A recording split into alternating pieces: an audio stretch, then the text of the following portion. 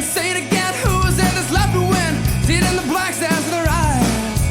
I know there's nothing there for me, and I know there's nothing good. It's hard to be him without the crowd, even though I think I know. Looking for inspiration in all the wrong places. Chemical fascination finds our generation. I don't mind. I don't mind. I don't mind. I don't mind.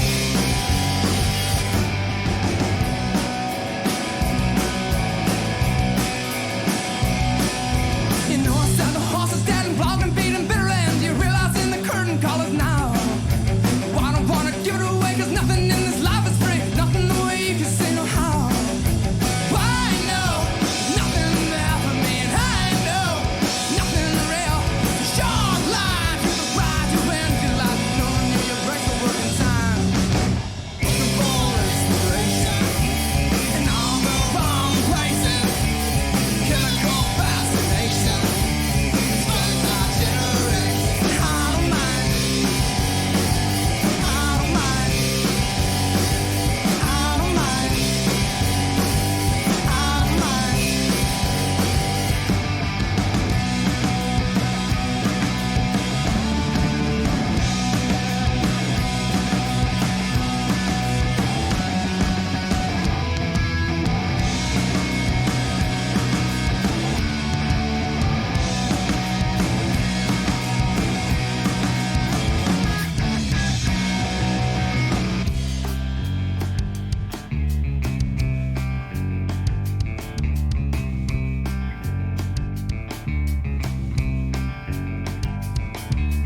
Looking for inspiration in all the wrong places. Chemical fascination destroys our generation. I don't mind. I don't mind. I don't mind. I don't mind.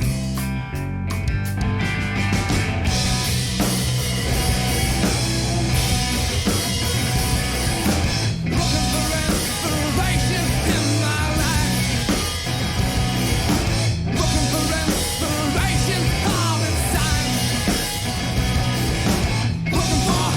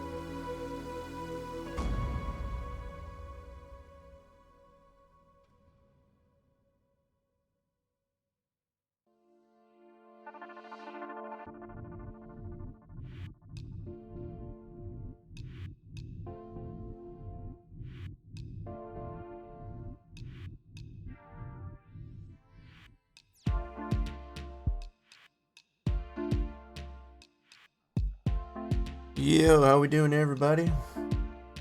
Everybody's doing good. Welcome to Spline Design Studios Saturday. Torch coming in here already. Holy crap! Whoa! What the hell? Man, coming up right off the bat there, just like it started to stream there. Was that? Who did that anyway? Holy smokes! They're not even caught up on. Hold on here. Racer James coming in with that. So that's 7 months in a row, 33 in total, using that Twitch Prime here on the channel. Appreciate all that support there, Racer James. Welcome on in there, Torch. He's working hard, I guess, trying to get the slots there. Holy crap!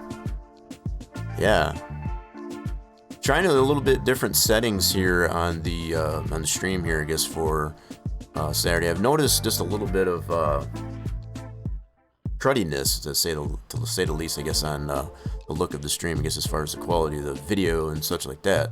So change a few things here, so we'll see how this works out. Hopefully that works so well. So far, so good, which is crossing fingers. I do have that in the as a emote too, I guess, as far as in stream.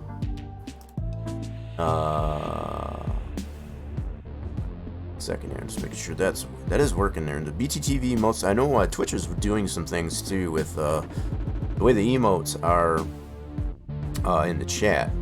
So they're kind of using more of like a, for lack of a better way to put it, the way I understand as far as like Discord. If you're familiar with Discord, it'll put like all your channels related to a particular channel. You get to scroll through those and pick, I guess, I don't know if it's still, they still need to work on it, I feel, but let's see. So this, yeah, so I'm still kind of learning right along with all you folks, I guess, to put it that way.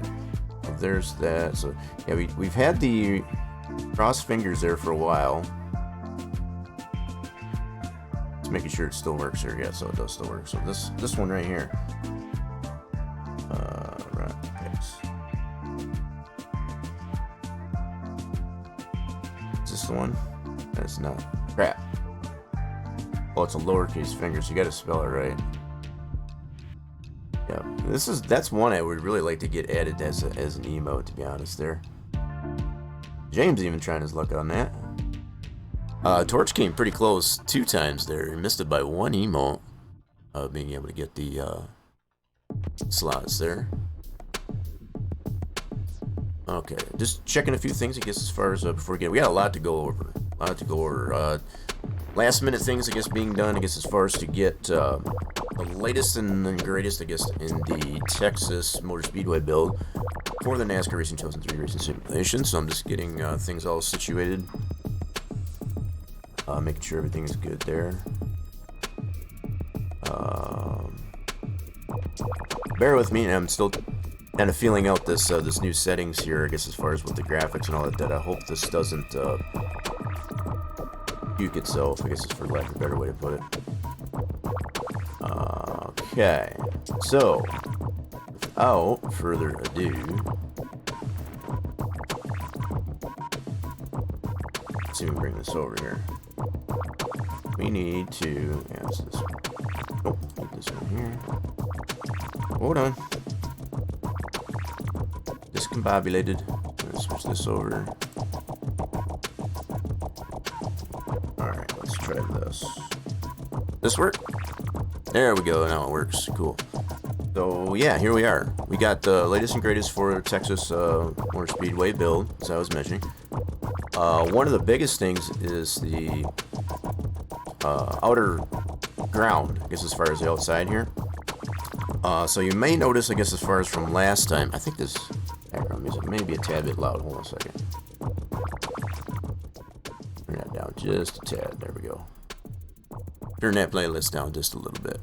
Alright, yeah, so like I was saying, the biggest thing, if you remember from last streams, there was more asphalt, I guess, as far as on the outer fringes of the track. That's been removed. And what has been updated again since then is this outer ground, which is entirely a 3D model. So many things that have been done, I guess, as far as since the last time. We weren't able to stream last week, so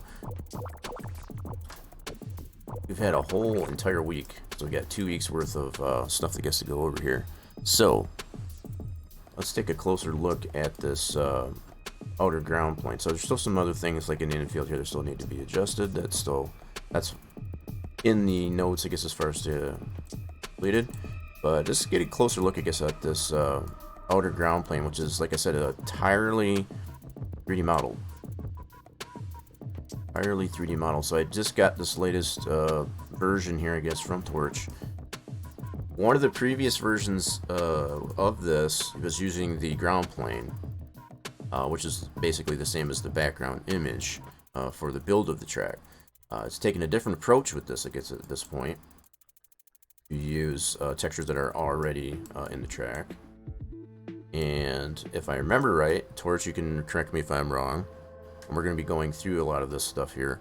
We are using the signage. There's a lot of room in that signage texture that we're capable of being able to use that space.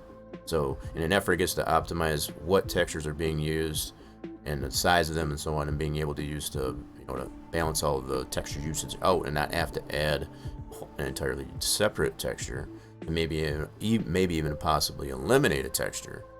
This is what the direction we're going. Right, there we go. There's the confirmation from Torch himself. Now, some of the things that we were tossing around there, Torch, I guess, as far as back and forth prior to the starter stream. I know one of the things that I'm sure you're probably still aware of is this O'Reilly sign is still mapped to that one section of the signage here that takes into account this area. That would still have to be remapped. These here are all separate as far as these media deals here. And I noticed through the swapping of the files just last minute there, this still hasn't been updated, I'm assuming. So that's probably another thing that still needs to be addressed. So you can probably tell all of this information, all this that you're seeing here as far as the texture wise, is all using the same texture. So these billboards use the same texture as this. So the fact that this is mapped in this area, this is mapped on this billboard, same area. So as far as the mapping, the UV coordinates, I guess, of that are in the same location. And it would just be a matter of mapping this one into a different location on that same texture.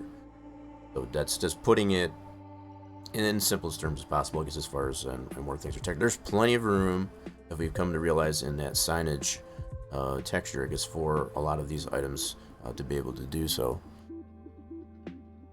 Right, so again, confirmation there, I guess, from Torch. Let's see, one of the other things that Torch pointed out to me that has been added to this one here, a couple things actually, a couple more things, which is all making forward progress, I guess, on this here too. So we've got these medallions, the SMI logos embedded into the front stretch wall here by the start finish line. Yep. Cool. And these are all 3D modeled as well. So we're going to take a closer look at these. Let's see what's going on with that. There's even got a little bit of shading, I guess, as far as where it meets the top of the wall there. That's pretty cool. Now, yeah, let's take a closer look at these. So this one, if I remember right, I got all the new files right here. This is using what texture? Way we can tell that, open this up in Notepad. So it's using softwall inner. In fact, we're gonna just to confirm, just to make sure we know all the textures that are applied to this. I'm assuming it's just the one. Whoops, not MUP. We gotta call it MIP. Helps if you spell it right. I need to try to match the color. Yeah, and that's always been a trouble, you know, as we've mentioned. So softwall inner, with being able to match up the coloring of the 3DO to the geometric textures, right, as far as the W sections and so on in this case. We're only using softwall inner, so that's something that's already been. So, okay, load this up here. Probably going to show up pink because we don't have the texture in here. It's probably L0 oriented. Yep, that's probably what it is. So what I'm curious to know is, yeah, so probably being zero oriented is probably not going to show in here very well. How is the, let's do it this way. I'm going to go into object, placement view, and then we're going to find that particular texture in our pull down. I'm really curious to know how you've got that. Curiosity has gotten better at me. So there's that right there. There's that object. Using the inner walls to repurposing texture. Nice. Always a good thing when you can use something that you already have in there, as opposed to like I was already mentioning. If you've got something that you can use that's already in your texture palette, as far as within your track mat and stuff like that, I should try to do that. So here's the object in its entirety. So we got these 3 medallions that are in it. So what I wanted to do, just to kind of get a better idea what's going on with it. So it's all 0 oriented, just much like the rest of the objects in this track. What I want to do is just kind of raise the Z up on this a little bit so I can kind of get pulled away from the geometry. I want to see what's going on with it. So right off the bat, what I can tell, and this is just my initial critique of it, you can take it with a grain of salt. The polys that don't show have been removed. Actually, you could probably get away with removing some of this backside here too. Be it the fact that it's kind of buried within the backside of the geometric, or the geometric wall in this case. I see you've got shading on here, so actually, is that shading or is that poly removed? It's hard to tell from this one here. Yeah, so you got all these polys that still exist. They're going to bury it into the geometric wall. There's probably a lot of that can be removed.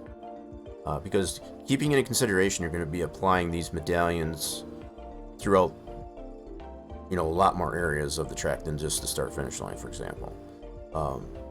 So anything in multiplicity, when it has too many polys in multiplicity, you want to try to reduce that. So that would be my only initial critique, I guess, of this, is to remove any polys on this deal, as well as vertices, I guess, from this that's going to be buried into the wall itself. And this was something that I was kind of mentioning before, just as far as once we got to this point of applying these items. Now, the fact that it's applied, I guess, to relatively easier section, I guess, than the banked turns, is going to be even more of a challenge, because you've got that skewing and whatever as far as the angles, I guess, that exists with that. But this is a really good start, I guess, as far as that. And I'm assuming also that the pivot for this deal would be towards the bottom edge. That would make it even easier as far as to be able to get that tilt of these medallions, I guess, especially going into the turns. So not only would you have an arc that's in the medallions themselves in the turns, because you've got that radius of the turn, in the corner, but also the pivot, moving forward and backwards as far as to lean in or out from the actual track, the racing surface, for example. So putting the pivot in in a reasonable position there to be able to accomplish all that is key. So again, this is some of my initial did this way to see what you thought. Yeah, so that's, like I said, that's my initial critique onto it. I think that's a pretty good start to that. Honestly, that looks pretty good. Now, what I'm curious to see is that that texture that you're using for this. That's what I want to look at too, as far as where that's textured. So I assume that's in that texture as well as this SMI logo, which was that. Let's double check that again. I forgot what that was called. That was called. This is the way we can check that out. So softwall _ inner MIP. And that should be right in the root of our track folder, not in the track mat, because this is a model as opposed to track mat items. So that should be soft wall. So these should relatively be all in alphabetic order. Oh, let's see here. Okay, I had to adjust myself here. Soft wall, pyro, Here we go. So soft wall, backstress, this is my logo. So that's the actual 3D image. We're looking for a MIP. That's what we're looking for. Got to get in the right frame of mind here. So we got. Why am I not seeing it? Am I blind? It's like finding Waldo. Start box. We don't even have that in yet, but it's there. It does. Soft off top red. Maybe 2. Why am I not seeing this? It should be in the main. Am I totally blind? Word tower. Well, here's the inner right there. My bad. So it's kind of buried in between here. So I was gonna say it should have been right over here. There we go. So there's the red. Cool. So what we wanted to do. Good grief. My eyes going that bad? Jeez. You found Waldo? Good deal. Glad you found it. Old eyes, I guess, are getting. I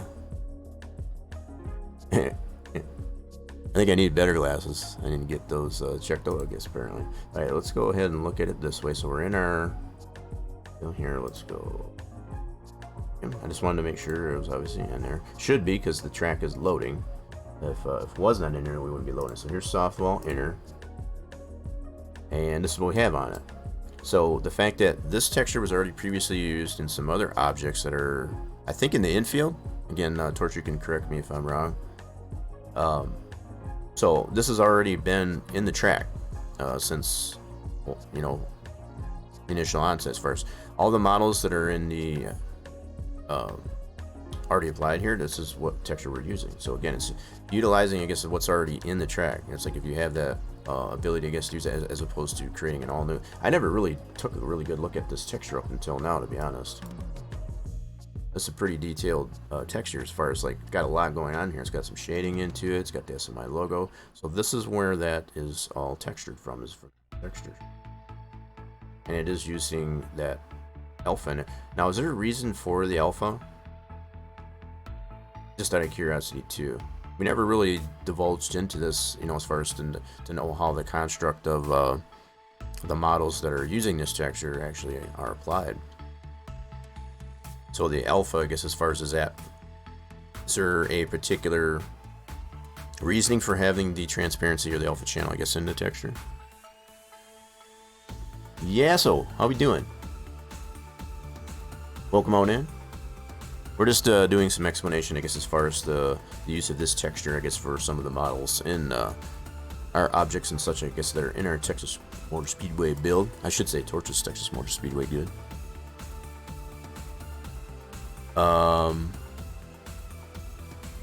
So how did you mean not yet? I guess as far as, is that like a precursor, I guess, to having an alpha in that? Is that what you convert? I'd definitely feel free to elaborate on that.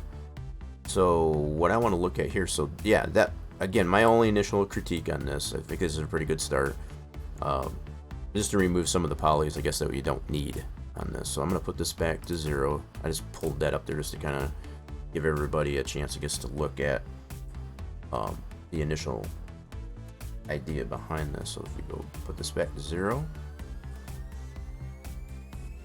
and then getting that coloring, I guess, to match, that's going to be, yeah, so the fact that you've got,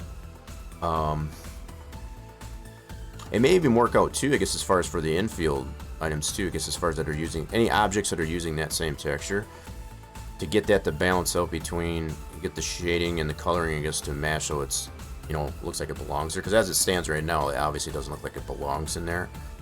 So even one of the things that I do consider at this point, who did that one?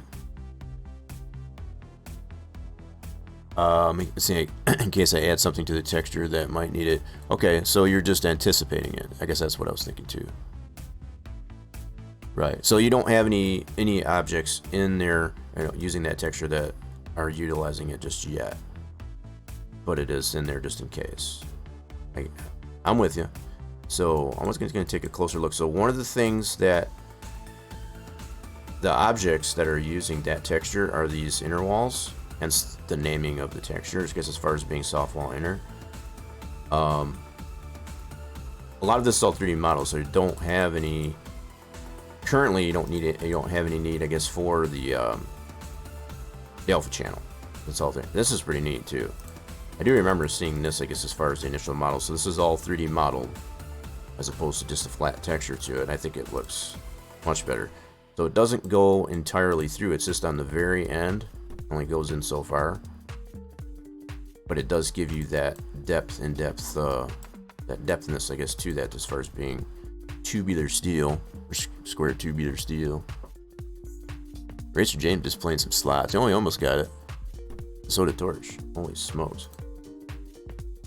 Still kind of teasing you a little bit. But the other thing I wanted to look at here, as far as we got the SMI logo applied to this inner wall. I do remember this from a little preview. There, you don't have the welds going through that, as far as for the safer. So that's something that would still need to be adjusted probably. So just on the texture, we have to apply the welds to the SMI logo, so that'll give it more, you know, like it belongs there type of thing. Yeah, but for the most part, it looks pretty good. This is the first time I've really taken a really good look at how this is. So this is where all that, the end caps, if you want to call that, I guess, as far as on the safer that I was showing, that's all probably textured here.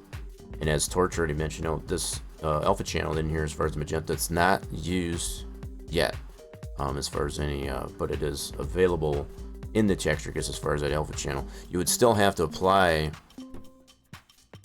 how do I want to put that? So the way you apply the alpha channel to the object is you would have to have the alpha channel in the texture, right? So that's part of the step process there, I guess, as far as being able to get transparency into the model. It all starts with the texture. So you don't apply the alpha channel directly to the modeling itself, it's actually on the texture. So as long as that texture that you're applying to your model has it infused in the texture, it gets to apply that to the polys that you UV, all the UV mapping to it. That's how you get that transparency, I guess, in the model. So that's just a little bit of a refresher, I guess, on that.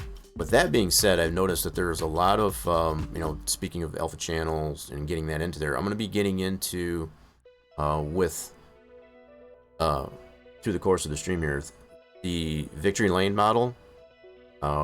We didn't get a chance, you know, with not streaming last week, we didn't get a chance to really look at getting the model created, right? So we've got to that point where it's like we can get that into, export it out as a pass file and create that. So I'm going to go through a lot of those steps to include adding how to add the reflection to that, to get the shininess on the, you know, shiny pieces like the windows and stuff like that.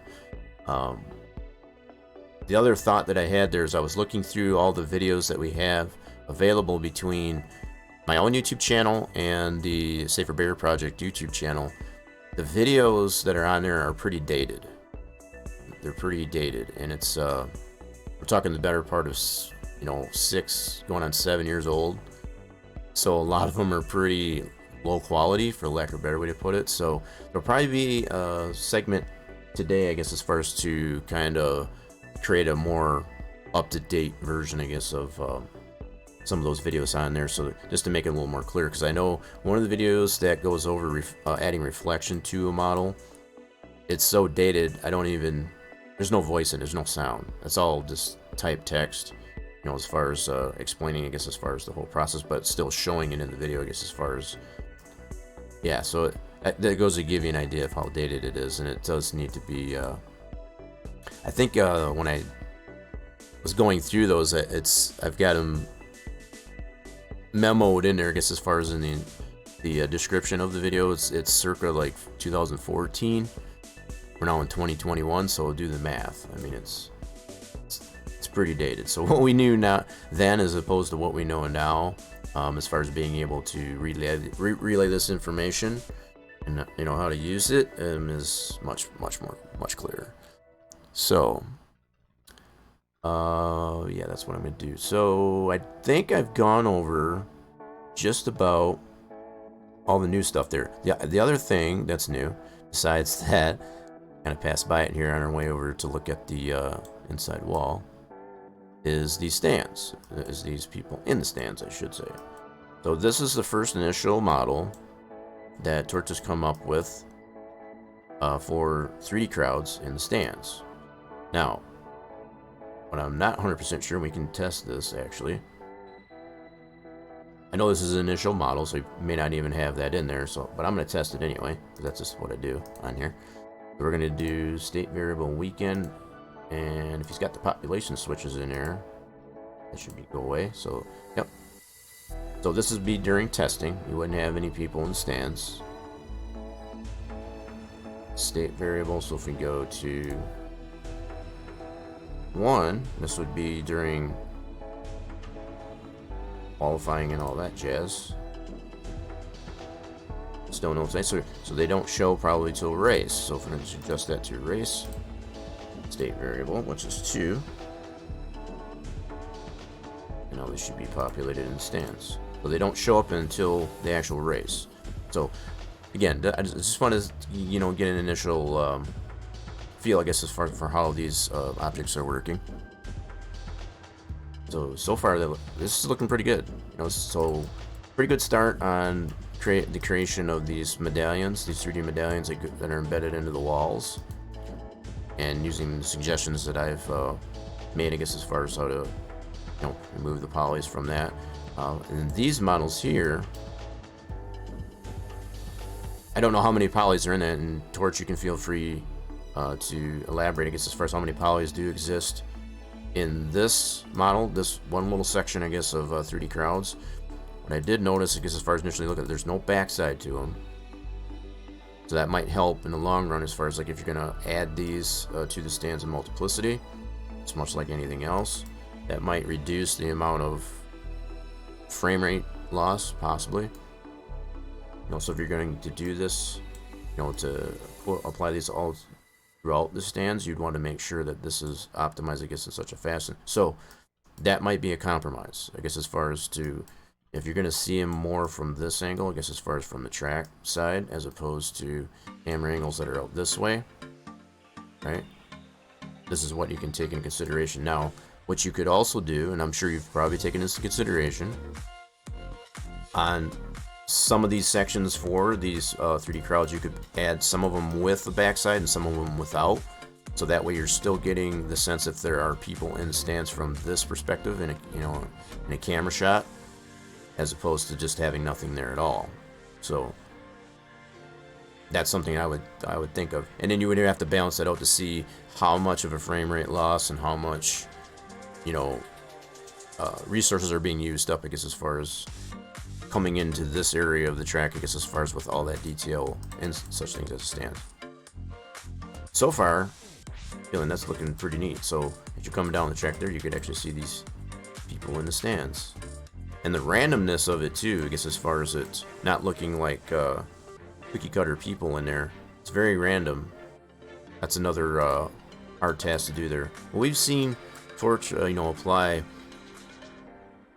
much the same thing with other track builds that we have. The North Wilkesboro build comes to mind.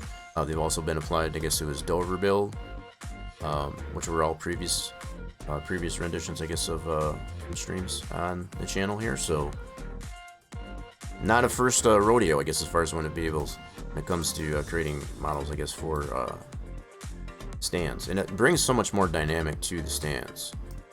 You know, so for even from this distance here, you still get that sense. So you can just picture, if you will, I guess, as far as these being entirely filled, I guess, with those same types of models throughout the entire grandstand.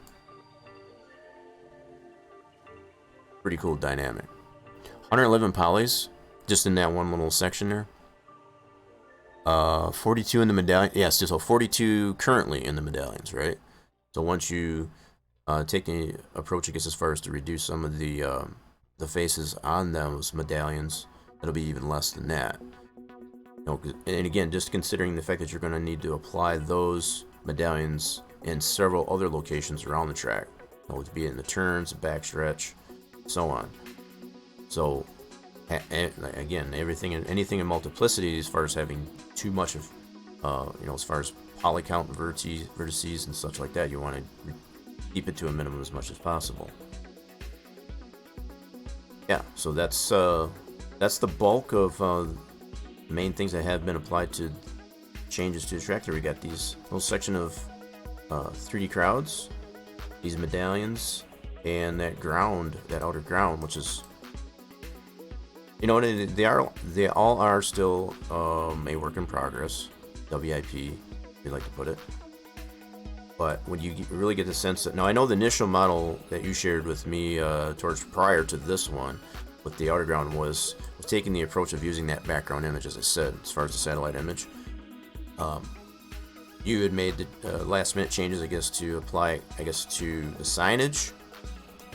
Again, you can feel free to elaborate, to clarify and justify, I guess, as far as what I'm saying. But this is using a texture that's using the signage, so the same as this texture as far as all this business over here. And there's a lot of room in that texture, as we've pointed out in the previous stream. A lot of room, I guess, to be able to put things to cover these types of things. So, one thing too, as I think of this, that Torch had pointed out to me, here's the amount of detail, I guess, is in this outer ground model. You've got things like this as far as this cutout here between the two different stands, and this actually exists in reality. This is all based on the LiDAR, if you will, using that information, I guess, to advantage, I guess, to be able to create these models like this. So the cutouts that are in here, I guess, as far as like I also noticed in this model, just giving it a quick once over, it has, and it probably does on the other end too, but where the tunnel is, the tunnel access here, and this is pretty cool. Now the fact that we don't necessarily have that in the infield, but you can see the road, right? So we don't have anything here necessarily, right? But you do have that access out here out the side of the track. So you get that access going into the infield here. This is how the haulers come into the track from outside the track. So I'd imagine that's on the other end of the track too. I'm gonna go take a look at this now as we're divulging ourselves.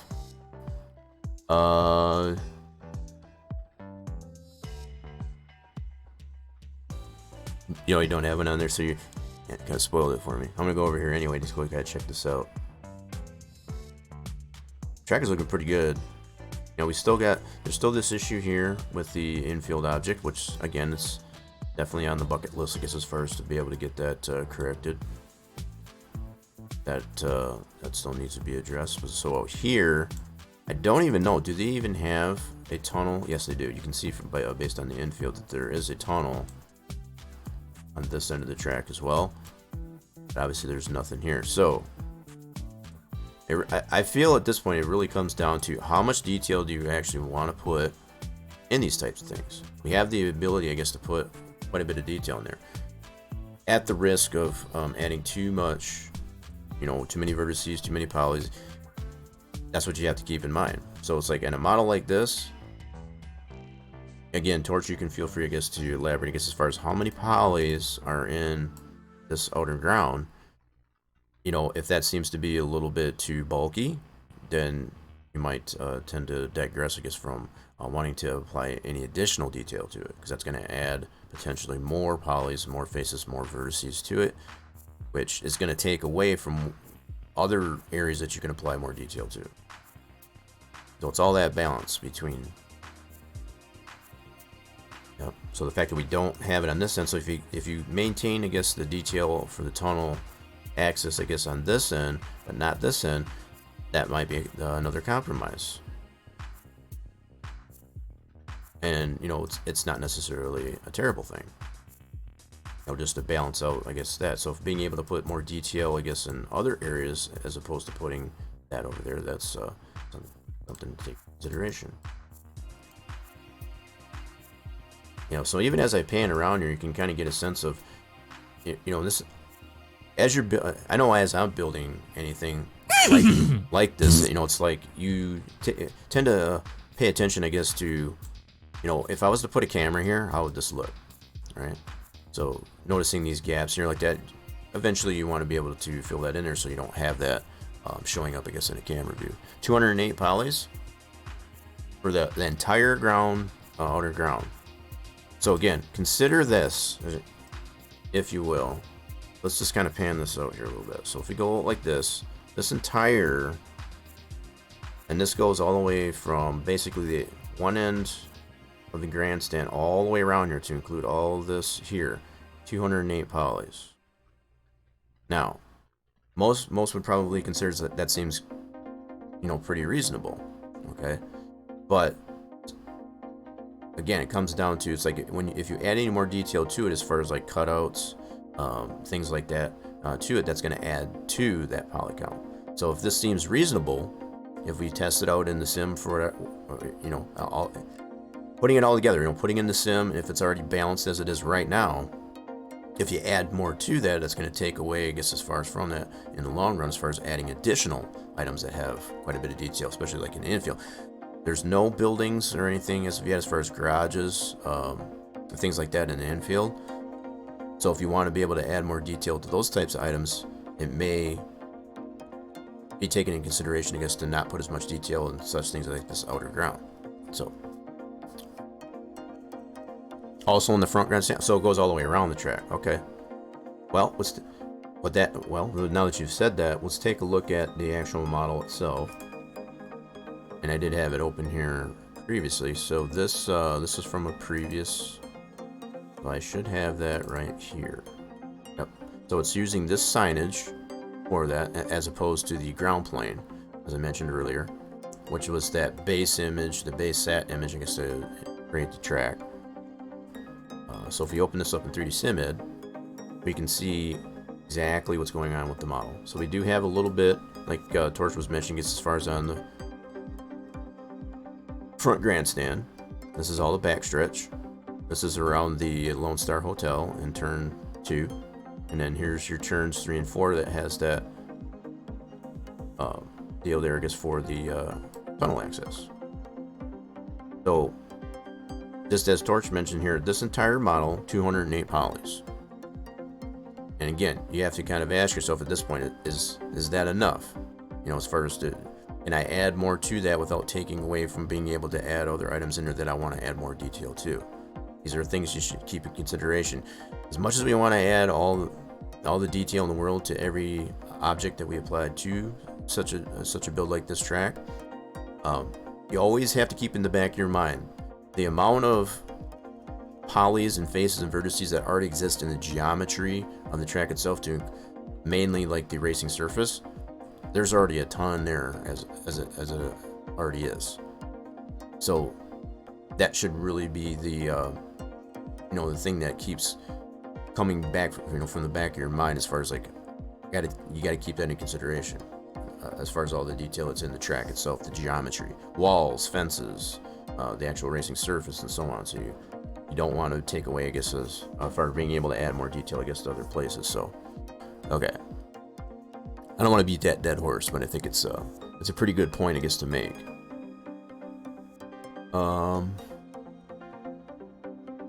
Yeah, so 208 polys in that one there.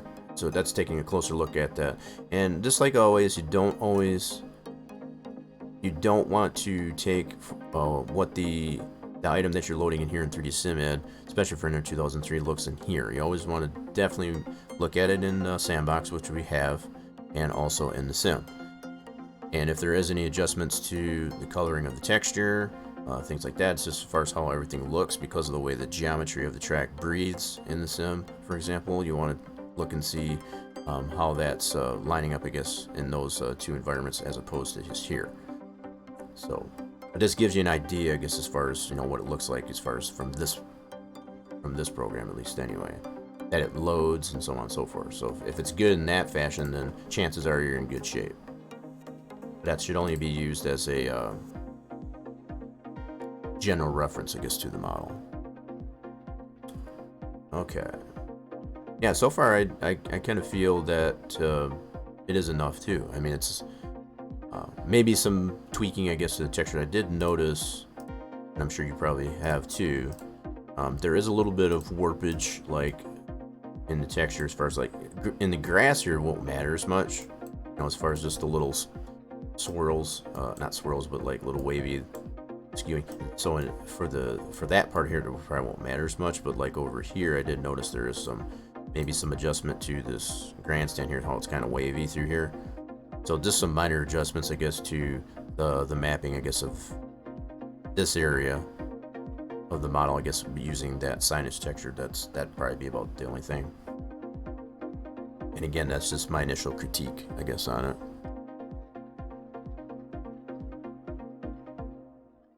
Okay.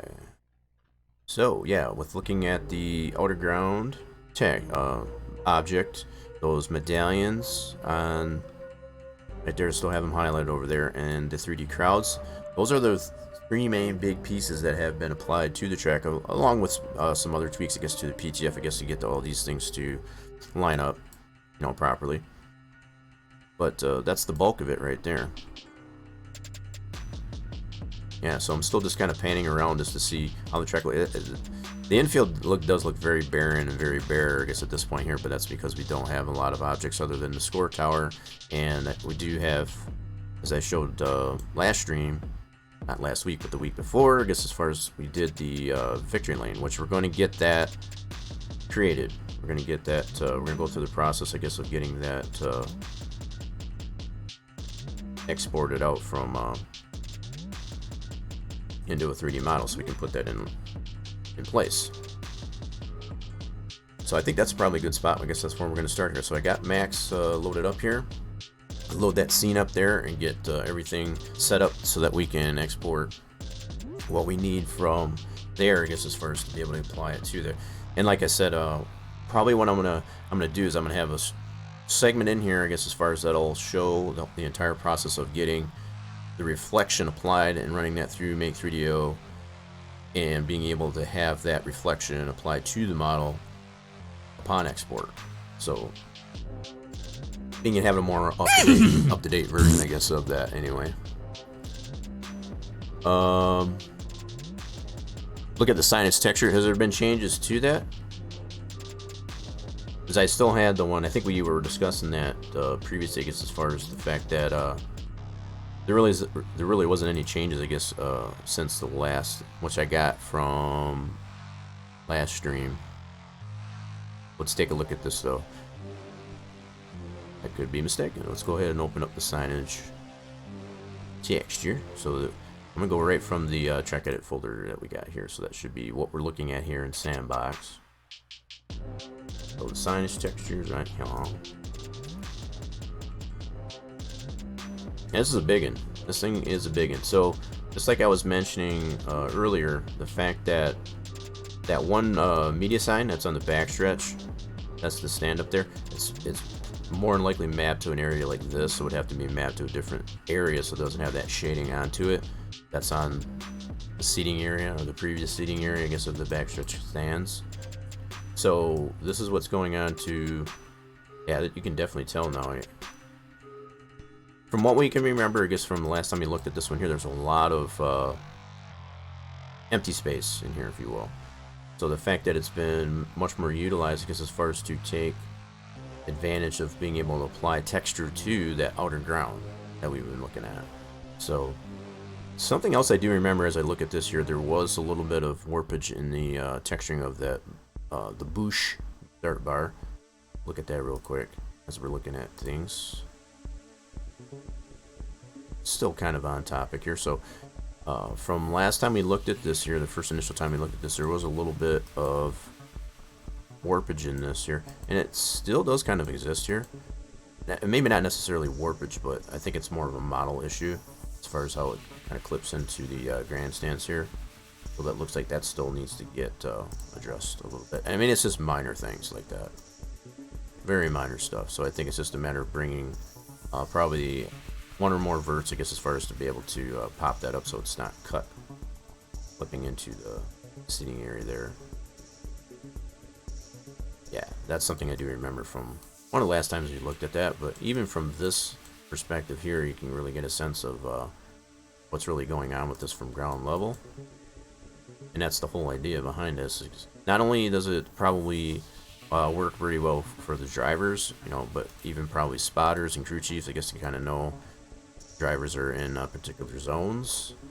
This being the restart zone, obviously.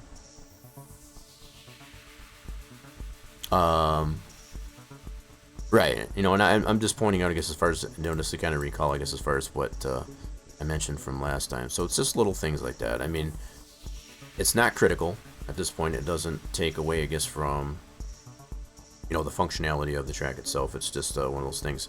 As you add these new things, and you're creating a lot of all the majority of all this stuff is basically from the ground up. It's basically from nothing. You're starting from nothing. So it's like you're going to have these types of little adjustments, I guess, to make the things, I guess, as you create them. Put them in there and be like, yep, we got to move that a little bit. That's kind of the beauty, I guess, as far as being able to create it from scratch. I mean, it's because it's all your own creation.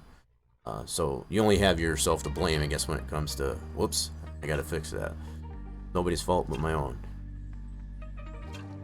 But yeah, there's definitely, you can definitely tell from the last time you looked at the signage here. I think I've got an older version of this signage here. We can take a look at what has been updated to this. Take a look here real quick and see if I do. I think I might. I usually do try to keep all of the, you know, the progress, I guess, of what's going on here. So let's take a look and see if I do. So something previous to that one. This was my own. I think it's in here. New billboards. No. Let me see if I do. I don't know if I do. I may not. So this is what we're going to be getting into next here, because as far as the victory lane, that was a folder I created. Signage.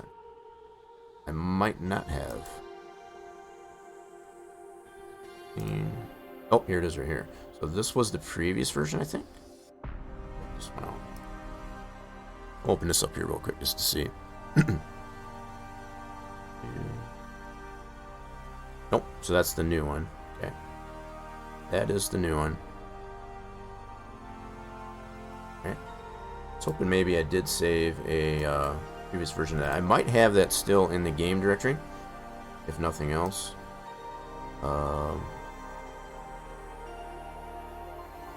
Let's see. So this one's from 910. Just double checking all my. What do I have here? 913. So I'm not 100% sure what has been updated, I guess, from. So this is the latest one. And this was the previous one, which is 9.9. Okay, let me open that one. Let me open that one just to see. Let's just see. I might have just opened the wrong darn one. Okay, let's do this.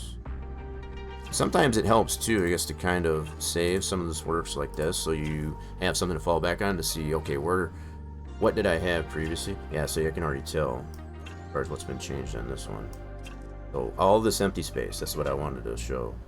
So this was a previous texture prior to what you're using now, with all this blank space. So we got more use out of this this texture by being able to apply texturing to that outer ground, for example. All that signage that we got here for the billboards and all that stuff, it all exists in here. It's one texture. So that's a pretty good use of that. So whether or not you did decide, I guess, to create separate textures for like the billboards, or do it in this fashion, as far as just to apply it all to one texture,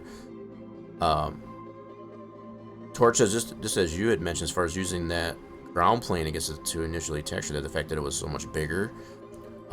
This one, I'm assuming, is much smaller than that ground plane. As you mentioned, we were talking about that, I guess, as far as pre-stream, I guess, as far as 4096. That's a much bigger texture to use for that as compared to probably this one. And it covers a lot more. Where was I going with that? So it covers being able to texture more objects with it than just one or two or so on.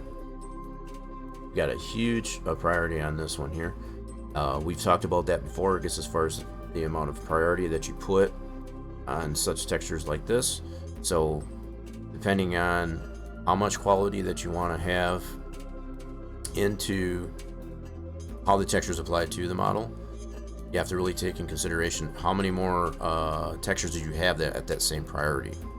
So if you have quite a few textures that are in the close proximity of each other, I guess, to maintain, I guess, a certain higher level of quality, I guess, in close proximity, it may hurt, you know, I guess, as far as frame rates. These are things you have to test in the sim itself for this. So that's just a little bit, still just a little bit of refresher, I guess. So hopefully that gives a little bit of clarity, I guess, as far as what's been changed, I guess, with what we've seen previously up till now. So that was going all the way back to just before last stream, and this one's now. So we've got track back items, so that's a new PTF. We already looked at that. Cool, we got the medallion, so I think we're pretty good to go. Appreciate keeping me honest there, Torch. Oh, you almost got that slots again. Man, you keep missing it by one emote. That thing is being so stingy. Richard James didn't mention it. I would recommend adding some sort of grunge map to the billboards. Yeah, I think I had mentioned that to him too, and I think you know, he's taken a lot of that in consideration, I assume. I think what he's trying to, you know, I'm kind of speaking forward towards, I think he's been focusing more on just getting more of the objects done, you know, so you have something to work on texture-wise. So once the model's done, that's the hard part, and then it's just being able to tweak on the texture to be able to get it dialed in, I guess, as far as to get it to actually mesh, I guess, with everything else that's going on around the track. Yeah. Grunge mapping does help quite a bit. I know Torch has been pretty skilled, for lack of a better way to put it, I guess, as far as to add without using ambient occlusion, right? So I don't know if we mentioned this last time. I know Torch and I had talked about this. So the fact that all the shading that's applied to these billboards for here, it's all using that ground plane initially. So when he initially did this outer ground, it had all that shading in that texture, I guess, for the ground plane, which is a satellite image. It's you know, it's a real world picture, satellite imagery, and he applied all this texturing. Now that doesn't exist with the way this is done so far here. So that was the difference too. That's probably a good point to make here. So you're gonna have to eventually, I know this is what something that Torch is pretty good at, being able to apply makeshift or fabricated shading without using ambient occlusion, right? So we kind of shown before, I guess, as far as how to apply ambient occlusion. Torch's approach is just kind of extending out what's already available in real life pictures. So that's what initially was applied here, with the ground plane texture being applied to this outer ground. He just kind of extended that into the billboard texture, coming off the big hosser. So we don't have that anymore with this. So that's something else that Torches, you'll need to figure out a way, I guess, to be able to get that texture, I guess, to reapply here. Either that or to, you know, do it in a different way. But that's all this texture, all this shading that's on here, that's all basically just, it's painted on there, onto the texture, as I showed at the signage there. No ambient occlusion. So there's more than one way, I guess, to accomplish, I guess, being able to put shading into a texture based on a model. Let's put it, hopefully I put that simple enough.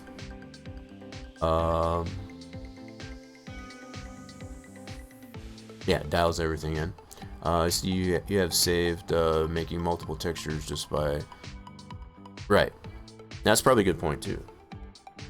So instead of using multiple images, you're using just the one. But I think the other point that I was trying to make too, you can make the image too big, right? So just because you're using one image, one texture, or several different objects, that can still add bulkiness, I guess, to the overall use of texture for models, for objects and 3D models in the track here in this case. So what you need to compare in that sense would be, okay, if I were to chunk this out in several textures as opposed to one, how much more would I have using separate textures as opposed to just one? So you'd have to look at file size and how, you know, the resolution and so on of that to make absolute sure that going with one texture is the absolute best. Hopefully that all makes sense.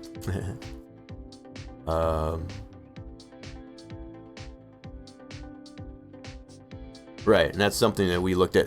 The one advantage to that, using the ground plane texture, was you had that shadowing that was already into that, so you don't have that anymore with using your new texture that you're applying to that outer ground, as we're looking at here. Now, if I had that original model, which I do, but I'm not going to put that in there, but what it had on there was that satellite image to it, and just like Torch mentioned, it didn't look, he didn't care for how it looked on there, so he taken this approach. But if we're wanting to put that texture and have it extend, it's onto that outer ground, you would have to apply that either in the form of animated occlusion by taking all the models that are involved with that shading, or to transfer that shading, I guess, based on the SAT image onto texture. So there's a couple different ways to do that, and just as I mentioned, as far as Torch has been pretty skilled at being able to figure out how to apply the textures based on a real world picture to an actual texture and have it look like it's, you wouldn't be able to tell the difference, because as far as if it was based on ambient occlusion or not. Pretty neat. That's why I opted not to use the ground plane. It was 4096, right? So what I'm assuming then, Torch, you can probably elaborate as well, is if you're considering this as far as to just navigate away from using that ground plane whatsoever, and just use textures that are either already there, or creating textures that are more optimized, I guess, as far as that huge 4096 by 4096 that you mentioned, I guess, for that ground plane. Now, keeping in mind, we really only use that ground plane basically just to get the initial geometry of the track set, which you already have that done, right? But I think as it stands too, the infield object, I think, is still using that ground plane texture.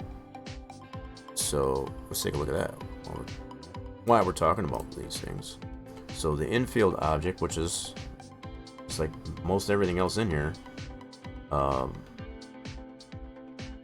let's see if we can find it here. Let's go infield.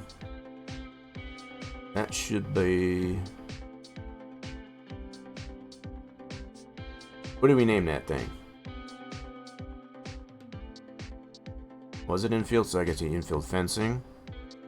Most of the naming convention that you've applied to this is, I think, kept, I guess, to be pretty. Okay, we got the inner walls.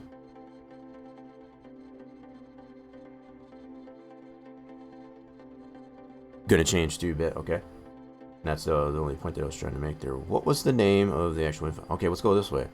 So if we can't find it in here, we can always go this way. So we're in our object level here. Let's go through our list here, and that should be, is it named infield? Or other? Maybe not. Oh, it is Texas infield. That's why I wasn't finding it. So it has Texas. Fair enough. Making use of that. I love that. That's what they're there for. It gets as far as to get my attention, to be like, hey, look at chat.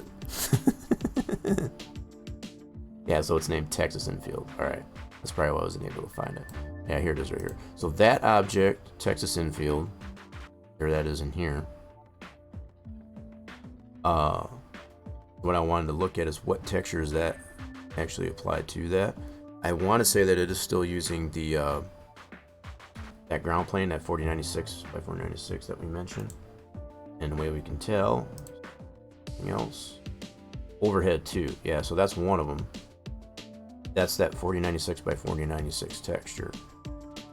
So again, if we want to navigate, I guess, away from using that ground plane that we're using there includes that entire satellite image as far as the top-down view, I guess, of the actual track. We don't necessarily need all that. So if there's means, I guess, to be able to just chunk out what you actually need from that and apply that to objects that are in the track, like the infield. So just to kind of summarize, I guess, as far as what that, there were two different textures that were created. One that had transparency in it, so we could line up the background image to an object that had that ground ground plane texture gets applied to it so you can get things lined up. So that was way back the initial start of the build. Now that that is all done, we don't really need that, so it's using this texture right here. I'm doing a lot of summary right here. This thing, like Torch mentioned, it is a 4096 by 496, which is a very large texture, 4K, if you will. So let's go to here. We're gonna go right to our track edit folder, this one here, and we're gonna find that text. It's gonna be, what was the name of that thing? Overhead. Crap. Texas Overhead 2. Yep, here it is. So this is the texture that the infield is currently using as it stands. And it is a pretty beefy texture, like I said. And it includes the entire satellite image. It is a high def, big beefy boy here like this. So it's, to get that infield textured is using this texture, right? At least for the time being. So what you could essentially do is chunk out what you need from this to be able to texture that infield object, and that'll reduce how much you know, the texture size would be, I guess, to texture that object instead of using this. And then we also have the other texture based on this. It had the cutouts to apply to a model to be able to get the background image that you initially applied. Again, going all the way back to the initial build, get things lined up to make sure that we were on the straight and narrow, I guess, as far as being able to have how to build the track, right? So we want it to be one-to-one, I guess, to reality. So we have that other texture too. So that'll eventually will get removed as well, potentially. That's the whole idea, just to kind of remove some of the bulkiness of files that are being used. Okay, so and the other texture we have, so these two textures, one of them by themselves is 10.6 megabytes. That's a pretty big boy, and this one should be the same. So we got the better part of 21 megabytes of texture just to get the initial. Yeah, so that's it doesn't seem like a lot, but when you consider all the other things that still need to be added to the track in Multiplicity, you got such things like, I'm just thinking things off the top of my head, like team haulers, like if you want haulers in the infield. You got garage area, you've got you know, as far as those types of buildings, you've got camper groups, things like that. If you're going to apply all these things, you know, at some point in the future, there you want to leave room, I guess, to be able to apply that without adding too much bulk to the actual track, but still have all the quality detail to it, let alone immersion to it. All the track race as well, put them in there, but it's crazy to keep them in. Oh yeah, it definitely is. Yeah, and it's much the same with any other type of build in there. When you're leaving stuff in there that is just too bulky, and whether or not it's being used, especially if it's not being used, you definitely want to remove that out.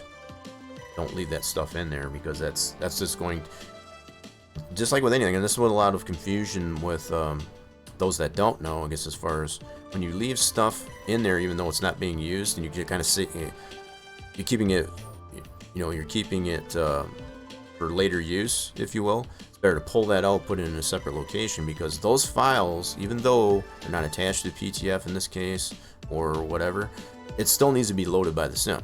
The sim is still going to read it and be like, okay, where does this go? So you're kind of reducing load times as far as how things are rendered, things like that. And that's not only evident in games like Inter 2003, which is the better part of 18, 19 years old now, but also in other games and simulations. Whatever junk that you have in there, like if you leave all these PTFs in your track folder, even though they're named differently, those different games and simulations, they still have to try to decipher, I guess, as far as what is this file for. It's got to read it to determine the fact that I don't need that. So, okay. I feel like I'm I don't want to beat the dead horse, I guess, too much, but it's just like sometimes you gotta drill it in, I guess, as far as I see it over and over and over again, I guess, as far as even to this day, with as much as we try to explain how this doesn't work well, I guess when you do that, people still do it. drives me batty sometimes, but okay. So let's go back to geometry view on this one here. And again, if there's anything more in addition that I may have missed, you know, as far as covering things, of course you can, or anybody for that matter, can feel free to let me know. I guess as far as you know, how did this, you know, what about this and so on. Feel free to chime in and let me know.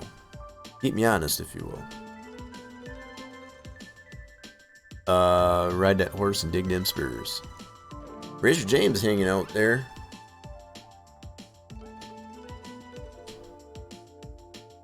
Pretty cool to see Racer James taking a break. He's a man of few words. You mentioned the torture, I guess, as far as adding the grunge map, I guess, to textures there. So Racer James is no he's no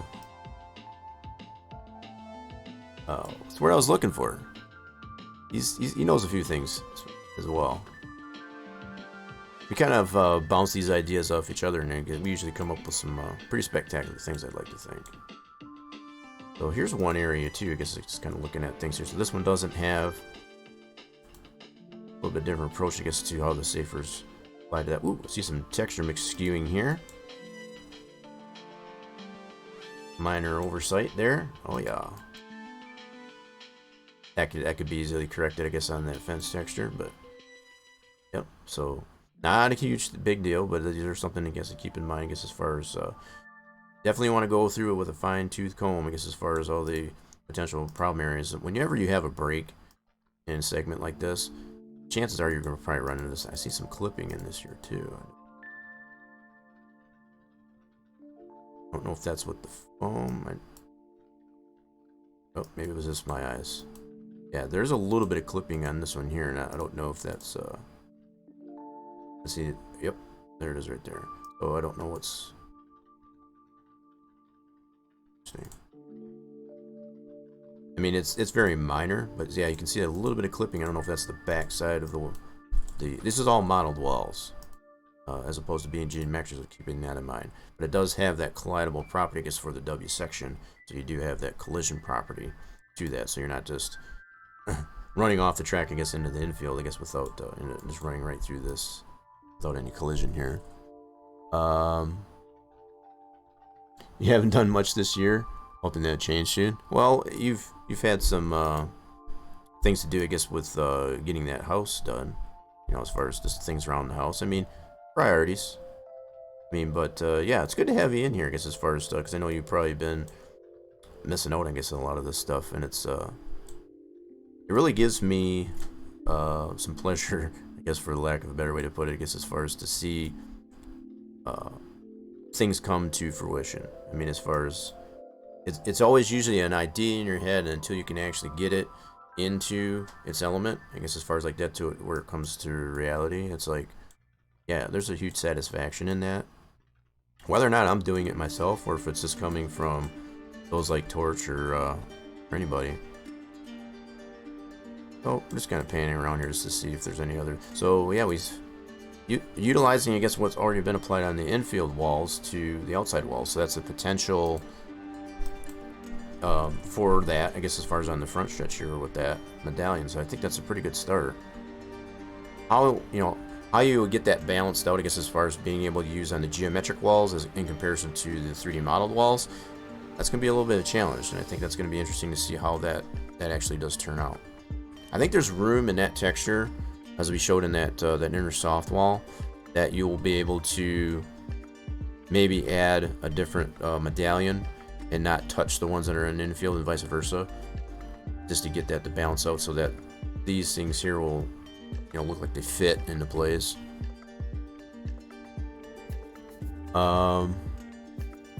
Hit the pace car! Hit the pace car! Hit the pace car! What for? And it's good to know, like, it's kind of comforting, I guess, to know, I guess, as far as like that we can actually provide, what we know, I guess, as far as to someone that will actually apply it. I just wish there was more like you, I guess, that would do that. Because like I was mentioning, as far as like I still seen to this day in a lot of the Enter 2003 community, they're just doing it all wrong. And that's not just to say, I'm speaking from experience, and I think I speak for James as well, I guess, as far as that. If there were more tracks that were built much the same fashion that you're doing it towards, I think there would be much more optimization in it, and there'd be something to say about it. I mean, it's like, not only are you taking the approach, I guess, as far as to add the realism to the tracks with the, all the 3D modeling and things like that, but you're also optimizing things. And I've said it before, and I'll keep saying, as far as like, as much as we want to have all the detail in the world, as far as like 4K textures and throwing all these polys at models and stuff like that, without balancing that out and understanding, I guess, as far as how to do that properly, you're not doing such an old simulation, or regardless of anybody that would put it in their simulation, any good. So, and I don't, barring all the fact that there's these little tweaks that you can do as far as your graphics, whatever, to this, I've shown plenty enough times, I guess, as far as not all that always works. Without any optimization in the track from the geometry level, as well as the 3D modeling level and the texture level, without having all that nicely and equally balanced out, you're going to have a crap track. I guess, as far as it's just going to be, like, frame rates are going to be terrible, and yeah. I can just appreciate, I guess, as far as that there is at least somebody out there that's using what we've come to understand, what works and what doesn't work, and to be able to use that information, I guess, to probably apply it more properly. So, yep, exactly. Racer James, you took the words right out of my mouth. Many modders or wannabe modder don't get it and take shortcuts. Yeah, that's probably another good point. Yeah, so I think that's the thing. It's just like shortcuts get you in trouble. It might work in the sim, and you can pick any type of game or simulation, right? It may work, but it's that optimization that's not there. That lack of optimization is what people tend to overlook. It's just like, well, I'll just deal with it. It's just like, it is what it is. It's just like, no, if you do it the ways like we're showing it here, to make it more optimized from, like I said, the modeling level, the texture level, and so on. I mean, it's like you're gonna have all the detail still without all that lagginess, I guess, as far as putting such a thing into the simulation or gamer simulation. This speaks for any game. You can pick Wreckfest, Farm Sim, ATS, heck, even this game, Enter 2003, like I said, is better part of 20 years old. So it all stands true, I guess, to that same logic. Last time you took a shortcut, you got lost. See, that happened. That'll happen too. That'll definitely happen as well. Okay, so I'm just checking something. So I got, I'm gonna do this really quick. I'm gonna take a break here in a second. Gonna take a short little breather. But I do have Max loaded up here. I'm gonna initially get what we were working on last stream, which was the victory lane, for those that did tune in.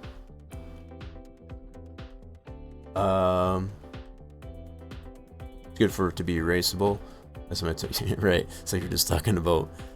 Yeah, and that, like I said, that'll sometimes happen too. If you're taking the proper approaches to it, you won't get as lost. And that's, we try to explain it as easy as possible. Kind of put it in layman's terms, for a better way to put it. And sometimes we can explain things, I guess, a little too technical. So if we can put it in simpler terms, I guess, for people to understand as far as like how that actually works, then we don't have a problem with doing that. It's just whatever makes it easier for you, whoever it is, I guess, as far as that wants to divulge into this type of thing. Then, but if anything else too, at least it gives it a more of appreciation, I guess, as far as what goes into these things, right? So even if you don't want to go into divulging into this type of things, at least have a respect and the appreciation, I guess, for what does go into that, all the thought that goes into it, and so on, I guess, to keep things nice and smooth. Let's go ahead and open up this, and I got a scene here. Can't remember, I did have it up here, but I just want to open this real quick, and that's where we're going to continue. Let's take a quick little break. Yeah, I'm going to take a short little break here too, there, Rich James, like I was mentioning. Yeah, and like James said, and I've said, it's like I just wish there was more that would take that information. You know, some of us just take us out. It's like, what do they know? You know, it's just like, and that's what's kind of sad about it, because we're just speaking from experience. You know, we know I think we we tend to feel that we've got a better grasp on what actually works and what doesn't work. Right? Oh, that's the wrong folder. This one. So I have one that is collapsed, which is probably the one I'll go with, and one that's not collapsed. So we did go over that last time we streamed this here, and there's a method, I guess, to be able to collapsing it properly so that it doesn't step on how the polys actually get bent, you know, for lack of a better way to put it. Let's load this up here, the collapsed version. It's all in the form of a scene, so I should have all my mappings to this here too. Let me check this out. So we should have, yep. So the texture that we do have applied to this does have the alpha to it, so that we can get that transparency into the fencing and so on. And this is using the texture. No more. It'll probably need to be updated at some point, for sure. But it is using an original texture that came from the 2015 build. Let's see if I can show this here real quick. Well, there's the texture. So we totally rebuilt that last time there to show what the difference was, when we came to that conclusion using the model that comes from 3D SimEd, as far as exporting that out and editing it. How much more polys I added to it, and ended up being slightly over 5 times as big. Don't want to use that. That's a de-optimized model, and that's not usable. And if you're doing that in multiplicity, I guess, with other models, as far as to edit the model, I guess, as far as within the program like 3D SimEd, and adding those types of models from 3D SimEd in multiplicity to your track, you're just weighing it down. So that was just a little bit of summary, I guess, as far as what we went over last time we built the model. So I'm going to leave this up here for a second, take a short little breather. Feel free to get up, stretch, get yourself a fresh beverage, maybe grab a snack, whatever you want to do. We'll be back in just a second. Don't go nowhere.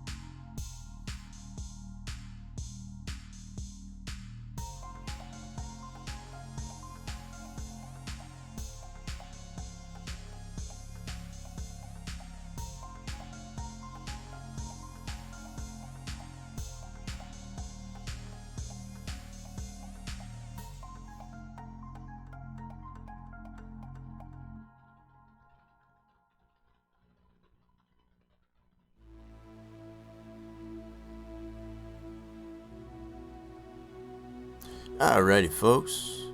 Well, I'm back. I hope everybody had a nice little break there. Alright, getting into the next segment here for Spline Design Studios Saturday. Get this victory lane done up here. So one of the things I did think about, I guess, as far as taking that little bit of a break, I do need to get the directory up here, I guess, for Make 3DO. I do tend to put this. I didn't realize I closed that. My bad. Alright, no problem. So what I do need to do is navigate to where I've got that located. So let's do this. I have it in my program files because I do consider the fact that it is a program, right? So I've got my sandbox folder here, got my sandbox, all of those particular things, and there's my Make 3DO directory. So this is where we're going to need to put all the files we need to apply to export our 3DO. So put that up there. Also, what I'm going to do right off the bat, this as a prerequisite here, I'm going to get into the command prompt for this. This is a command prompt program. We'll need that as well. So let me pull it up. Let's do.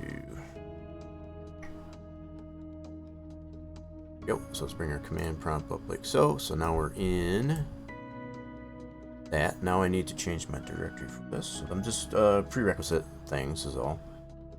You, if you're using this Make 3DO tool, you might have it in a different location than I do. You don't need to navigate, I guess, to that directory, I guess, appropriately. We need to go, and I've shown this before, and it's more or less just a refresher, but you can take everything to the right of the drive, copy that into, get to that proper directory, into the command prompt. Let's do Control V. Oops, my bad. Paste. So there's the direction we need to be into. There we go. So now once we get all the things like the pass file, the script, the texture, and so on applied to this directory there, we'll be able to call up the Make 3DO directory from this prompt and then be able to spit out what we need. That's just a prerequisite. Alright, now what we need to do is get ourselves from 3ds Max here that we have open here. We need to get a model, 3ds model, an updated 3ds model to put into any version of Max that will run the pass exports, which is anywhere from Max 5 up to, it has been tested to Max 8 or 2008. It has been confirmed. I guess that won't work.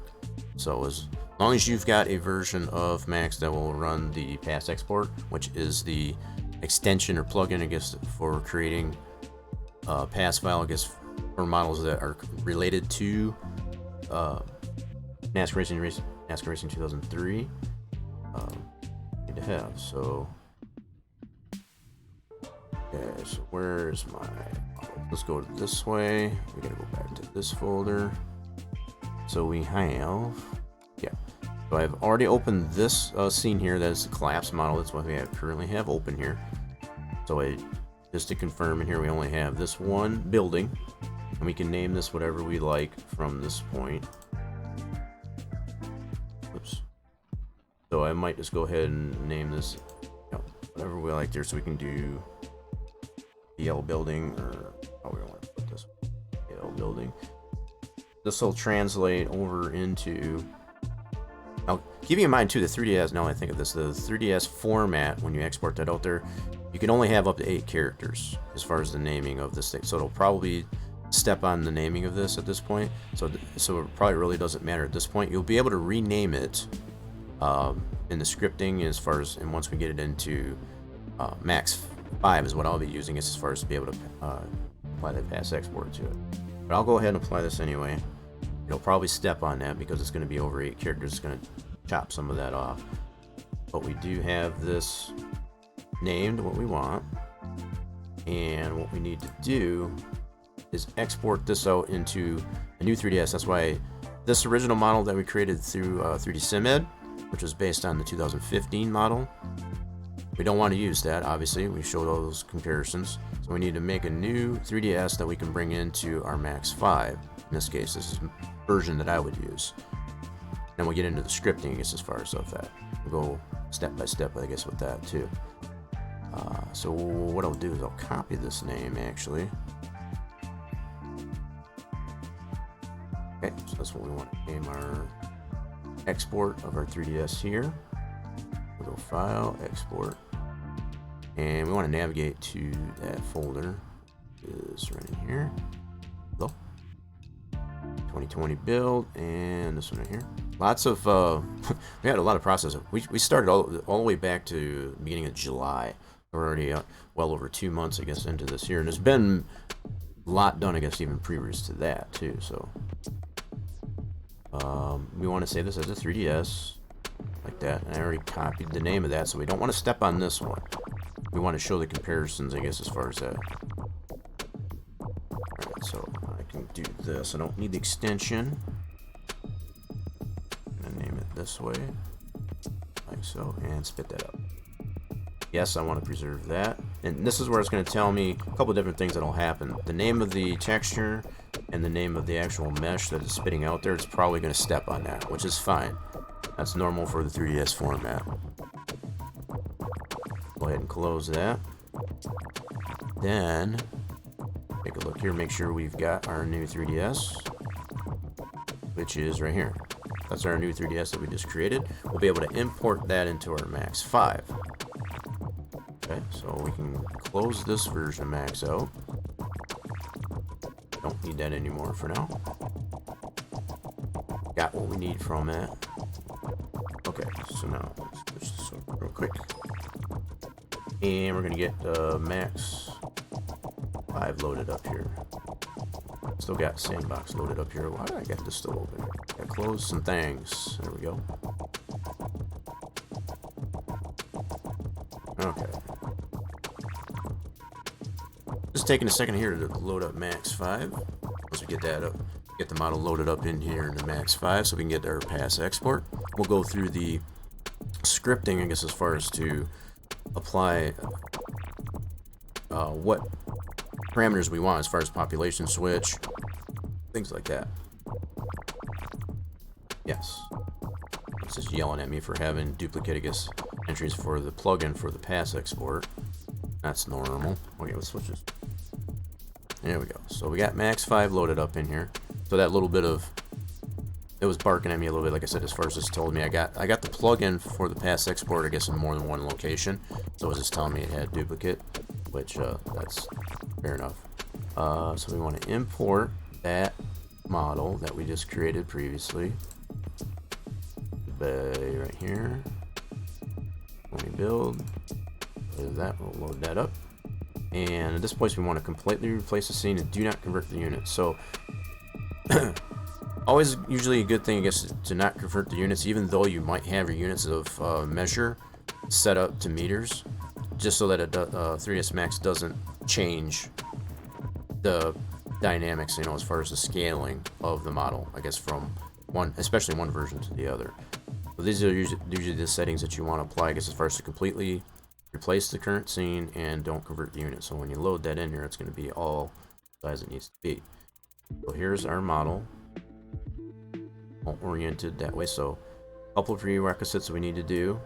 There's going to be a little bit more to this one here, so this is going to explain a little bit more, and this is part of that segment of the stream I was talking about as far as to kind of make a new and modern video, I guess, as far as in comparison to one that's circa 2014, to kind of explain how to get reflection. So this one not only will have the reflection applied, but also transparency, because we need that for the fencing. So I'm going to go through all that, I guess, in this deal here. What the primary focus, I guess, on how to apply reflection. We haven't really gone over that, I guess, quite as much in the past year up till this point. So right, so got to go into material, choose any sphere, right, and then we're going to click diffuse. And regardless of the fact that it is a TGA or not, you still want to use bitmap, I guess, as far as we're being able to get that. We don't want this though. Where's this going to? We need to navigate to the proper folder. That's that one, not it. Audit, navigate to the proper folder, which is this one here, 2020, and that was the 9.3. So our texture for our main texture is this one here that has that alpha channel to it, that TJ, and it should populate down your image alpha. If this doesn't give you the option to, with this radio button, I guess, as far as to populate this image alpha, if it doesn't initially apply it like it has here, or give you the option to be able to select it, then you got to redo the texture. Make sure it has the alpha channel in there, because if you want that transparency in these areas for the fencing, this is critical. You need to have that. Okay, so it is applied to the model. I'm going to render this really quick. It kind of looks kind of blah, I guess, in this view, but let's set the render up here real quick here to that, just to see what we look like. So the magenta is obviously going to be the transparent part, so just keeping that in mind. If that's all looking good, anything that is magenta that will be transparent, that's all looking good. We just leave that as it is. That's just to give us a once over, I guess, as far as if everything looks good. If something the mapping looks screwed up, I guess from that point, you want to make sure you fix that, I guess, before you continue. Okay. So with that done, what else we need to do, since that's already applied. So the way you do this, to get the reflection, so we want the reflection. It's going to be based on the parent image. So in this case, this parent image that we have applied, that masking for the reflection is going to be based on that same thing. So it'll have to be the same size, or at least the same power too, right? As far as texture size. So this image here that we have for the parent image happens to be like this. So our texture for our masking for the reflection on the windows is going to be this same size, only what we're going to focus on is what is actually going to be. So whatever level of gray and or white, as far as how deep you want the glossiness, I guess, to be, is going to determine what color you paint that. So just to kind of show this, I'm going to apply this to the specular like so, and again, bitmap regardless of what type of texture you're actually applying for this. So we need this here is going to be serve as our mask. I'll open this up here too, so you can get the sense of, and this is based on the 2015 build, keeping that in mind. So we do have some reflection in this area of the texture, different level of glossiness to this part as opposed to the windows. So if whatever level, so white is going to be the most gloss. Anything between white and black is obviously not going to have any gloss whatsoever. So if you use it to any level of gray, like in between there, it's going to give you like a moderate amount of glossiness. Hence the reason why it's this masking here is painted in the fashion that it is.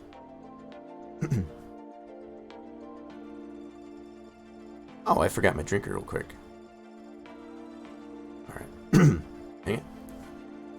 We'll get to that, I guess, here in a minute. So anyway, this is what you want to do as far as being able to get your specular, as far as the shining is applied to that. You want to apply that to the specular, just like I did here. Two other things you want to adjust in the specular highlights. The more common things you want to apply, I guess, to the specular highlights is a 5 on the specular level and a 25 on the glossiness. These have been found to be the most I want to say beneficial, but I guess as far as the most, it gives you a proper look, I guess, as far as to the glossiness, I guess, that's applied to the model. You can feel free, I guess, to play around with these as you feel. This is what we've used, I guess, on a lot of the models, I guess, as far as to add glossiness to it. You can feel free, I guess, to play around with those numbers. And what I can tell you is you do want to have these offset. You don't want these to be the same value, and you don't want to go too high or too low.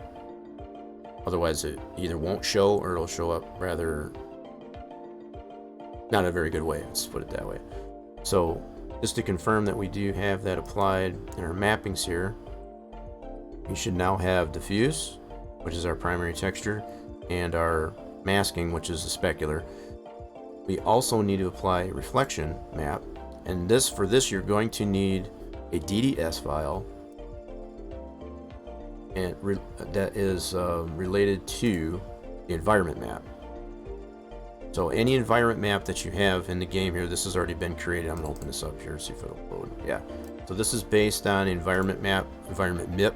It comes out of any track. Doesn't matter as far as what's in here. What's critical is you need to have it in the form of a DDS, in the form of a DTX 5, I do remember correctly. But it does need to be in a DDS format. TGA will sometimes work with an alpha channel, but not always as well. What's usually better is to have it in the form of a DDS. So if you have a DDS plugin in your Paint program, you have the ability to be able to create a DDS file. You normally want to have that as a DTX 5 with an alpha channel, just creating that from an environment MIP. So you can spit that out as a TGA with an alpha channel and then create a DDS file of that in DXT5, if I said that wrong. That works the best, I guess, as far as with being able to apply the reflection map. That's probably another critical piece to applying that properly. And you can play around with that too, I guess, as far as if you want to create just a bitmap with a DXT1, I guess on that, as long as it's in the form of a DDS file, is what's going to give you the best results. We've come to find that using a DDS file that has an alpha channel, so based on a, in fact, let me go through the motions of this. I know I'm kind of talking about this, but let's go like this. So for example, if we go, let me see here. Where's my, I got so many projects going on here, it's ridiculous. So here's Torches folder. So if we go into this MIP, I can't open it from here, that's right. So open any MIP, any environment MIP from a track. All right. Let's just go into here. I think we've got one in here. I don't remember. Do we have an environment map in here? We probably don't. Yeah, here's one right here. So take any environment map that's in a track, right? Open it up with WinMap 2. This is the approach that we've taken with this, I guess, as far as to get the best results. Open it up in WinMap 2. We should already be in here. So yep. So environment map. Where we at? Proper folder. Any track will do. It doesn't matter which one. That bad way. There it is. So open this up, and this is a different one, but this is fine too. What you want to do is TGA. Keep that format like it is, and then do a file. Save that as to somewhere that makes sense to you. Spit that out as a TGA. That'll have an alpha channel in it by default, right? Take that TGA. So that's this one right here. Open that up in your Paint program of choice. That in most cases you'll need a DDS plugin. So we'll go this way. Kind of going the long route with this one here. I didn't really forecast, I guess, as far as to be able to show how to do this, but it's probably a good point, I guess, to kind of show this. Oops, that's the wrong folder. So we go to our track edit folder, which has this TGA that we created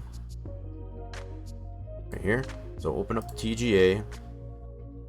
This is the TGA that I created with WinMap 2.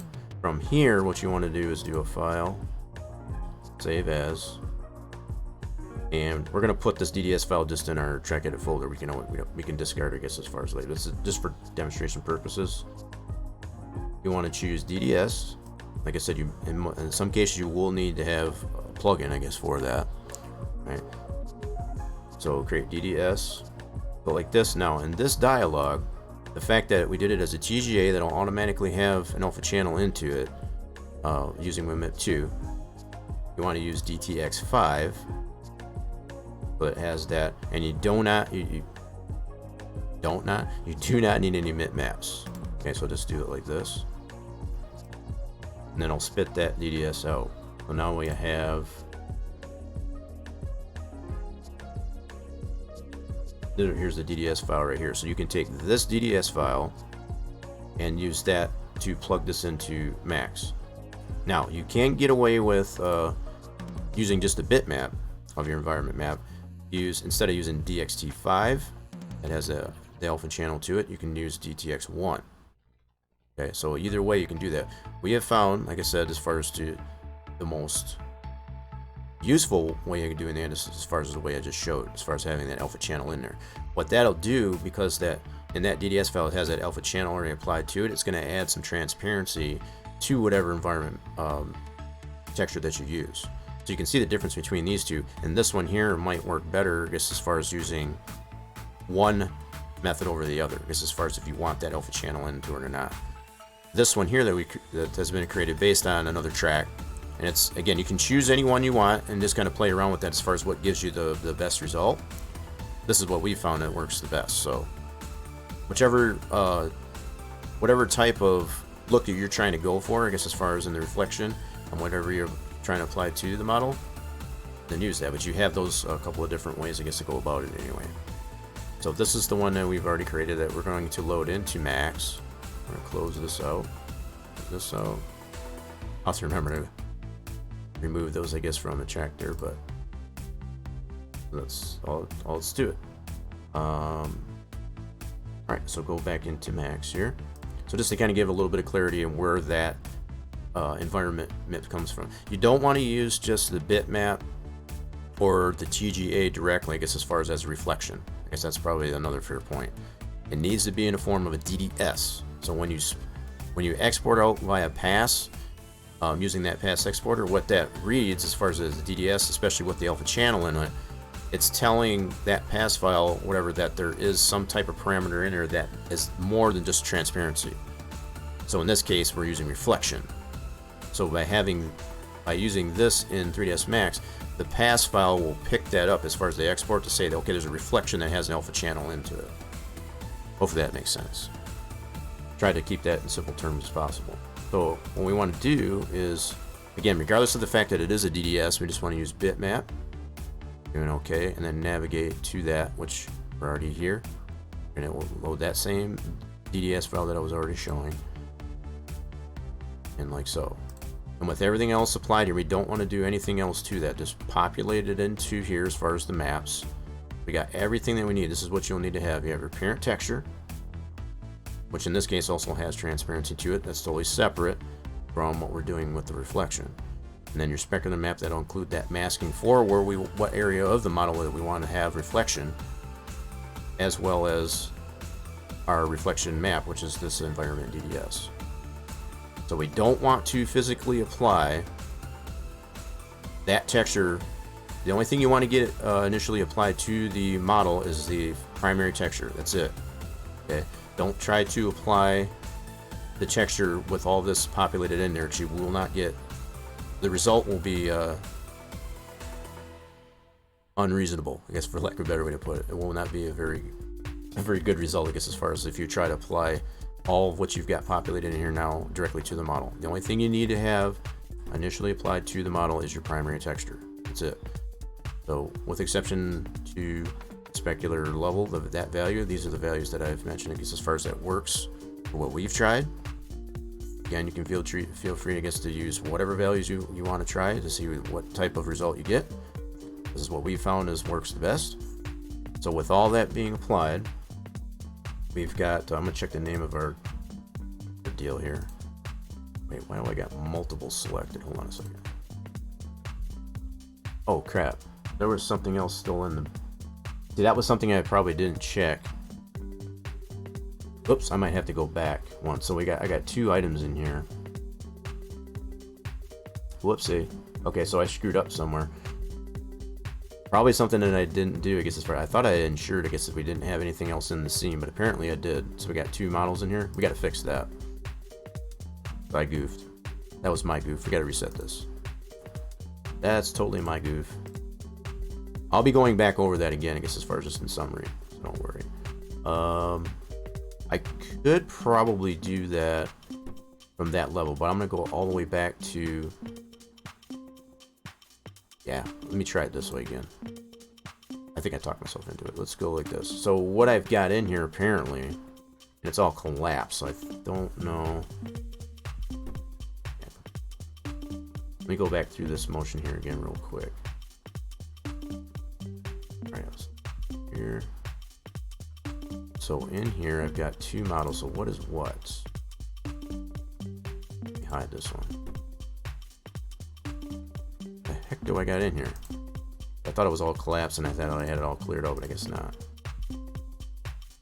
Now I just got to figure out which one was what. Okay, so this is... I'm guessing one was the original model that we used. I got ahead of myself, obviously. It's a fake plane. This is the one I renamed, and I think this is the original model. Pretty sure. I can probably get away with just deleting what I don't want.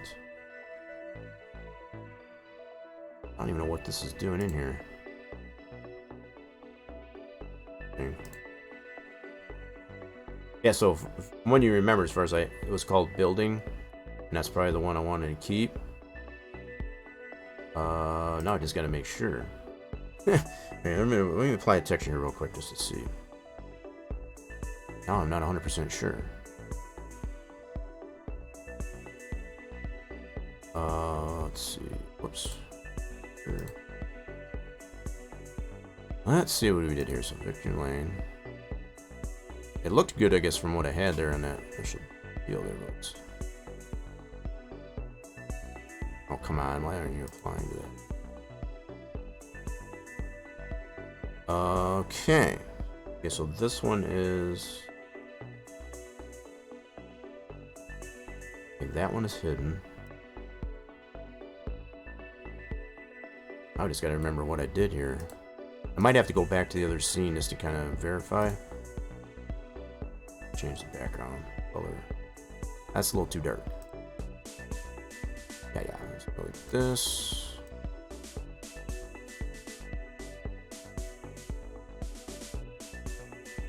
Let's see what I did here. So go there. Now I'm just trying to figure out why the heck I got two models. What appears to be the same thing. Oops. Hide that one. Now it's unhide this one. I think this is the original.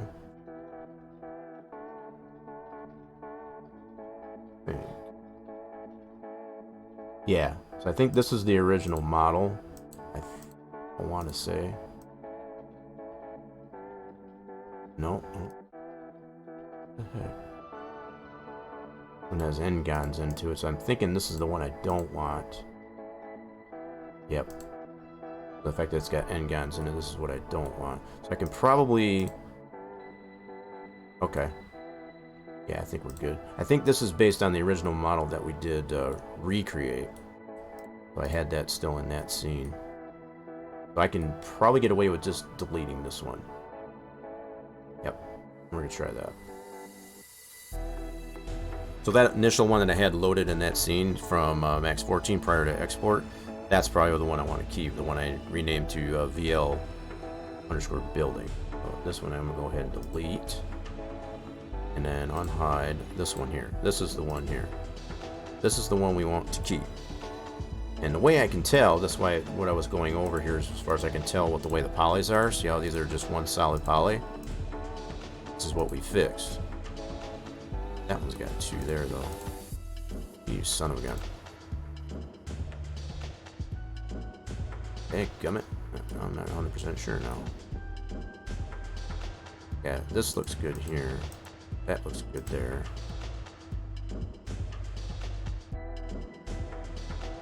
Why is there end guns in here? Dang it. Now I'm super confused.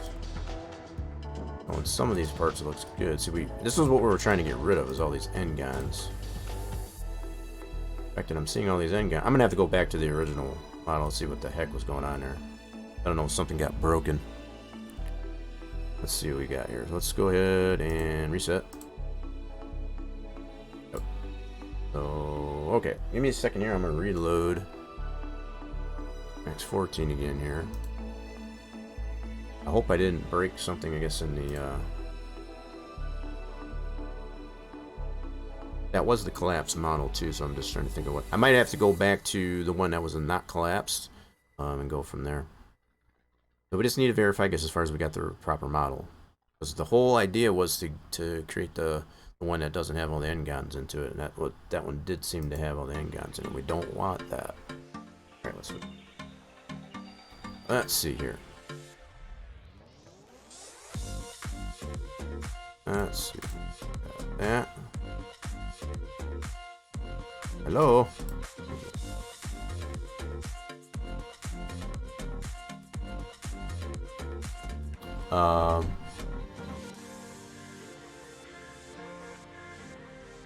Torch trying to give yourself a shot too early there. Okay.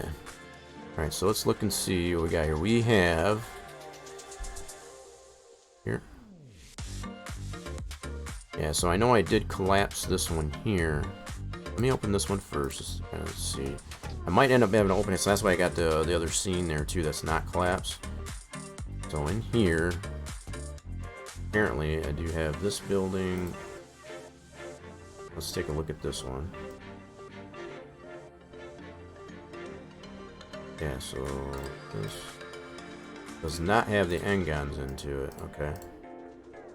This is what I want. Okay. Now, I had this one, that one's still building. Okay. I had that one, I'll unhide this one. Here. Yeah, here's the donor. That's what that was named. So that was the original model. This was the one we don't want. See all the end guns into it? This is what we try to correct. So the fact that I was seeing the end guns like it wasn't, I don't know why that was. Interesting. So let's do this. We'll go ahead and take the donor out. Oops. Take that one out. And unhide. This is the one we want to keep. And again, just to confirm. Yep, this is the one we want.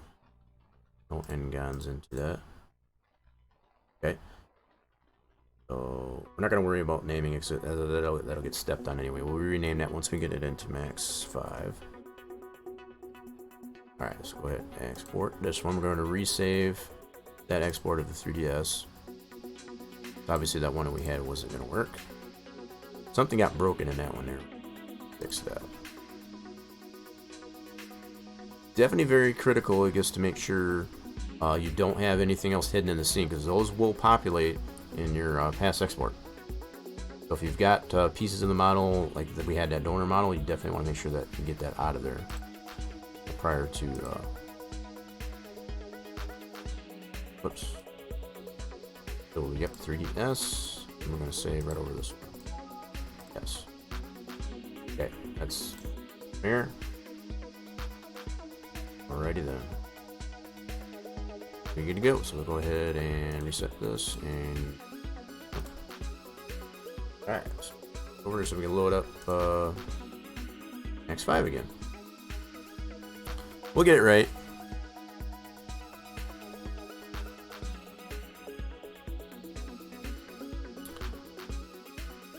Take 2. Alright, barking at me again, I guess, for that plugin. Alright, here we go.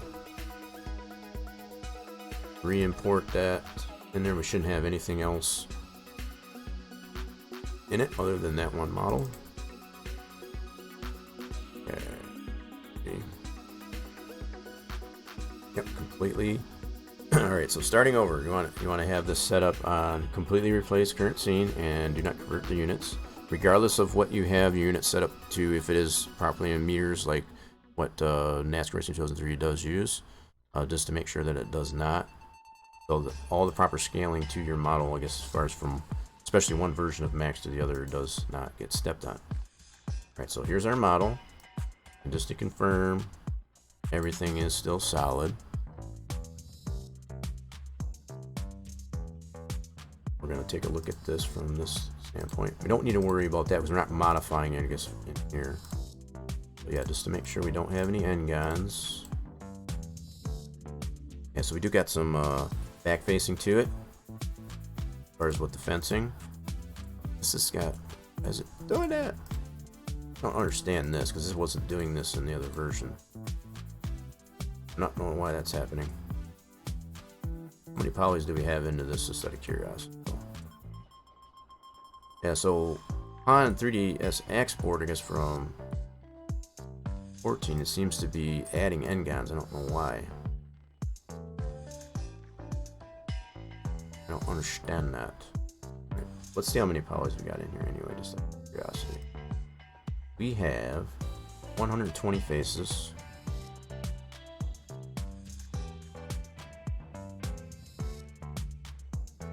That is really bugging me now. So we got 120 faces. I want to look and see what it does for max. I'm gonna try and open up both versions here. Just yeah, hopefully this doesn't. You could self. Let's see here. I'm gonna try opening up 14 here real quick too. So I'm gonna have these both going. I usually don't like to run both these versions of max while I'm streaming, but hopefully this doesn't go badly. Alright, so what I want to do is look at. I'm really curious to know how. I'm crossing my fingers that this doesn't crash, but how many polys are in this one? So if we go to building, yep. So how many polys are in this bad boy? We had 120 faces in max 5. This one I am in poly, so I'm gonna make it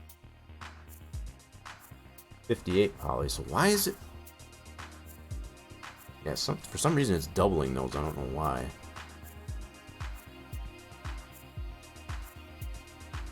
That's not usual. Yeah, there's only 58 polys in this model.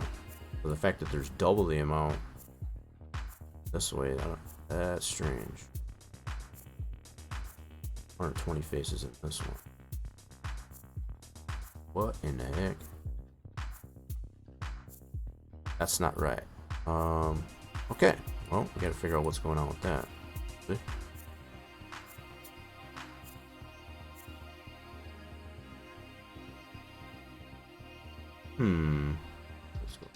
Let's switch this over to edible poly just out of curiosity. Poly. Just so we're comparing 1 to 1 here. So this is as an edible poly, as opposed to an edible mesh.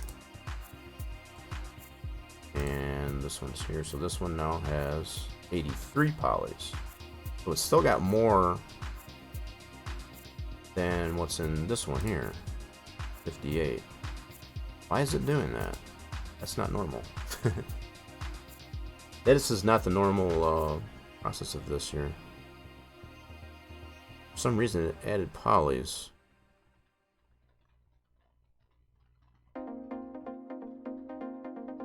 Okay. Somewhere I screwed up and I'm just trying to figure out where now. Yeah, so this is definitely we don't want. We do not want that. That's not what the result we want. We want to maintain these 58 polys that we have in this one here. So I definitely wanted to make sure that I was comparing it between edible poly and edible mesh. It still has more polys. Question is, why is it doing that? Okay.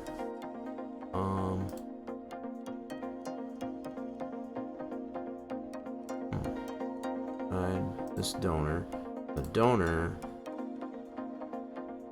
Select the donor. Donor has way more, I know that.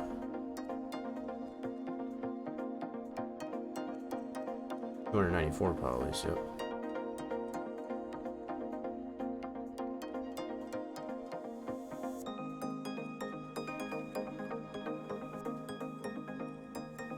I'm confused on that. So what I'll try to ensure here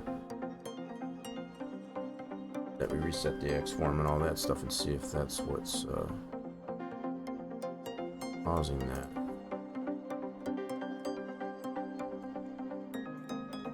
Yeah, so just out of curiosity, let's go ahead and do this. We're gonna go reset X form. Reset selected. Let's just see.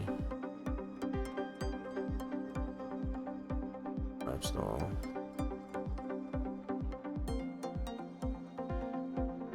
Alright. Just do that. Alright, that might be, excuse me, that might have been a couple of reasons why it was doing that. Because it was off center, I need to reset the X form. And I've mentioned this plenty of times before. In a lot of cases, that's better, I guess, to be able to do it, especially after you've collapsed. So this is our model that we want to use. So I've recentered the pivot, as well as to reset the X form. Hopefully that's what was causing that, as far as adding the polys into it. So I think it might have been throwing off the center because it wasn't center oriented. It might have been adding that. Hoping that's what the case was. So we'll find out here in a second. Let's spit this one back out as new 3DS. Alright, let's go to 93 and use 3DS. And right over that. Cool. That's all. Now let's open that 3DS up to X14 here. Hit replace. No. Alright, so we're just loading that back in. So here's that model now. We should not have anything else in the scene besides that. Cool. And building. Let's convert this to an editable poly. And select all the polys. Still doing it. Why is it doing that? That's really upsetting me right now. That is really not what we want. I mean, it's still extremely less than what the 294 from the original donor, but I'm not 100% liking how it's applying all these N-gons. That's what we were trying to eliminate. I'm a little bit confused as far as why it's doing that right now. Never had to do that before. And one of the first things that I think of, I guess, as far as, you know, just center orienting the model and resetting the X form, and obviously did not correct it. I mean, it is still incredibly reduced, but it could be so much better without having all these N-gons hanging anyway. I cannot 100% tell why that's doing it. I guess what I'll do, I guess for now, just for the sake of this here, I'm gonna follow through, I guess, with this is, you know, it's just run through the motions here, but at some point here I need to figure out why the heck it's adding those N-gons to that. I'm sure there's a reason for that. I don't know if it's because possibly that I don't have everything snapped. That could be a reason. So the fact that it's adding, let's here. Where was one of the areas that it was applying it on? No, it's probably not going to do it here. So right here, for example, on this part, the only thing I can think of possibly is it's not snapped. All the verts aren't snapped.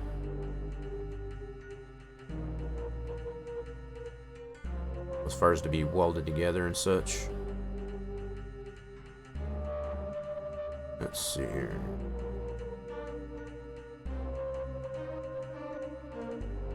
I mean, from initial look there, it would appear that they are, but this can be a potential issue, I guess, as far as why it's creating an N-gon there. Got one vert there.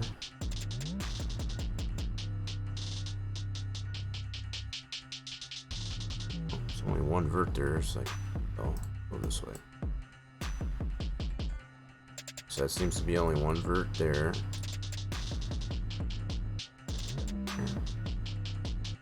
Two vertices selected right here. So that might be part of the problem. So maybe need to weld that. So the fact that there's two vertices here, it might be creating that N-gon right here, because they're not completely snapped. So that edge is fine. And there's four vertices here. So yeah, it looks like what we'll probably have to do is actually snap some of these areas up here that we're noticing N-gons. So that was probably just a failure on my part, I guess, to make sure that everything was snapped, and that's what's causing these N-gons. Easily correctable, though. Yeah, so we need to do it there. On these. So these fencings. Railings, whatever you want to call those.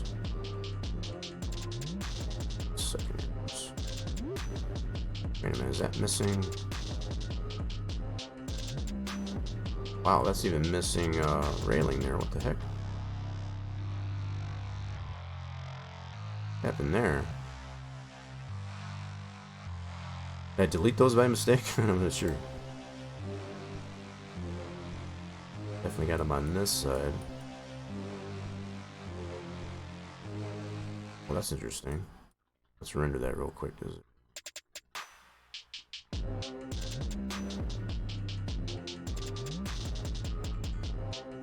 Why is it missing the railing here on that side? Son of a biscuit. Anyway, okay, let's go back to this.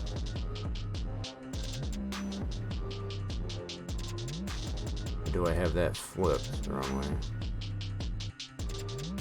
Okay, I guess what I'm going to have to do is go all the way back to, and this is why it's better to have more than one scene. I guess as far as running these types of issues, I'm going to be able to fall back onto. So I think what I'm going to have to do, let's reset this. We'll open up the one that's not collapsed, and then fix up the areas, I guess, that are broken. But obviously, that seems to be the case. Wasn't expecting to have to do this, but oh well. Sometimes this happens. Let's go like this.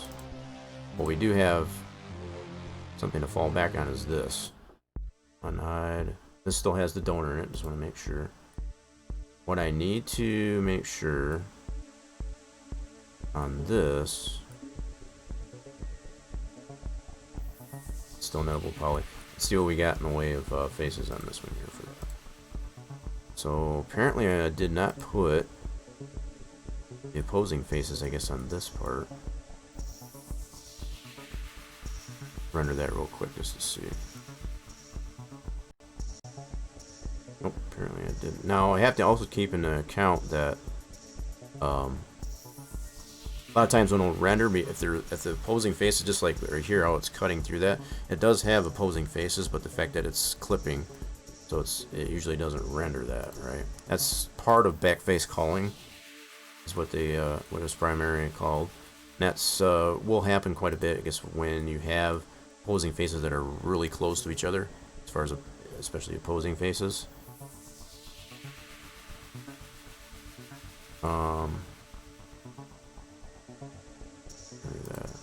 So rendering this is probably not going to help. Dang it. I got some cleanup here to do, that's for sure. Alright. That one does have one there. So I can tell by... This is darker, so I know that's this side. And then, so that does have an opposing face, that's good. That's this side. That's that side. Okay, so we're good there.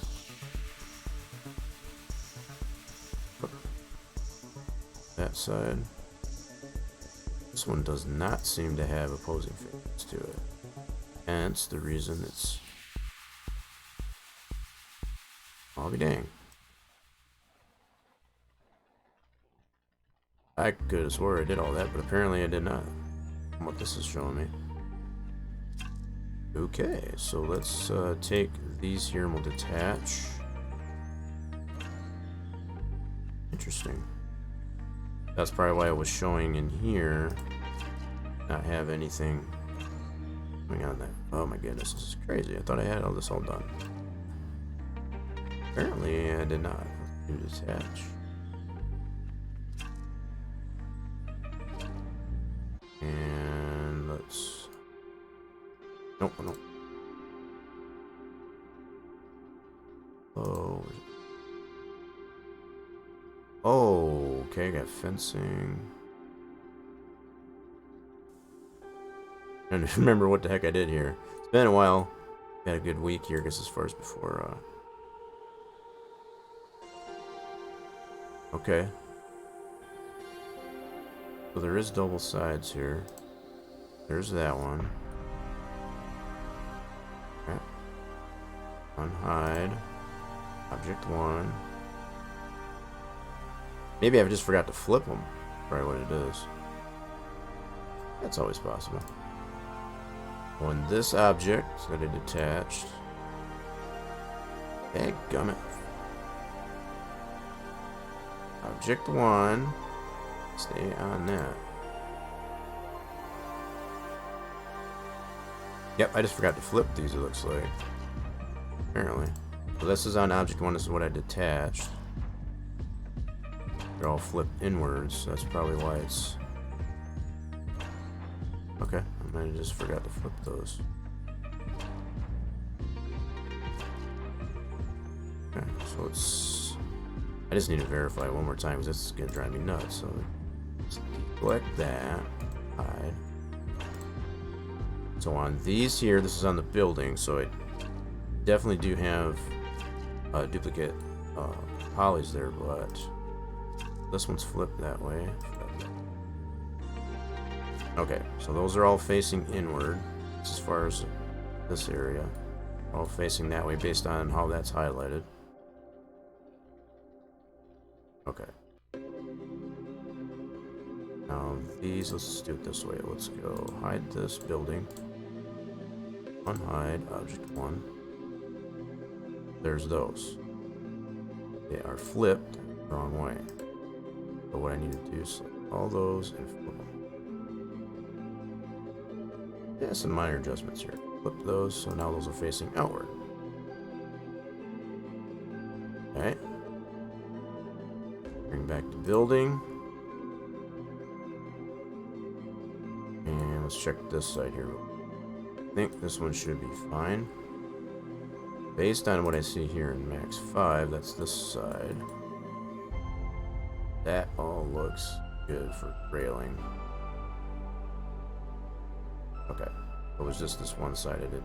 Okay. Cool. Now what we need to fix is any end guns we got into this.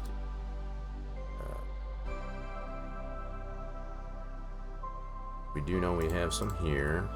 I thought there was some on this. Yep. Gotta fix that. So it's probably just gonna be some vertices that aren't snapped together is all. Okay. That one's good there. This one's not, and that one's not. So that's gonna be on this side. Here. I might have to detach that as well, just to see how many verts we got. That is more than likely, like I said, as far as what's causing, I guess, those end guns to be created. 2 vertices there. Yep, so if we can weld those.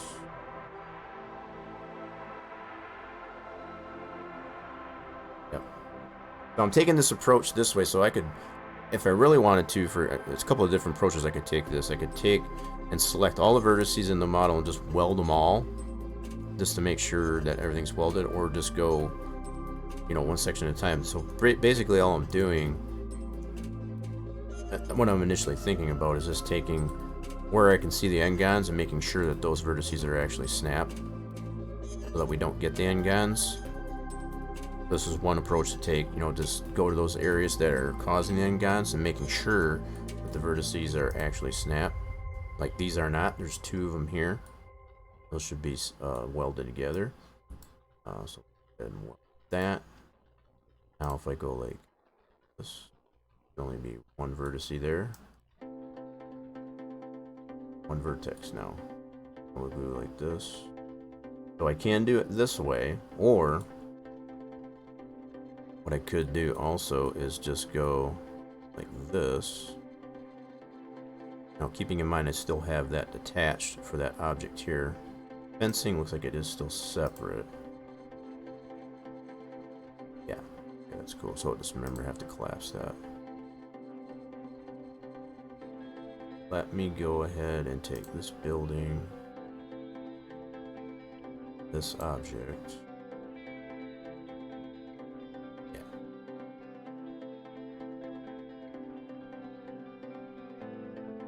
Collapse.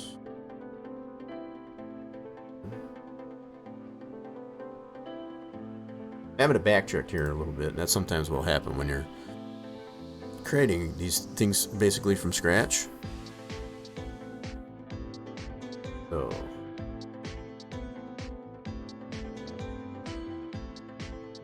that pivots that. 4. Okay. And now what I'm going to do is reconvert this back to an editable poly, because every time you collapse, it's going to revert to putting it to an editable mesh. We'll go editable poly. Vertex. Now what I can do, all that relapse, as far as to include that what I detached here on this railing, I'm going to select all these vertices this way. In fact, what I might do is hide some of these items here so I can make sure I got them all. Hide that. That. Now I got just this building.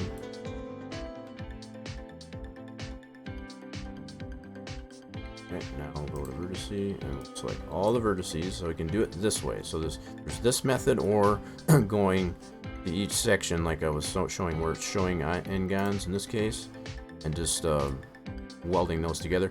If there are already vertices that are welded together, it shouldn't step on it. That's part of the reason why I figured just to go one area at a time as opposed to doing it this way, because sometimes if you weld from this, and it'll present itself as far as that it might step on how the vertices get welded. So to only focus on what's broken, I guess, as opposed to taking this approach. So try it both ways here just to see what happens. So we've got all the vertices selected, and that shows only 104 this part, and then we'll go down here and weld. Okay, so I'm not seeing anything that got. You'll be able to tell if you weld it and using this approach to it. If you see the poly get bent, kind of get smashed or whatever like that, you'll be able to see it visually, especially with the texture on it. Not seeing anything badly that way. So now what I'll do is go through each of these, make sure we only have one vertex. There. There. So all these areas that we noticed in here where we're seeing N-gons being created, I'm just making sure there's only one vertex to create one poly, but we don't have this break.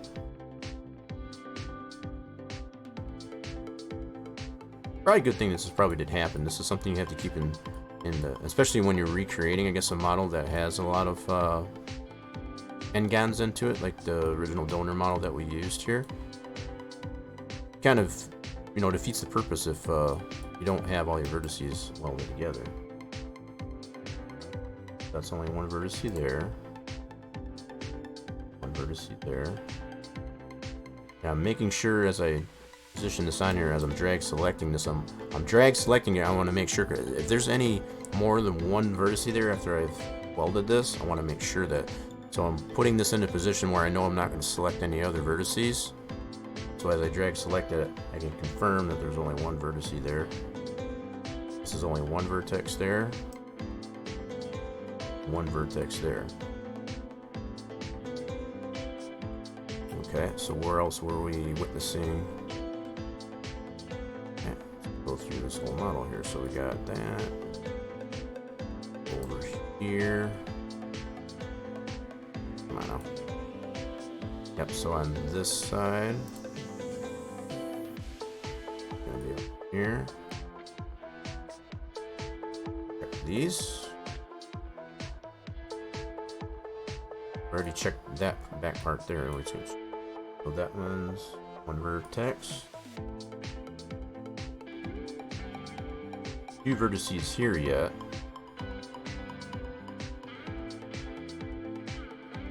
In here, so there's still two vertices here.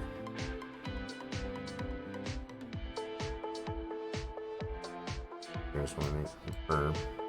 Two vertices there. One vertex there. That still needs to be welded yet. So sometimes even when you do that multiple select like I did, get these vertices welded, it doesn't always. So there's still showing two there, so I'm going to weld. Okay, that didn't break anything.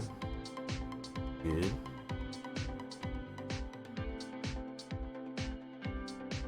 One vertex there.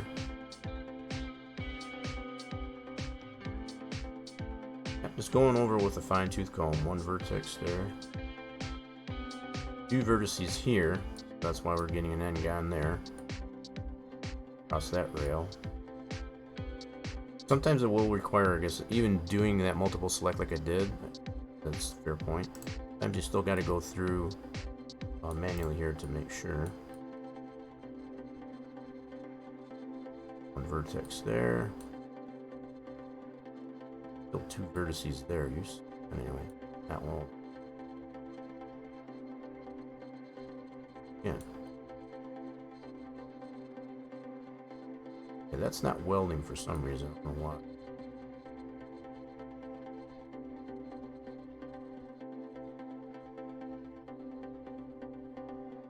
One vertex there.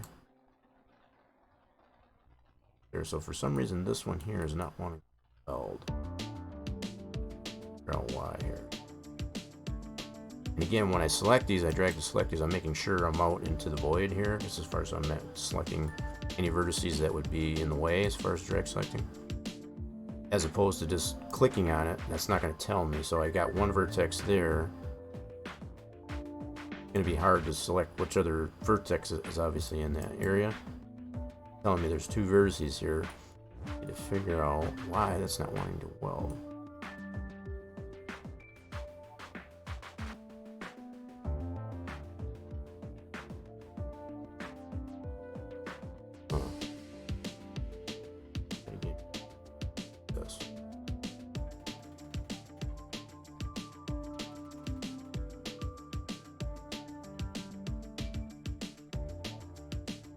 Huh. I don't know why that one doesn't want to weld there for some reason.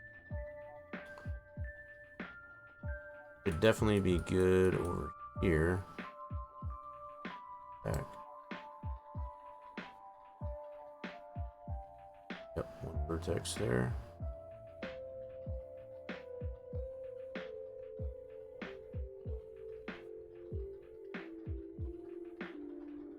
One vertex there.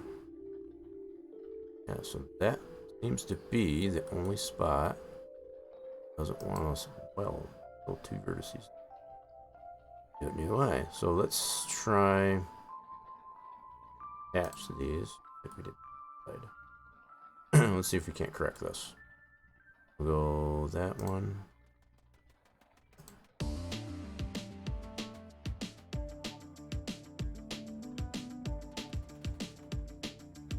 Yeah, let's do it this way. We'll do attach. Do it this way.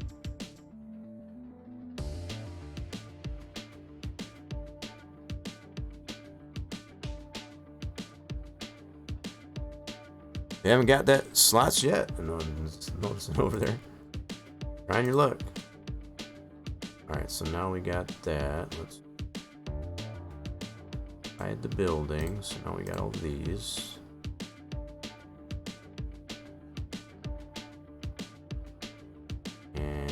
These are all separate. What I'll do is I'll collapse these together, making sure they're all facing the same way. Starters. Okay, cool. Now we'll go ahead and take this one, this one. Okay. Alright, let's go from our items list. We'll go all of these objects and collapse those. Let's.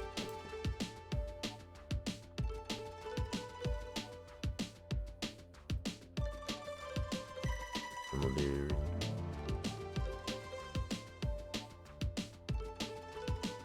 Yeah, a lot of this is part of what you would have to do, I guess, as far as when, especially creating a model based on a donor or even creating it from scratch. You want to make sure you don't have the end guns like we were witnessing in there. I mean, granted, don't get me wrong, the model that we've got in here is still incredibly reduced from what we started with the donor model.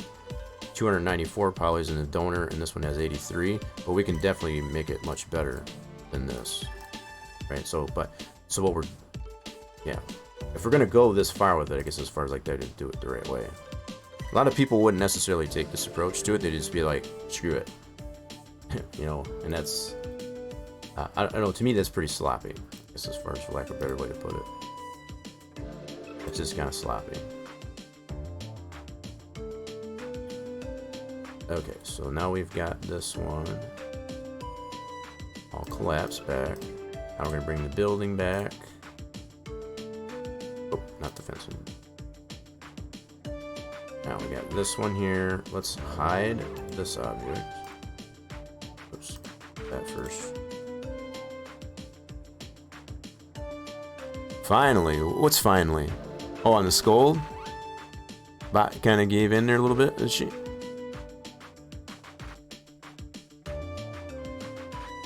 At least on the skull, anyway. Maybe not so much. Okay, let's now we're on the building. Let's check these out. So these would be facing that way. Okay, cool.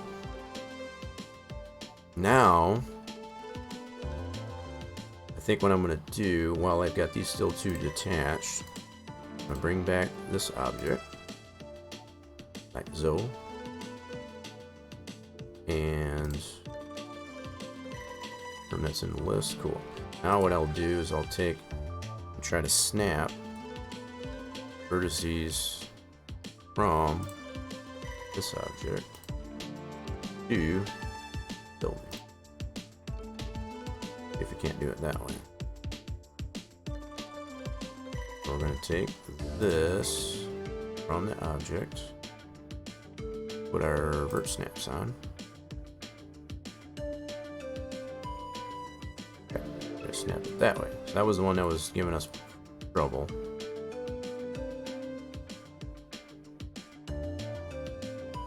That one too.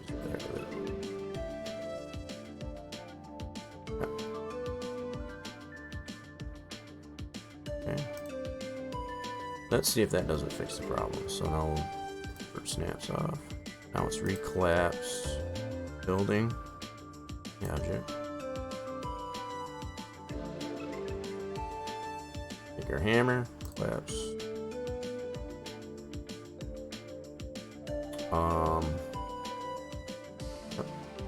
we need to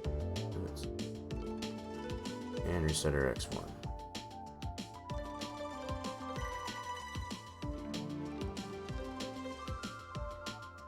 Okay.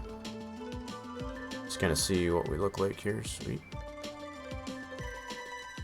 Right events. Let's.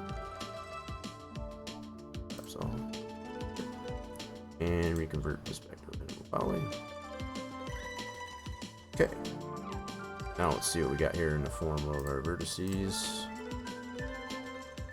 Back to that corner. Being a little stubborn. 3 vertices now. What the frick? That's weird. 4 vertices. What in the heck is going on?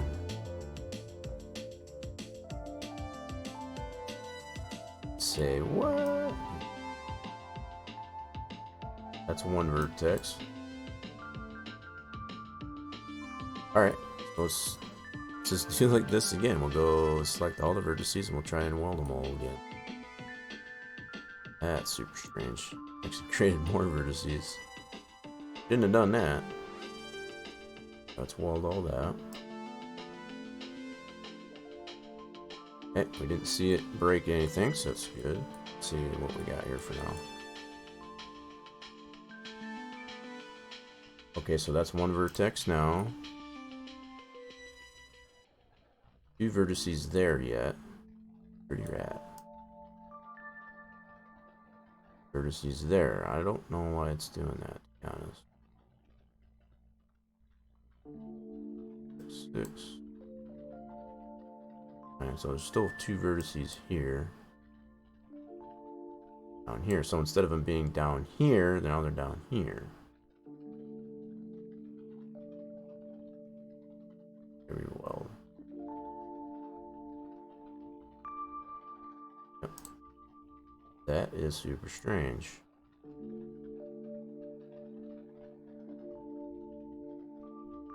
Vertex.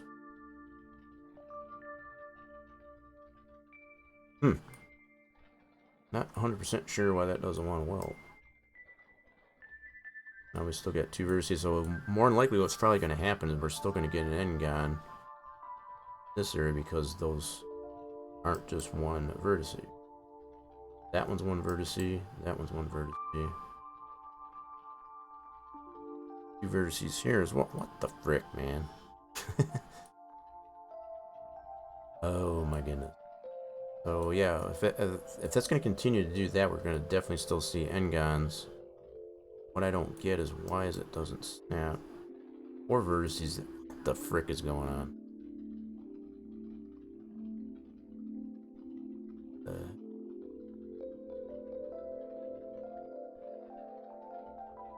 Hold. Okay, that's one. Okay, cool. That's that welded.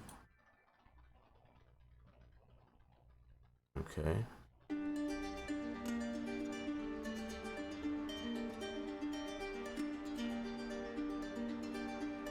Making sure it's not breaking anything here. This is super strange though. Two vertices there. Now it's only one. See, that's the way it should work. When you like those like that and you weld it, it should only create one vertex. That's what I'm trying to get it to do. Not being consistent on this though. Two vertices there. Oh. Okay, that's better. That's what that's what I wanted it to do. Vertex 46. 4. 6. Okay, cool. This is why I was going back to what I was saying before as far as doing it one at a time here. Just drag selecting, I guess, as far as to... There's two there, let's weld it. Select again. Still two. I don't know why that is. Some of these are not welding.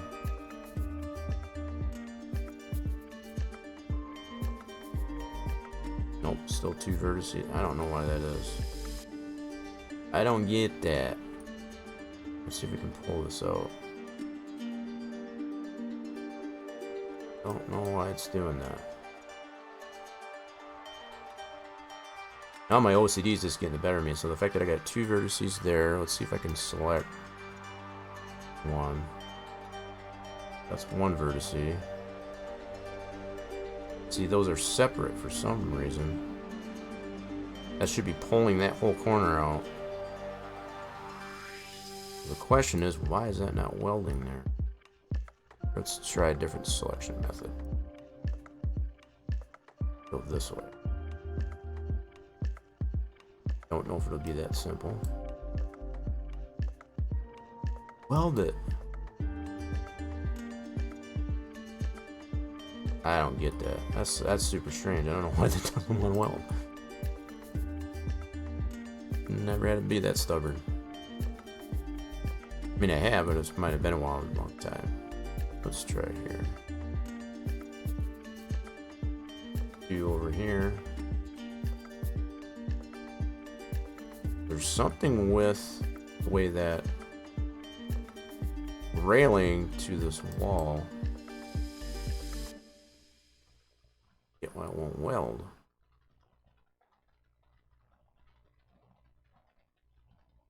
Did not expect, I guess, to have to run this much time, I guess.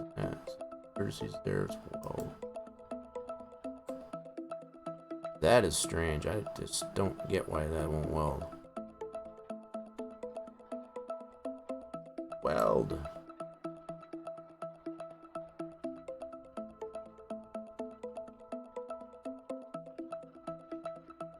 Two there. That is really puzzling me right now. I don't know why that doesn't want to weld. Goofy thing anyway, so 55. Let's bump this up just a little bit. I don't know if I need to increase the strength of that a little bit. Sometimes that'll help. So I'm gonna do weld. Still two vertices there though.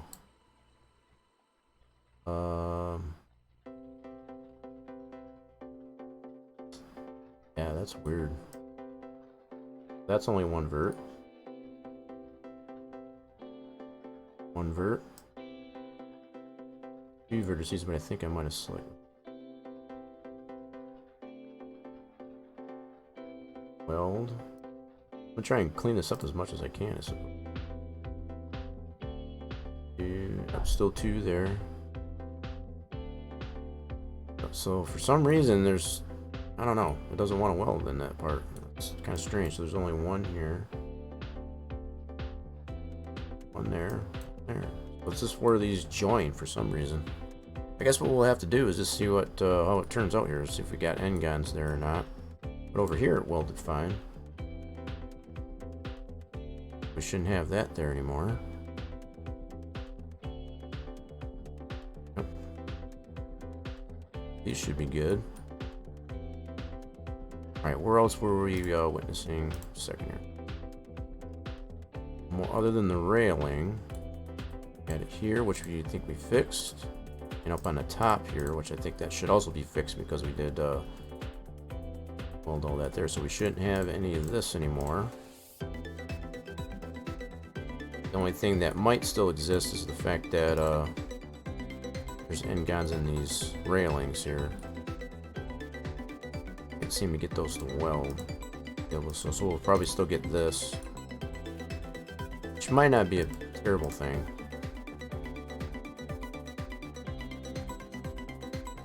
Okay. Go ahead and reset this.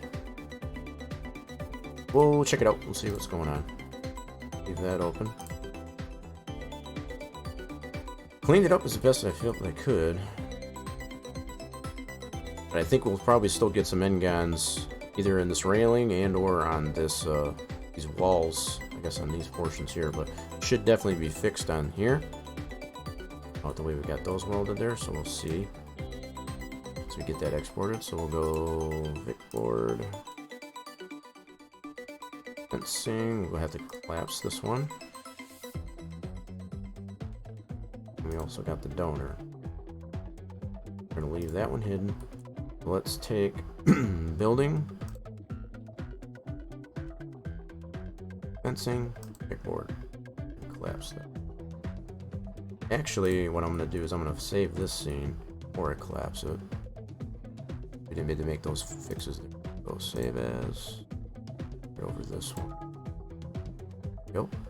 Now we'll go ahead and collapse it. Take each one, and each one.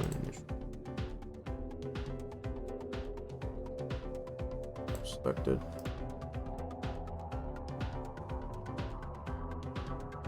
Pivot, center that, and also reset.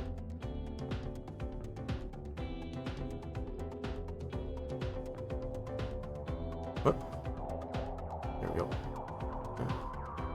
Install. Hold yes. And we're going to reconvert this back to Neville Poly. And then we're going to save this scene as it collapsed. And I still got that donor model in here too, which is fine. We have to make sure we take that out before we export through yes. Oh, still didn't get it. Alright, so let's save this one as the collapse scene. Yes. Okay, now got that saved. We're gonna unhide this donor model and get that out of here. Okay, and we can see all the mess in that donor model, so get that out of there. Now we can export this out. Now we've got to reset the X form, centered it, all that jazz. Try to clean up the unwelded verts as much as we could. Still not 100% sure why that stuff doesn't want to weld, but we'll see how it turns out here. Yes, not worried about that. So now we've got that re-exported. Okay, now we'll be able to open this up in Max 5. Let's try this one. See if this works. Port. Lane. Place. There we go. So this. Let's see how we look here. I want to convert this to an edible poly, just so we can compare edible poly to edible poly. And yep, so we did get. Oh, you kidding me? I thought for sure this would fix. This is really upsetting me. So I kind of figured there would be some here. Now I got them here too. You son of a gun. What the heck, man? That made more end guns. What are you doing? I do not understand why it's doing that. That's totally defeating our purposes of even doing that. Yeah, this is the way it should look, is one solid poly. So... yeah. You dirty rotten thing, yeah. I don't know why it's doing that. I'm totally puzzled right now. I should not be doing this. Now we got even more. Holy smokes. The only thing I can think of at this point is it has to be how I'm collapsing it. So there's a order that you need to do your collapsing. I might just have to redo the collapsing as far as how I collapse all the pieces together. Yeah, because this is way more than I'm comfortable with.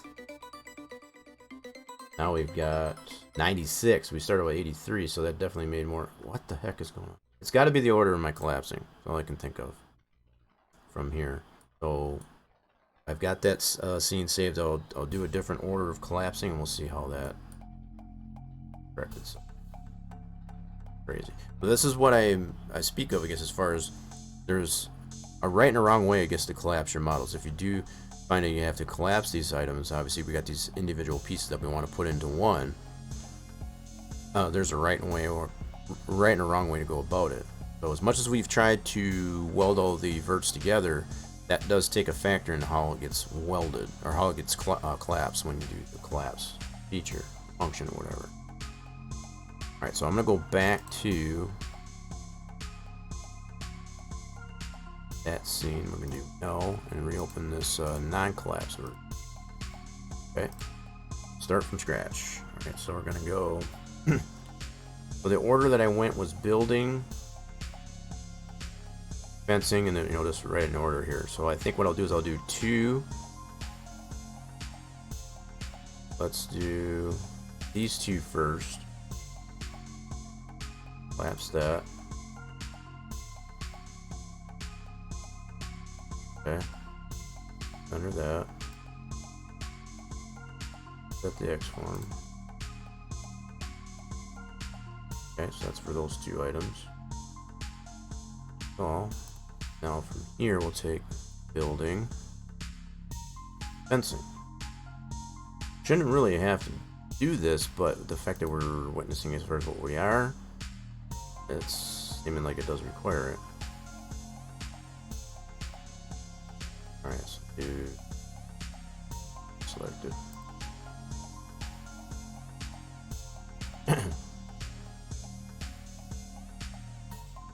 Pivots like that.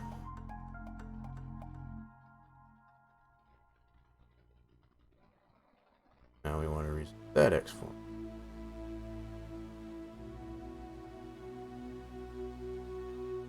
And I'm doing that each time that I collapse, just to make sure that the X form from one to the other, it's going to all line up. As far as we don't have any wonkiness to this. So we get a nice square here. We don't want it to be out of shape, out of whack. Just ensuring that by doing it this way. So now let's go poly.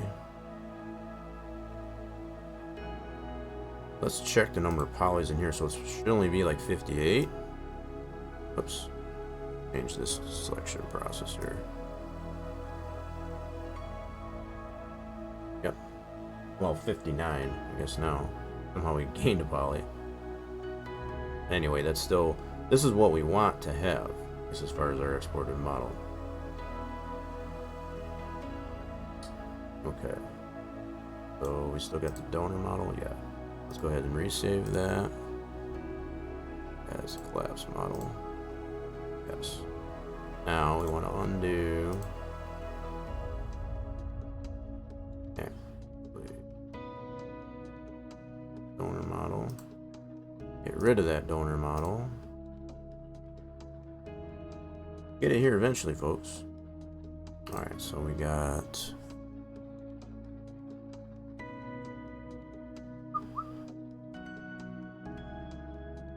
if we go from here, we want to export that out as 3ds.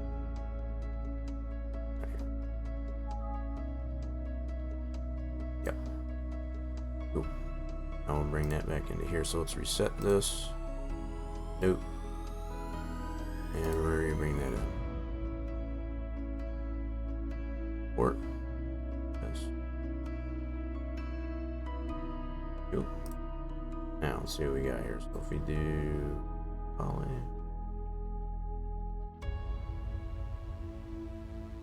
Oh, still got end guns here. You son of a gun anyway. That is really making me mad. Just gonna put it simply. The only thing I can think of is what's really stepping on that is that collapsing process. But they obviously do need to get collapsed, so we can. What it might work better for in this process here is if we save separate 3ds files and bring them into Max 5 here, and then collapse them from 5 here, just so that we don't get these additional. That's the only other thing I can think of at this point. So I can create 3 separate 3ds files, for example, for the fencing, the Vic board, and the building. And then we can collapse them in here, and then export it out as pass. It shouldn't. It doesn't. In normal cases, it wouldn't require, I guess, to have to do that. But in this case here, I want to keep the polys to this here, I guess, as low as possible. But in order to achieve that, I think that's the only way I can be that. So let's do this. We're going to reopen that uncollapsed scene. No, reopen the scene. So all I'm going to do is do 3 3DSs. I'll do one for building, one for Vic board, and one for fencing. And then we'll import those each independently into Max 5. They should already be into where they need to be. Yeah, we'll just see how it goes. Shouldn't have to do it this way. Like I said, it's kind of bugging me because as far as it is, but whatever. Let's go. Normally this is not what you would have to do, but unhide everything. Owner model. Alright, so then we're going to delete everything but we'll keep the building. Delete everything else, and then we'll export that out. Okay. File. Work.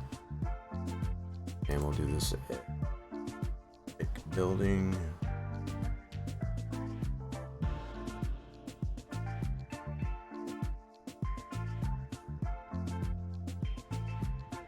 That out. Yep, that's fine. Now we'll bring it back.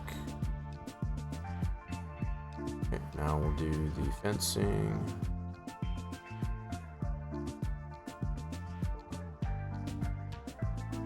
Else, fencing. Let's put that.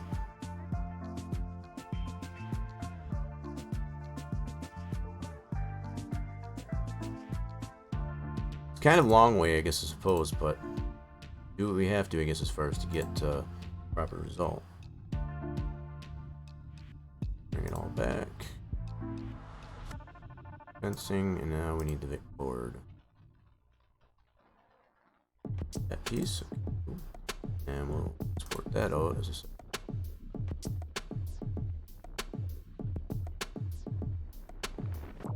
it's using, basically comes down to using all the what you have available to you, I guess, as far as to get what you need to have. In this case, we want to maintain, I guess, that reduction in the amount of polys as possible. Even though the model that we've brought in, there's extremely less than the donor model. If we can remove those end guns, you want to do that. That's just the cool. Alright, so let's put that on. Well, some might tend to guess this is like, why are you going through all this trouble, I guess, for one simple model? But it's like, it's part of the process when you're creating any model, as far as like, that's what you should be looking at, as far as like, okay, why is there an end gun there? As far as prior to pass export. If you can fix it, there's a way, I guess, to be able to fix it by taking different methods to try and, you know, rid that, then you should definitely take that approach. Don't just leave it as it is. As far as like, 'cause if you're doing it that way through every model that you're creating in multiplicity, you know, there's going to be a lot more polys that are floating out there, I guess, that you don't need to have. If you can correct them and fix them or whatever, then do that. That's just a part of optimizing, I guess, all the models in there. And again, anything in multiplicity can be definitely a detriment. So now that we've got these in a separate 3DSer, so we got the Vic board, the building, and the fencing. We'll bring these in here independently into Max 5. So we'll start off with the building. We'll go building. So we'll just have to take a different approach to this, so completely there. And then what we do from here then is go import. We'll do the fencing. And this one we want to merge, because obviously we don't want to completely replace, because we don't want to step on what's already in here. That should already put it in position. Okay. Oh, we look like we're in good shape yet. And the Vic board. File. Vic board. Merge it.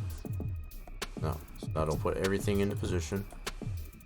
Oh, now from here, what we can do is collapse it and see what we get.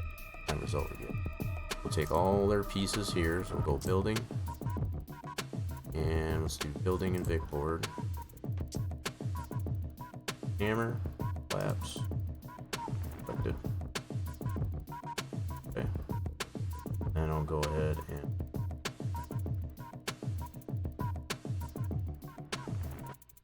as long as that looks good, we'll go ahead. And we'll go the rest of it. And then fencing. Collapse. Selected.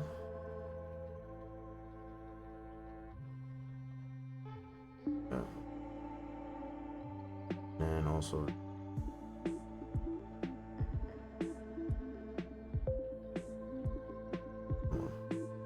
as long as that looks good. Cool. So now let's see what we got in the way of. So if it does it by bringing all those individual pieces after collapsing in much the same fashion I did in Max 14, chances are it's probably going to have to do with the way it's collapsing. That might not be anything we can do about that. We obviously need to get all these pieces, I guess, to, you know, come as one. So if it does tend to break it, I guess even doing it this way, that's got double the faces. That's even worse. What have we done anyway? Wow, that's super crazy, and that's got to be 100% because of all the collapsing. Wow, I've never had it be that extreme. To be honest. Holy crap. I wonder if it, and what I didn't check to see is if I brought those, let's just reset this. If it had the N-gons into it already before we collapse. Let's check that out. Set. No, dang it. No. Okay, there we go. Let's bring in one piece here. So we bring in the building. I want to see if it's got the N-guns into it right off the bat. Just to kind of confirm that it is a result, I guess, of what's going on with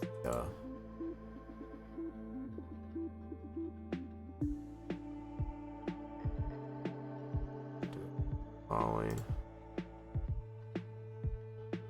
See, it already has that right from the get-go. So it's doing something, I guess, upon 3DS export. I might try a DA. Excuse me. I might try a DAE instead of a 3DS. Bring that into here. Let's see what happens with that. Because this is not acceptable this way.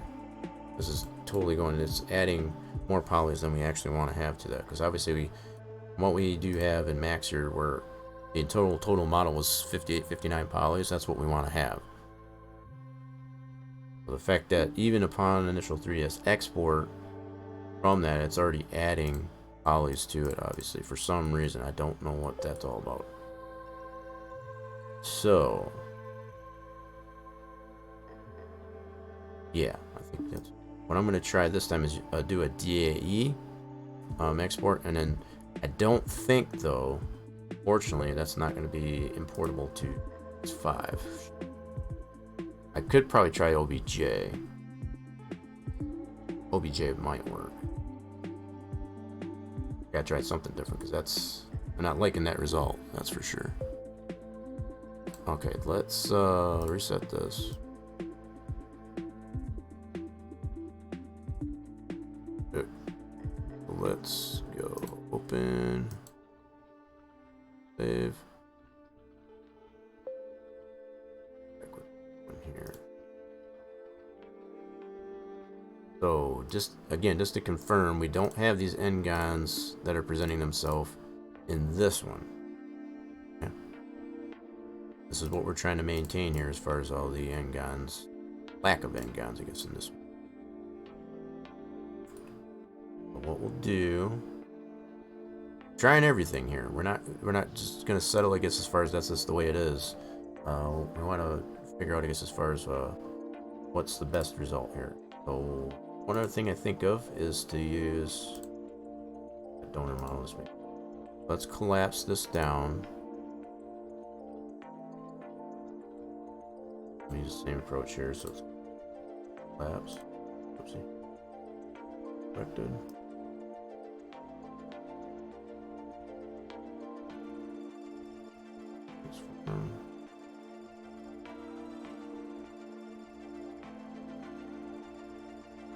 This is a learning experience for me too, because I've never really had this, especially to such a relatively low poly model.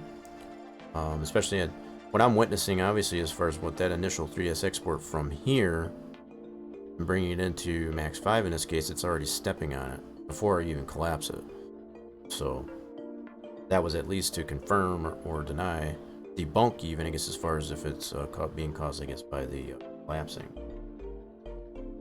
What I'm trying to do here is just take another method. I'm going to export all as an OBJ, bring the OBJ into Max 5, because those are pretty generic, I guess, as far as file format for any version of Max in this case.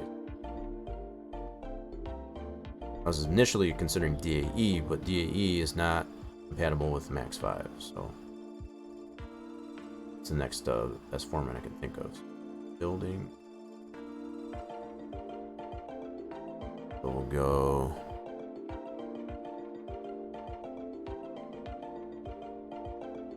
apps selected, vivid, and also the text form.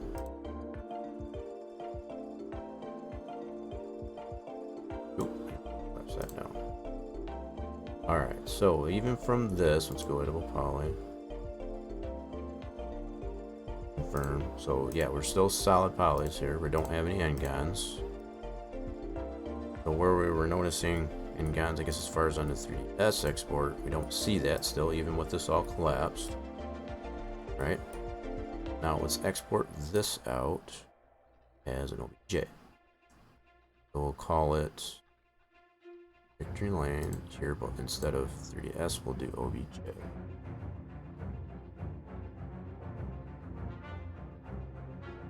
This will give you some more options, I guess, in here too, I guess, as far as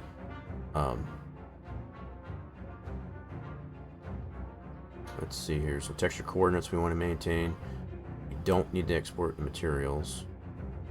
We already got those. You definitely want to keep this. Sometimes this is screwy with the OBJ format. We'll have to. I'll try with this checked and without, and just see if it does flip it. In some cases it might. We can always correct that, I guess, as far as to reorient it in Max 5, I guess, if that does make it, or just uncheck this out. So let's just try it this way first. Alright, so this one should have made an OBJ, which is right now. Let's bring that into, and reset this. Nope.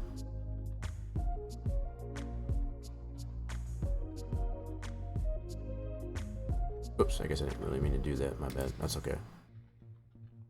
We got what we needed. So we do import. Still no slots, man. You keep missing it by one stinking emote. Keep looking over the corner of my eye there. Alright, so we're gonna open up this OBJ.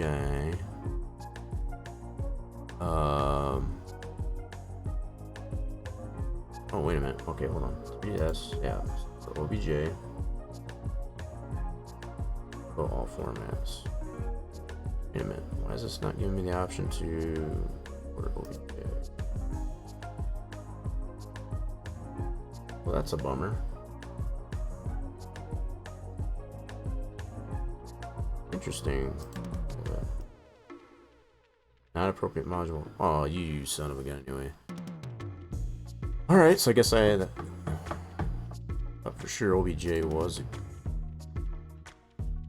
son of a gun anyway. Alright, I'm out of options here then. That's not letting me import OBJ to 3ds Max 5.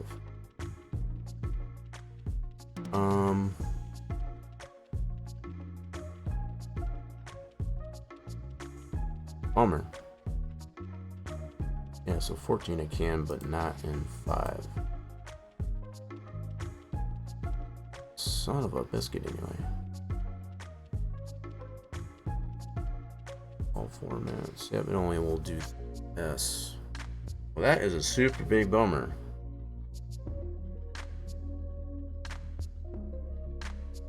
I'm gonna be perfectly honest with you folks, I'm not 100% satisfied with it adding those ollies to that.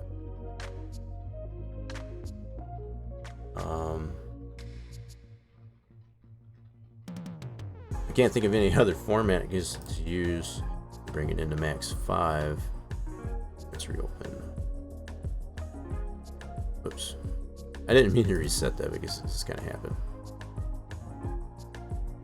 I'm really stuck for this. Yeah. Stuck here gets as far as what another method we can use here. DAE is the only other way I can think of, but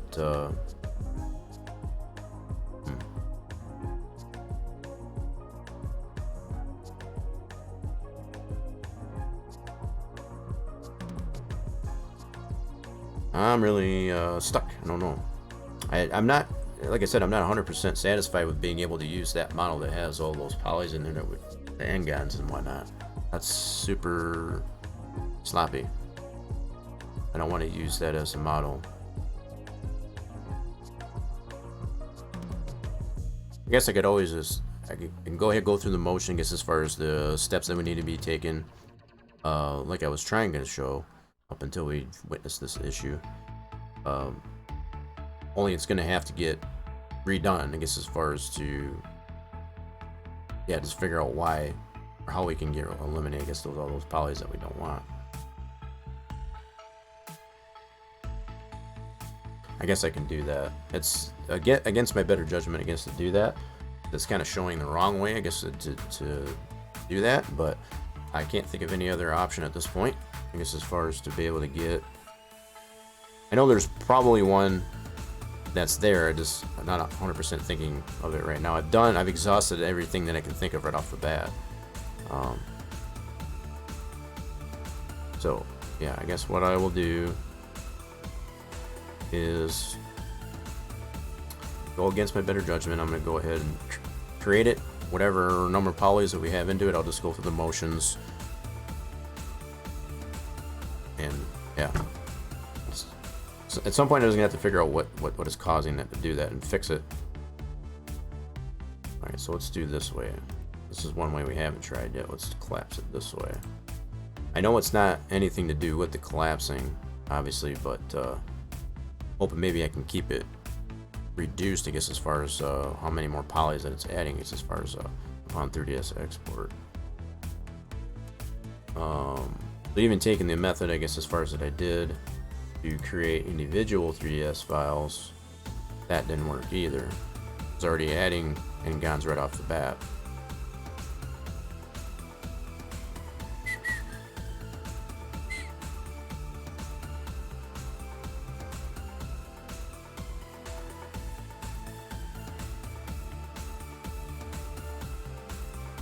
Okay, well, I was trying to think of another option there. Yeah, we'll go ahead and collapse this. Collapse, select.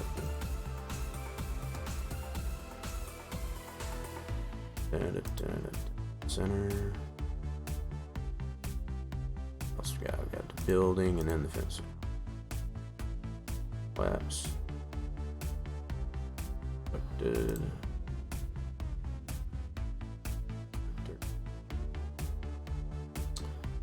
And reset X.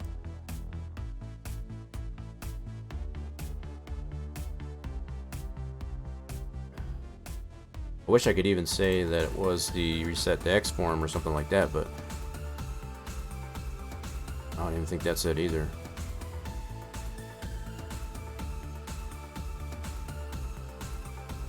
I mean, it's another thing I guess I can think of that might be causing it, but I doubt it.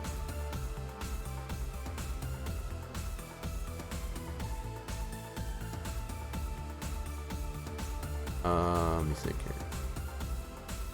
Let me humor that, I guess, anyway, now that I think of it. Let's, yeah, let's do that. Hold on.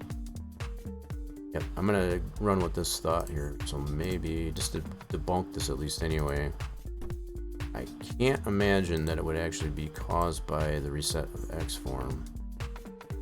But, let's just go ahead and see here. Let's do this. Never had that be a problem before, but I just want to confirm and or deny. That's the case, so let's do this. But what I am not going to do is apply a reset of X form. Let's see what happens here. So let's do collapse. It's still go to collapse. Let's not do reset X form. Pivot. Building. Collapse selected. Only thing I do want to do is pivot it. No reset of X form.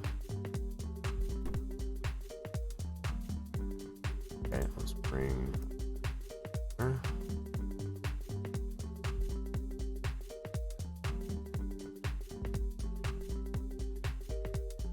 We need to get rid of that donor.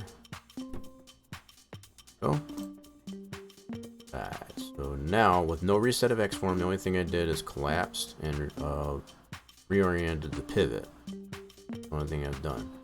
Right, so now we're gonna export this out. 3S and do 2. Sorry. All right, now let's go into 5. Import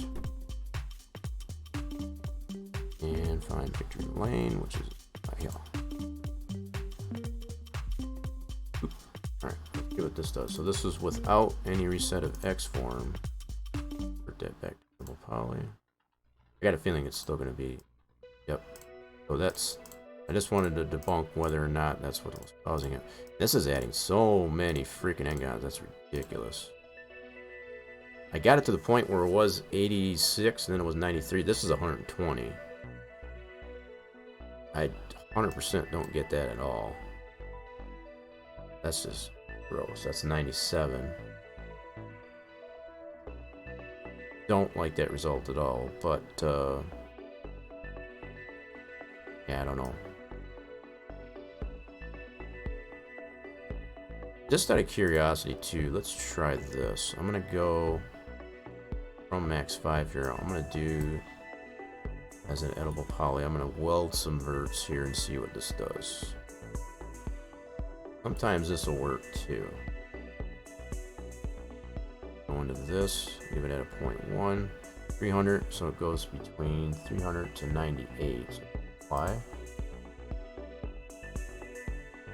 Okay. This is another thing I can think of, I guess, is try at least. So now we're at 98 vertices as opposed to 300. How many polys does that give us? Still 97.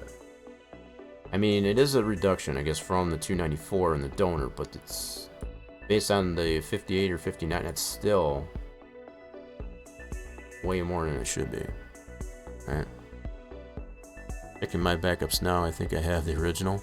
That would help, but if any case, as far as the takeaway from this, as far as like what, I don't know why, I've never had this problem, I guess, as far as being able to export a 3DS from one version of Max to the next and it adds so many polys. That's what's really confusing me, I guess, at this point. And whether or not I apply a collapse or not, right? So if anything, the thing that should be taken into consideration, if you run into this problem, as far as this happening, don't take it at face value, I guess, as far as like, well, that's just the way it is, because let's not forget, I guess, the fact that this has more polys in it than it really should have. The fact that it's got all these n-gons is going against what we're trying to do in the first place, right? There's just way too much into this. The fact that we can get it down to 58, 59, or whatever it was, the fact that this is currently at 97, that's almost double. That's just, that should be considered unacceptable.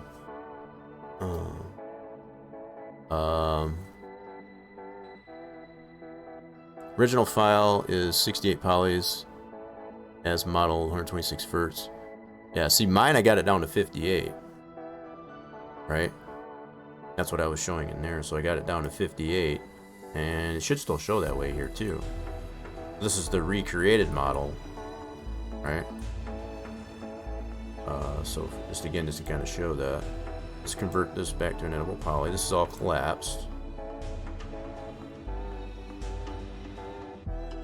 So this one has 59 polys in total. This is the recreated model. That's even less than what you have in the original model.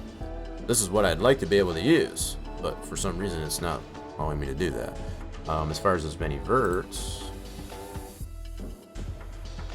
we've got 140. 140 verts and 59 polys. It would be nice to be able to use that, but I just wish I could figure out why it's adding n-gons, you know, as far as splitting up the polys, I guess, as far as upon 3D export from here. I've never had to do that before, at least not to that extreme.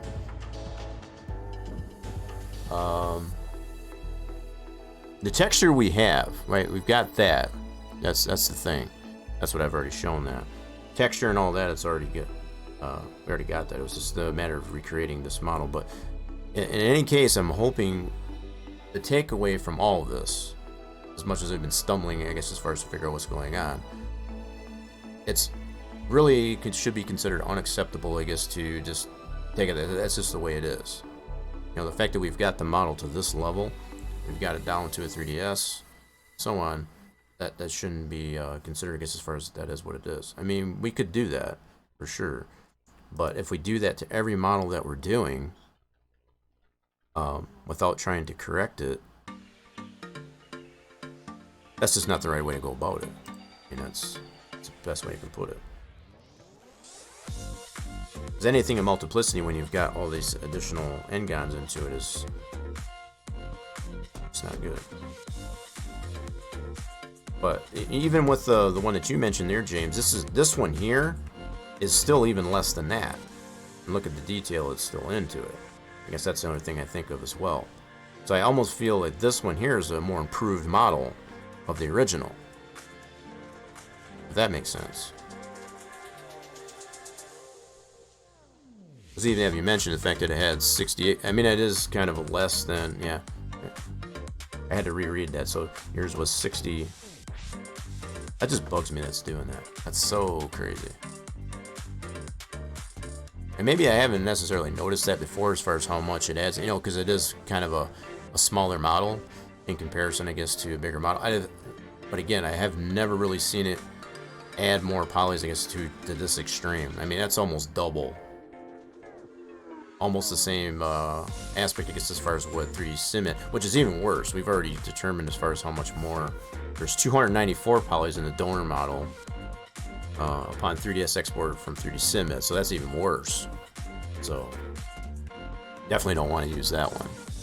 So whether or not we just, you know, it's up to Torch, I suppose, at this point. If you want to use that original model that James has or this one, totally up to you. Either way,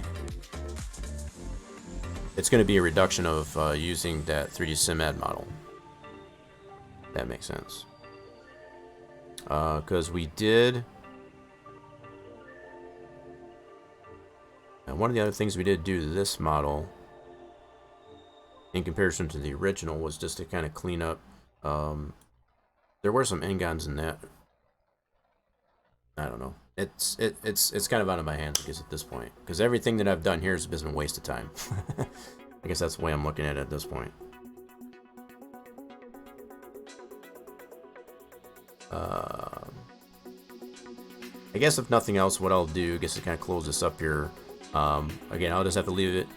Torch is up to you, I guess, as far as which model you want to use. Doesn't matter to me. But what I do still want to go over with anyway, and I'll probably just use this model to start with to kind of explain, at least as far as how to get the reflection applied to it. I kind of went over that earlier. I'm just going to kind of summarize it really quick so we can have a more up-to-date explanation, I guess, if I do that, to be able to put up on YouTube, and we'll just go from there. I'll let Torch, I'll let you decide, I guess, as far as which one you'd rather go with, I guess, as far as that goes. I would much rather go with this one. That's my personal, and maybe I'm just biased, but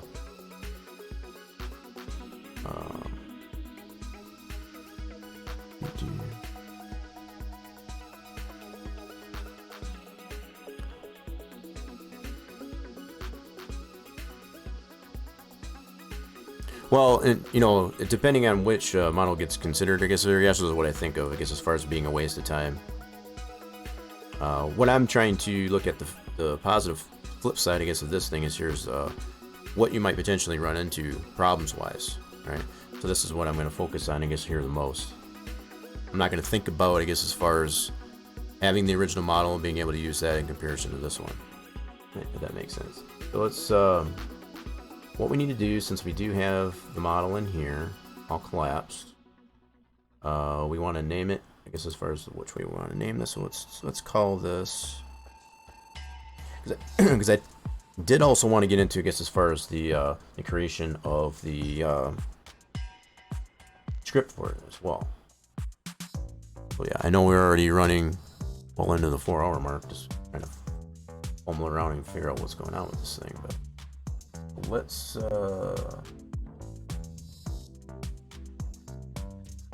name this thing just pick a lane. That's good. I think that's what I did name this in. Yep. Vic lane. Yep, we'll just call this Victory Lane. That'll work. That works. Well, and that's something else that I was thinking of there too, Torch, as far as I've just never noticed that much of a addition to polys, right? Upon 3ds export from either one version of Max or the other. I've never noticed it before. And maybe that has been the case and it just never really paid attention to it. But that seems to be pretty significant, if you ask me. I think when you export from 3ds Max and import, that's what I was thinking too, but I don't think it even matters if you're going from one. In fact, let's just to see, let's just humor this. So if we go from Max 5 to a 3, I think it's just a 3ds format, period, is what I guess what I wanted to point out. I don't think it matters what version of Max, it's just the 3ds format, period. But like I said, I've never really noticed up until just now, I guess, as far as how much it actually does add. Even to something as simple as that. Because I've done much smaller models, you know, like say, I don't know, I think of that medallion, I guess, as far as the SMI medallion, for example. They export that as 3ds, you don't really see it add anything in addition, for example. What might be necessarily happening here, this is something to take into consideration, when you've got back-facing, you know, or opposing faces for one side to the other, like the fencing and such like that. That might be what's causing all this business, I guess, as far as it not wanting to weld the verts of the opposing polys, the opposing faces together. That's the 3DS format that's its resolution, I guess, to be able to help try and correct it, is by adding the N-GONs into it. So, and we just never noticed that up until now. It's probably been happening all along. It's just honestly, I can at this point I could probably clearly indicate, I guess, as far as that it is just that 3DS format, period. So it doesn't matter which way you're going. But again, I guess just to humor it. Let's humor this first. So while we're in 5, we are currently sitting at 97 polys, I think we said. Yeah, 97 on this one. So if we export this out, oh, I think finish Vic lane. Okay, and then if we export this out as a 3DS, and I'll save it as a separate one. So let's just humor this here, just to satisfy, I guess, the need that it is. Let's save this as Victory Lane 2. We'll go like this, and just add this as Victory Lane 2. This will be a separate 3DS from that one. Yep. And then what we're going to do is import that to reset this, and then import that new one here. So go. Gummit, I keep resetting it, and it's screwed up my port. That 3. We want to import this number 2. Okay, so much the same method that we're using in Max 5. Yeah, see, so it even adds. So yeah, you can definitely see. So I think it's just that 3DS format, period. You can see all the N-GONs in this bad boy already, right off the bat. Let's convert this to enable poly. Let's see how many we got in this.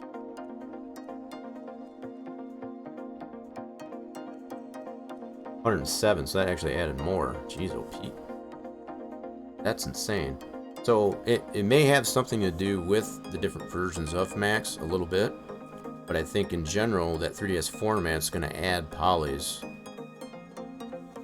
to it regardless. So we have to kind of be aware, I guess, of that happening.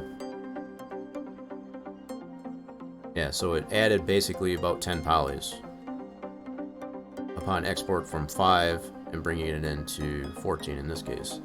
It added about 10 polys. I don't know where those are exactly. I can just tell just by selecting them all just to kind of confirm. Oh,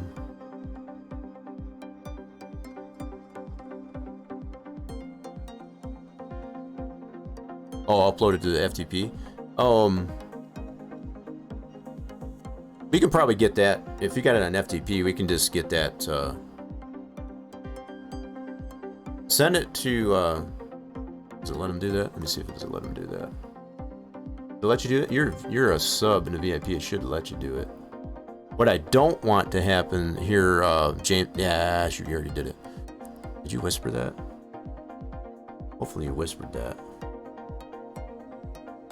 Yeah, I think you whispered that. Yeah, try the whisper. What I didn't want it to do is have the FTP address, I guess, as far as in the chat, right?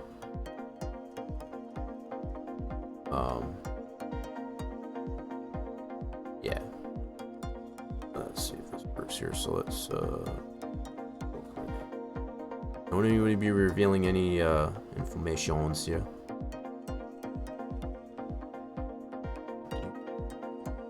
Yeah, whisper would definitely probably be the better. Why is there 2 links? Or did you just fat finger it?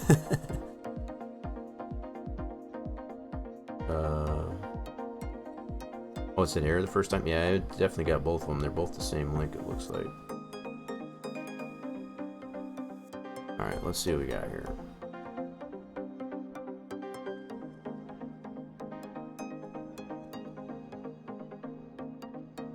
Okay, take a look here, just making sure I'm not revealing any sensitive information. Okay. Oh, you got the PSD and all that jazz for it in here too. Nice. Several PSDs. So, what version of Max was this used for, James? Rectangular poly is made of...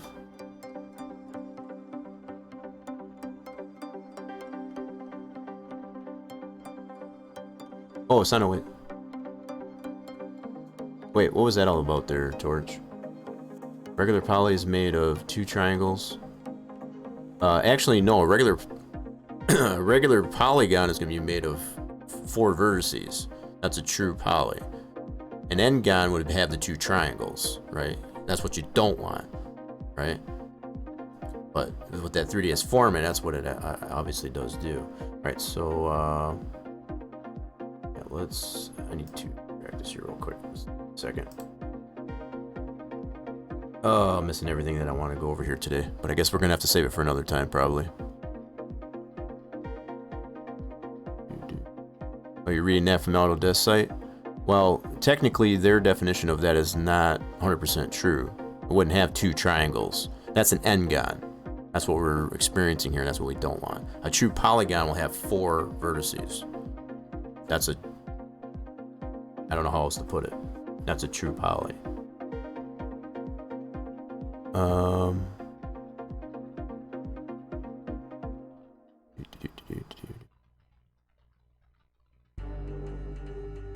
It's a mass poly. Well, see, that was another reason why I think I want to take the approach, I guess, to redo it. So it is max 14. Okay, cool.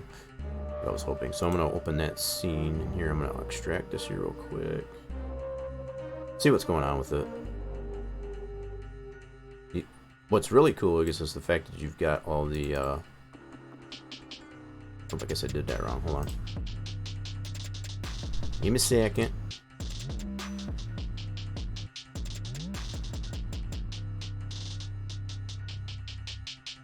Right here. There we go. Yeah, we go. So do that.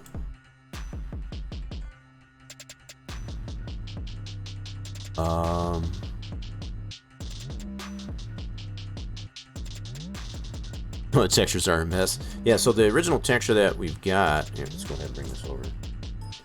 The original texture that we had there that I've been working with is... it's pretty fine. The fact that I think you've got the... little VL, VL2. I don't know which one's which. Let's open this up here real quick. Take shot. Oh, wow, that must be really, really then. Okay, so these are individual... So this is part of the 2015 thought process, I guess, for the Victory Lane build. Just in case anybody was wondering. That one does not open with Paint Shop. Okay, so let's try Photoshop. It must have some blending layers in it that Paint Shop doesn't like. That's okay though, we got Adobe. Get some smaller worksheet type stuff, right? So yeah, you've got these are. This is all a part of the initial thought process for the build of the texture, for the original texture. I guess as far as that, this was part of that thought process here. Got all these individual layers. Nice. Victory Lane 3. So the mask, the TI. What's this one here? Kind of reminiscing here a little bit at this point.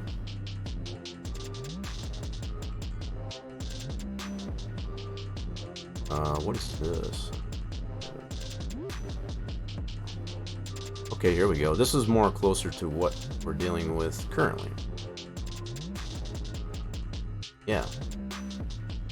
Yeah, this is more currently what we're dealing with here. So the fact that this is in a layer. What's our original texture look like? Let's go. Cruddy. Or Victory Lane object. Man, we don't need these two. I forgot. I'm gonna go ahead and delete these format. Let's showing that process there. No. So I guess I'm gonna have to go over creating the model. I guess as far as another time. I guess as far as that goes. I was hoping to maybe go over that, but we're already approaching on the 4 hours. And try to keep these. I guess not to run too long. So I'm gonna delete those. Yeah, so what I wanted to take a look at is the original texture that we're working with here currently.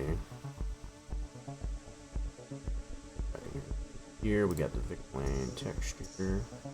I want to compare this here. So we'll go this and the 2. Okay. Let's see what we got here.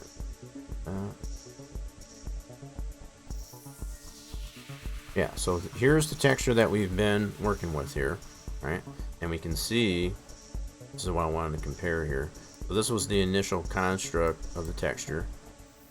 And just to timestamp this, we have 2015, from the original 2015 build. So this is part of the thought process that went into creation of the texture that is currently being used on the model, which is this layout. I have this layout that James has done, I guess, as far as back in 2015.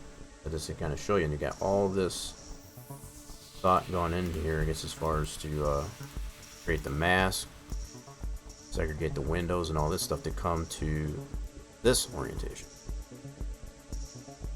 So the first initial one, right off the bat, that I can tell here is you had the fencing was more emphasis on that as opposed to the signage here itself. And then you notice probably the graininess or whatever, this being too small, kind of changed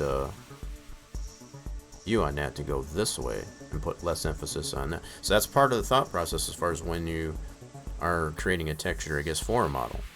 How much more emphasis do you need to have? How much more clarity and such do you need to have on the model, I guess, as far as the texture being applied to it? That's pretty cool comparison, you know, to be able to go look back and see how where it came from and where it is now. No, I'm not judging layers at all. I mean, that's part of the process of that. I mean, this is what you would do, I guess, as far as to come up to, okay, what's going to work best, I guess, for the texture that's going to be applied to this model. And I can already tell, like I said, right off the bat, as far as like you came to that conclusion, this made it too grainy to make that part of the texture of the model, I guess, to put it in this area and put less emphasis on. Now, probably another part of the thought process was it's like, okay, just so that I don't potentially get any magenta bleed, as far as alpha channel bleed, to make that bigger. And then coming to that conclusion, it's just like, okay, I can get away with putting that in a smaller area and still not have magenta bleed. This is all part of that process, especially when you're... This is a perfect example, yeah, to be honest. So that's why I definitely want to be able to compare them notes. That's a really good thing to keep in consideration when you're trying to apply a texture to a model, especially when it has transparency, let alone reflection. So, yeah. Okay, with all that being said, I guess while we've got this here, I do have the Max 14 scene from James, so we'll go ahead and check this out here. Let's do a reset of this. We still have our scenes that we've got saved here, but that's... Okay, we're going to open up here and just compare what do we have. So that should be this one here. So here's the 14 scene that James originally created back in 15. And we're missing that. This is the ground plane probably that he originally used, I guess, as far as to create that layout, I guess, of from the ground up, using that SAT image, which we don't have, which is fine. We don't need it. It's gonna have all this. Whoops, I meant to continue. There we go. So here's the original model from 2015. And let's see what else we got in here. So he's got snaps on, ankle snaps. Don't have anything hidden, so everything that we have in here is what we see. Alright, so let's take a look. Is this all collapsed, I'm assuming? Go to the items list. Yep, so this is entirely collapsed. And we can see that because of the clipping, it's going to be because of all the back facing as far as the such like that. So, but okay, so with this all collapsed, this is all one collapsed model. What I wanted to look at, if we go, there's already an editable poly, so let's go to polygon. And just like James had mentioned, 68 polys, and which isn't bad at all. Vertex. We have 126 vertices Yeah, see, this is more acceptable. Well, granted, we were able, as I was mentioning, as far as to be able to get the model that we recreated down to like 59 polys and 140 vertices, so this is not too far off from that. So we got it pretty close from the original model. I guess that's the only point that I was trying to make at this point. At this point, this is what I want to clarify. We almost totally recreated without having the original model up till now to the same caliber. Granted, we, reflecting back now, again, we're just kind of in reminiscent mode here. All the struggle that we went through, I guess, as far as to get the fencing posts to line up and stuff like that, that was a little bit of a pain. This is already done here, but I think that's a pretty good comparison, I guess, at this point, I guess, to be able to say we came pretty doggone close to be able to getting it to the original model without actually having it till now. That is not height corrected, so yeah, so now we got this model, we'll be able to height correct it, and we can even use the scene that we've got now to be able to height correct it. So yeah, that's a valid point there too, Racer James.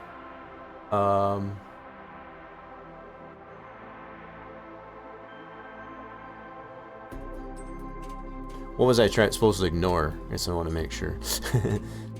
That is not height corrected. I don't know if it had been done. Oh, okay. Yeah, so you haven't been watching. So what we did, that was another reason why we recreated the model from the original model based on the 3DO, just running it through 3D Sim and use it as a donor, as one of the things we needed to adjust was the height. Right? So what we can do from here, now we've got this model, let's do some comparisons here. Let's do some comparisons. So if we import, merge, actually, our other scene that we created, and we'll use the collapsed model. So we'll go here.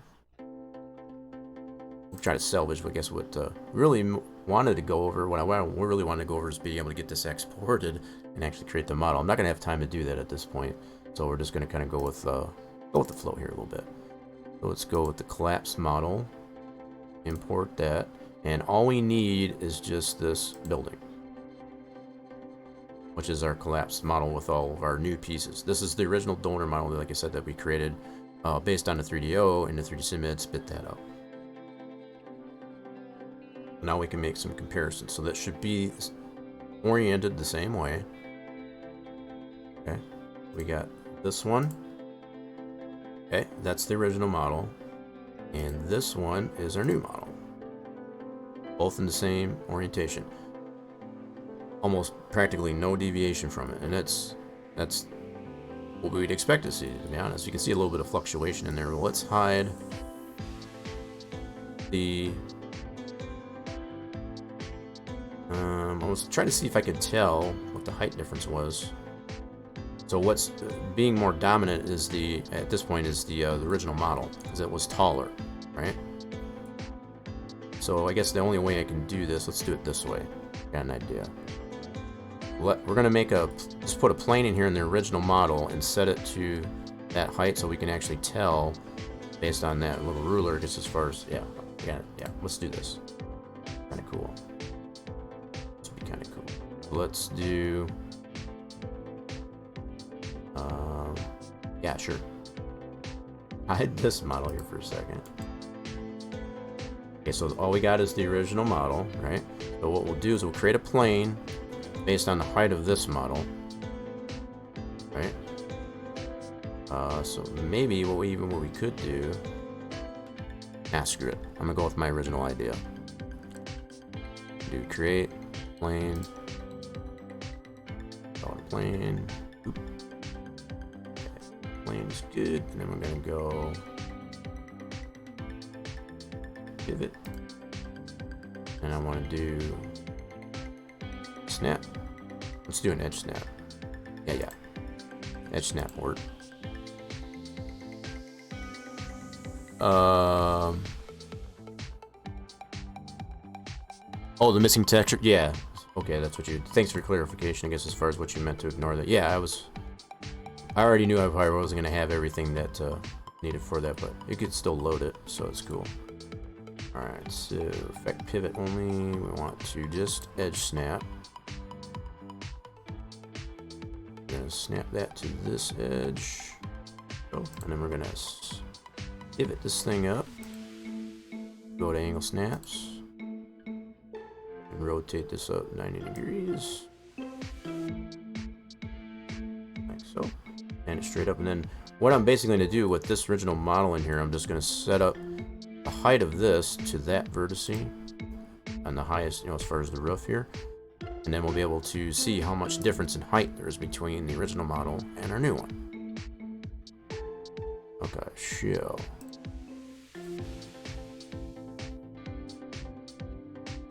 Okay, so on this one here, I want to go, what is the height of this vertice? Is this Z? Copy that, and then we're going to go into our little ruler here. That's what we're using as a ruler. We need to convert this to editable poly. Vertices, and then take, whoops, not edge, vertices, there we go. Now I kind of didn't take out that, that's perfectly fine. I meant to take it and just do it as a 1. I had the 4 segments on it, that should be fine now. For what we're using it for, it'll work. We need to set these to that one I copied. Like that, so that should be the height of that. Okay. And let's kind of stretch this up this way too. That. Hello. Stretch this out just a little. There we go. Kind of exaggerate it. So now we know what the height of that, the highest part of the building is. So we'll be able to use this ruler to see where the height is on the new one, which should be lower than this one. That's what I wanted to compare. I'll hide this one. I will unhide. This is one of the things we had to adjust in the new building. Oops, wrong one. Oh, wait, no, that is the right. Seriously? Oh, you know what? Hello. We did not adjust the height of the building, I guess, as far as up until that. So all we did, silly me. So what we wanted to do is just recreate the model from it. So we did not get to the point where it still needs to be height adjusted. We still need to do that.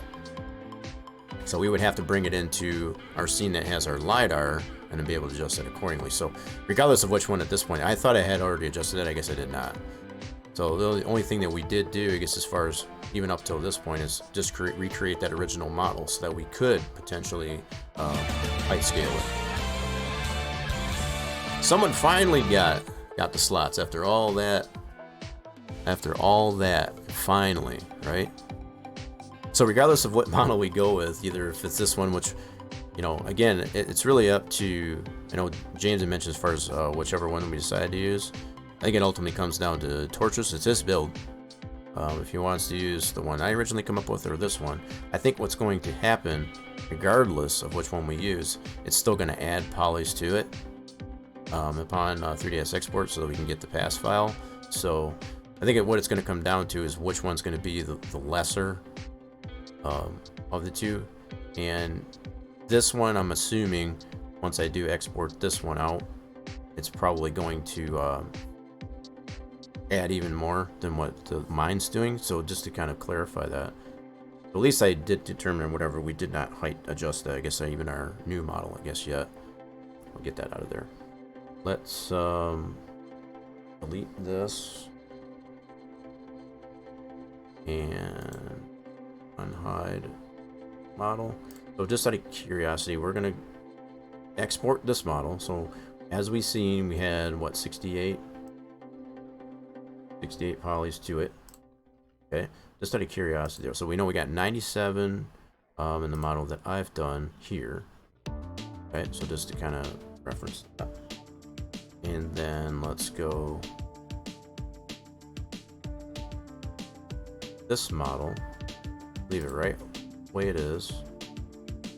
Not gonna worry about the naming conventions of it, at least for now.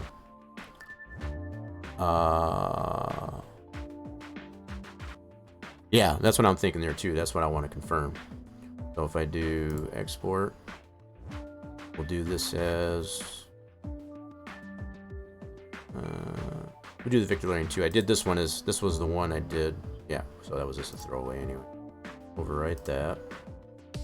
Oh, good to go. Now if we You know what? The other thing I want to check here. This material. Yeah, he's only got just the fuse. That's what I want to check there too. There's nothing else applied to it other than just that parent image. It's fine. Alright, now if we go back to 5 and import victory lane 2, which is this one right here. And we want to modify no. So here's the original model that James sent us here. We're going to edible poly, so we can compare poly, edible poly to edible poly. Now, bringing this one in. That one adds 105, so that's not, yeah, it does add, obviously, to it, so 68 to 105. So, mine was 97, and then when we exported it out, you know, when we did that test with it, it added another 10. So, I think it really comes down to 105 to 97. And again, it kind of, you know, maybe I'm a little bit biased, but the 97 is less than 105. And I know there was some other things that I had left out in the model that I did. For example, I did not add polys to the bottom side of this piece, for example. Things like that. So there's probably going to be additional polys into this one that really don't need to be had. And that can be edited in this original model too. You know, to kind of bring it to that. So I think just in my initial comparison, I guess, between these two, the one that I did comes up to 97 polys. Bringing it back into 5 so we can export it pass file. This one's 105. And again, we can probably reduce this one by taking out polys that we don't need, like this, so on. It's already been done in the one that I did. And that was part of what I took into consideration when I recreated the model. It's like, how can we improve, I guess, the original model from what it was? And that was one of the things that I did do.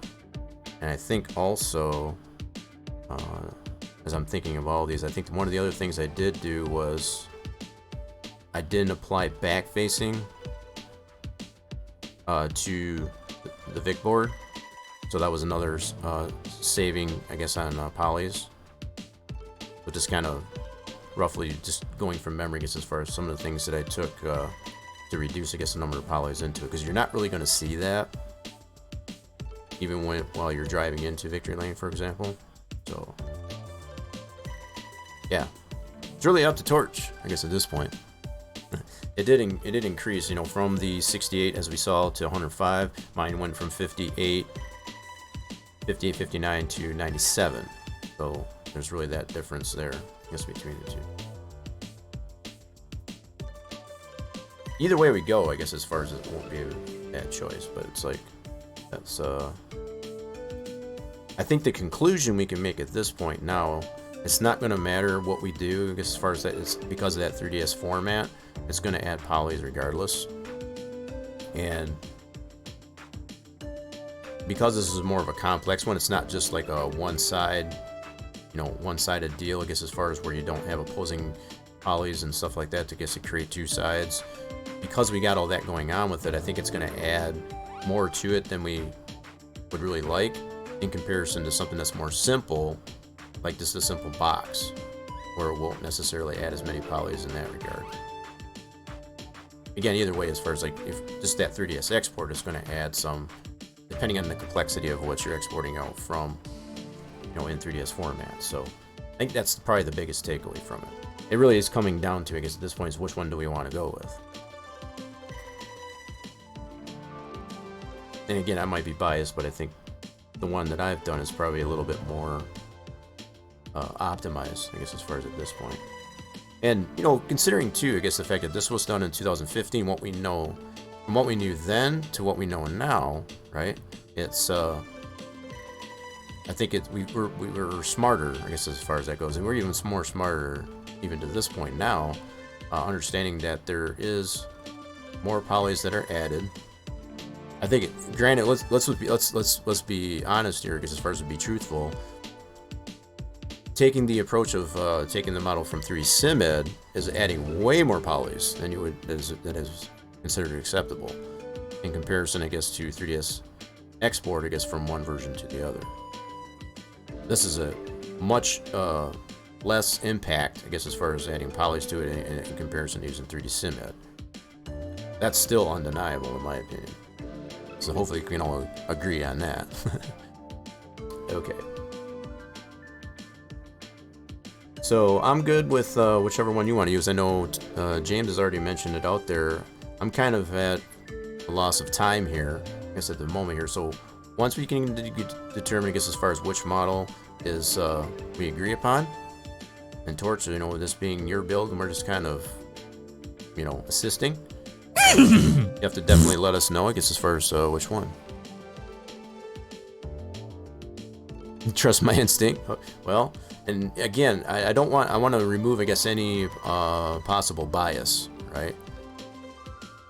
What you've done so far, I guess, as far as what you've got, and the tutelage, I guess, that we've given you, I guess, as far as to create what you've got there, a majority of what you've got there is your own work, right? So we're not trying to take away anything from that, right? That's the main thing that I guess that I want to make abundantly clear. No matter what you decide, I guess, as far as which model to go with, it's like it's still going to be yours. Just because we're adding our own little input, I guess, as far as what's, you know, based on a original build, we don't want to take away from that. Hopefully, we can make that abundantly clear. Yeah, just like James said, don't feel obligated to have to use anything. We're just trying to give insight, I guess, as far as, you know, what I've already created, what James created, comparing those notes, and then what we know you can create. You've shown more than an ability, I guess, as far as, I mean, as far as I'm concerned, I'm assuming I'm still speaking for James as well. It's like you're in the same boat as where we are, I guess, as far as the level of capability, as far as being able to do this. So we absolutely know you've been able to do the same thing, I guess, that we're doing right now, I guess, as far as with and that's, I mean, that's no lie. I mean, that's come a long way, I guess, as far as being able to, you know, from where you started out and where you are now, as far as like everything that you've got in the track here. There's nothing really in here besides maybe just a couple things. I guess, as far this grandstand, all completely redone. The Lone Star Hotel. This, I mean, shoot, this outer ground thing. Just like, whoa. And I'm pretty impressed, I guess, as far as what's happening with it and where the direction that the track build is going. I mean, even with such little things, I guess, as like the 3D crowds, that direction that's going, and even these 3D medallions that are going into the wall. I mean, there's a lot that I can pick out, I guess, as far as what, and none of it is of any of our work, right? I mean, at this point here, I can only point out maybe two things that we've got from our original build, which would be this scoring pylon and the big hoss. That's about it. You know, so this would just be one other thing, like with this victory lane, as far as that would be considered, I guess, as part of our own original creation. So,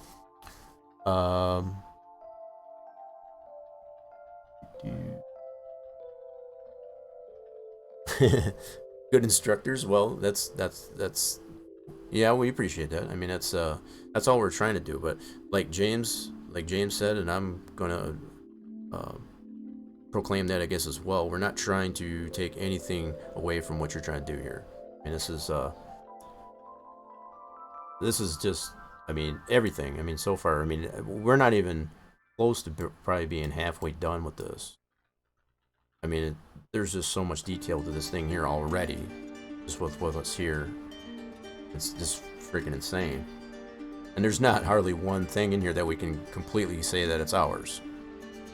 That's what's, I mean, from the geometry to applying the 3D foam, all of that. I mean, that's a lot of work. That's a ton of work. And we can't take any credit of it. None of it whatsoever.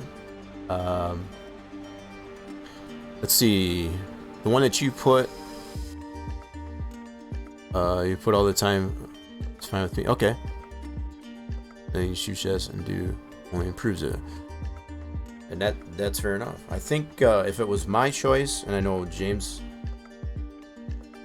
would hoping that I'm not trying to speak for you, James, but it's like, just with everything we've compared here, there's definitely either model that you go with for the victory lane, at least anyway at this point. Either one could be used regardless. I just think if we went with James's original model, there's still some things that we could probably step out of there as far as polys to get it relatively the same as what I've already done. I'm just blown away myself. I kind of surprised myself the fact that I've been able to get it so close to the original model. I had nothing to go by other than just that shape, you know, and the height and whatever from that donor model from the original 3DO.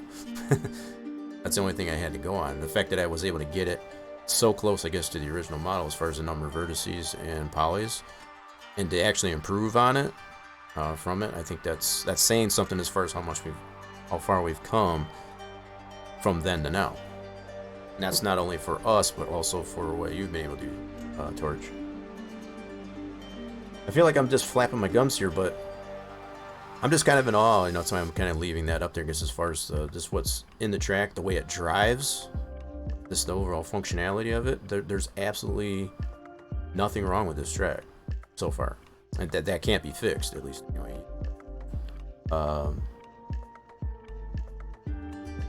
Right, yeah, just like what you said, James. I kind of really surprised myself at how close I was able to get to that original model and actually be able to improve on it.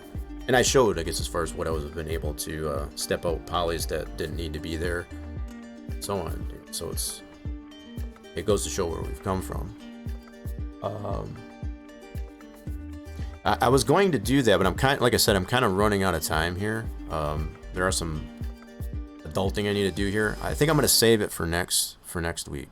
To be honest, at this point, because there's a lot of things that I wanted to go over before actually being able to test it in the track. Let's see, where are we at? I guess maybe I could probably try and do this. It's going to take me a little bit, I guess, to get the... Maybe we can just watch the AI. I won't be able to drive it. Let's put it that way. I've got... The studio here right now is a mess. So I didn't really plan, I guess, even testing it out at all. I was just going to go over, I guess, as far as getting the model into the track, and that was going to be about it. But if that's... I always tried to get that, you know, to be the premise, I guess, as far as what we create, to be able to get into the track and being able to try it out. So I'll try and do that, but I ain't going to drive. Let's just put it that way. We'll get it loaded up in there. I'll see if I can get all the files that we have. I'll get it over to the game track directory. We'll load up with some AI, and we'll just go from there. How about that? Yeah, so I'm not going to put the victory lane, I guess, in here. I'm going to save that for next week, I guess, at this point, because right now we're going to... Yeah, I think we've come to that conclusion as far as what's going to be used. I think I'm just going to... Yeah, like you said, Torch, I'll use my better judgment, I guess, as far as what is best. And I appreciate you trusting me with my judgment on that, so let's don't save that. Let's get this thing set up here. Yeah, it was really cool in a way I didn't expect at all for the stream, I guess, to go in this direction. As far as to stumble on these types of things and actually be able to acquire the original model, but it was kind of cool, I guess, to be able to see and compare, I guess, as far as and even understand, I guess, as far as what's going on with the 3DS export deal, depending on the complexity of the model. So how many more polys it has. I think it's safe to say, and I hope we're all in agreement, I guess, with the fact that it's definitely still not reasonable to be able to export and or edit the model in 3D SimEd and use that as a 3DO. That has way too many polys. We're talking in excess of 3, 4, 5, even 5 times more polys than it could be. But let me get some things set up here really quick to try all these things out in there. So it'll have such items as the medallions at start finish line that Torch has done, that ground, outer ground, and what was the other thing? The 3D crowds that are in the stands. And we already tested that previously in the stream to show that it has the population switch to only show during the race. So these are some of the things that we'll be able to actually see in action in the track. So let me get some things set up here real quick. Like I said, I'm just not going to drive. We'll just kind of observe the AI go around it. We'll see how the track loads and functions in that fashion. Yes, so let's close that out. Hello? That's it. Yes. Oh, okay. Close it out. There we go. So close that out. Let me get some things cleaned up here real quick. Yeah, I think it would be a pity at this point as far as to be able to not show things in the track. Alright, close that. I got so many things open here, and I went a totally different direction, I guess, than what I was expecting to. That's for sure today. Okay. I was really hoping to get, to get some type of model created. I guess I'm gonna be perfectly honest. I haven't been abundantly clear on that. So let's go like this. Window. Hopefully this will let me put this over here. So that. There's game track directory.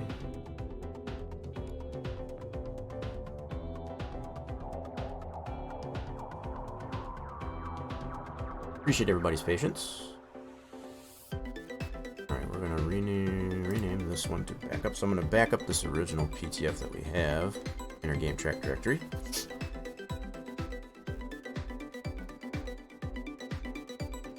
You son of a gun. Anyway, it's not gonna let me do. Yeah, I'm gonna have to do it. Darn permissions anyway. Come on, Winders. Killing me, Smalls. Right, bear with me, folks. We'll get this thing ready. As I mentioned, I wasn't really planning on doing this. It would be a darn shame if we did.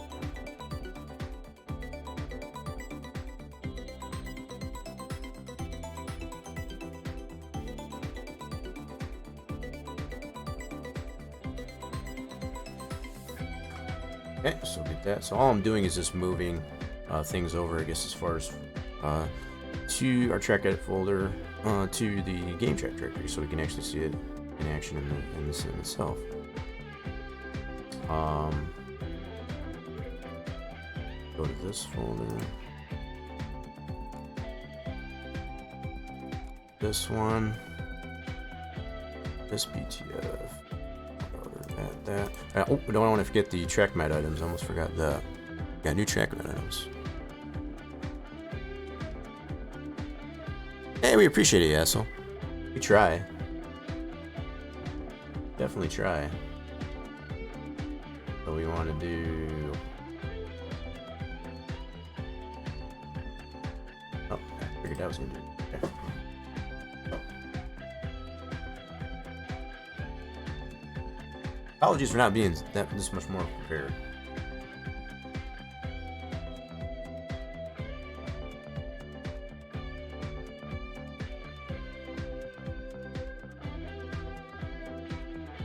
Yeah, no.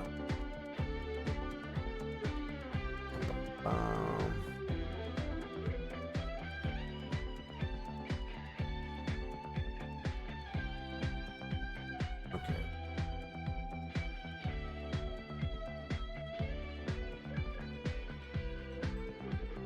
Lots of new stuff, that's for sure. This.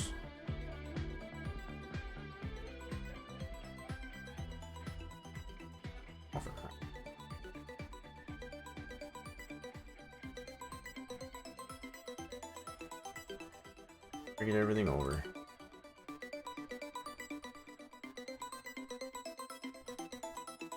Okay. A lot of this is just busy work, honestly.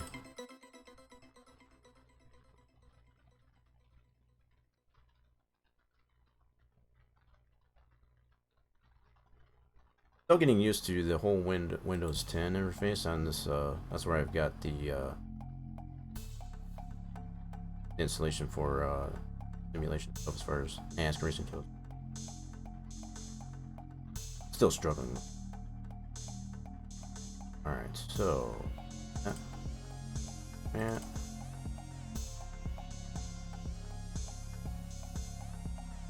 I think we got everything in here. We'll know once we go into the sim. If the track doesn't load, then we know we're missing something. Okay. So let me go ahead and switch this over to this. Busy work is, yeah, that's it's sometimes necessary. Yep.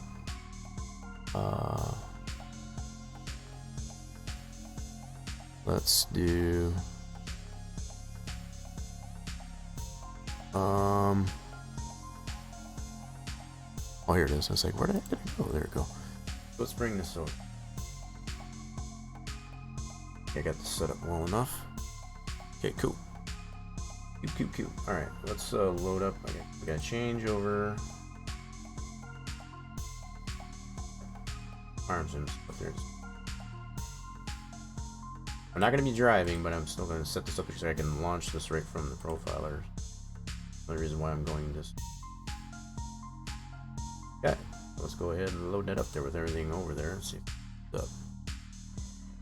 And if it don't, like we said, then we know we did something wrong. So I'm going to go initially into testing. We're going to use these the 2003 mod by Splash and Go. Much more detailed models and such, I guess. So that's why I tend to like to use it then as compared to the default original Papyrus series. Go into testing. That's our track, and it should load. And it did not, so we missed something. Oh, I know what I did. I did not name the ETF properly. The fact that I did it so quickly, that does what it tells me. Now, let me go ahead and do that real quick. I know exactly what it did, so I gotta go into here. This is all the files for in our game track directory. What I didn't do, and this is what's different, I don't have, as I do on my other machine, I don't have all the extensions, I guess, as far as, you know, with WinMap 2 and all that stuff to be able to segregate it. So it's kind of just all a jumbled mess in here. This was one of the things I was kind of working on. So what I did not do, I did back up the PTF, I guess, as far as from our original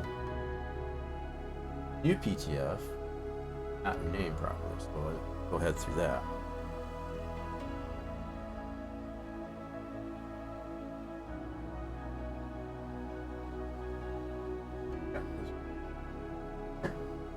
We got to rename this deal right there to the name of our track folder, so I'm going to go ahead and grab the track folder name right now. Copy that.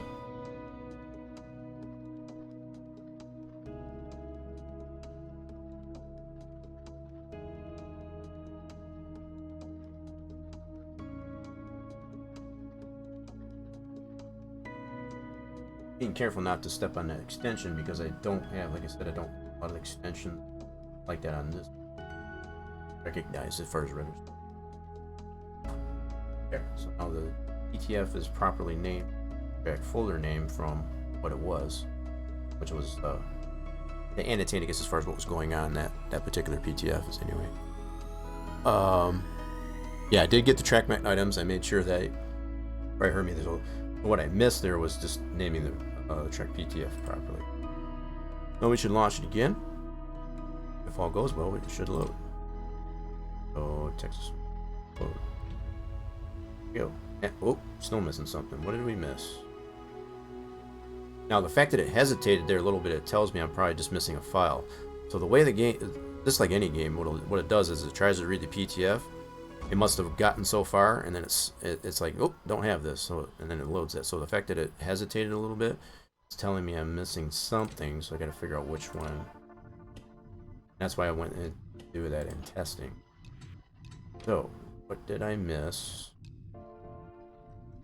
I can kind of show you the method here. So I did put all the track mat items in there, as well as all that. Cool. That logo. Let's just double check and make sure. Pretty sure I did, but maybe. Nope, I don't need it. that. I'm gonna pull.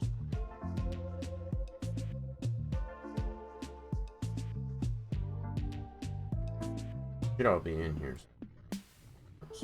Place. Files. So they are, we're all in there. So what am I missing?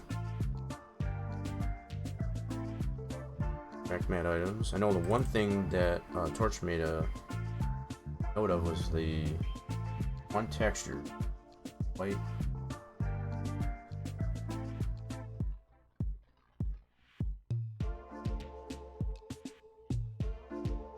Right. Definitely missed something. Just gotta figure out which one.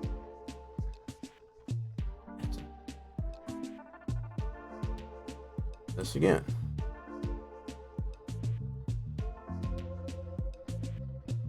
Wonder what I'm missing.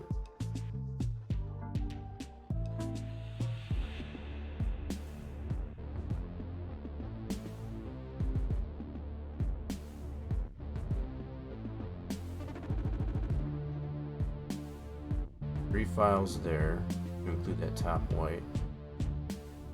Should have everything that I need. Technically.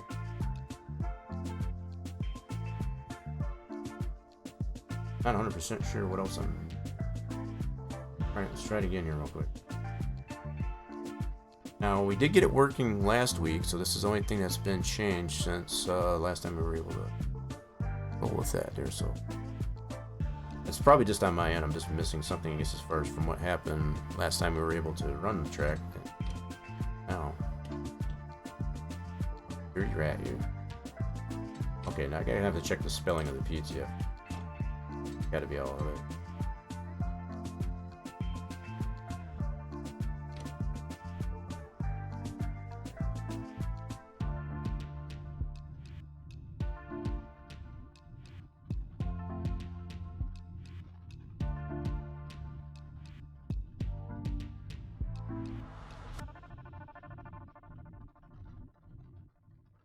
Copy over that pizza.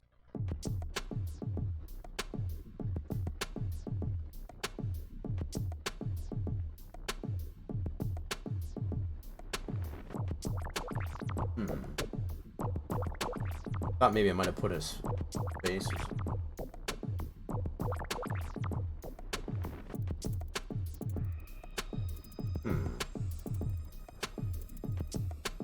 Not 100% sure.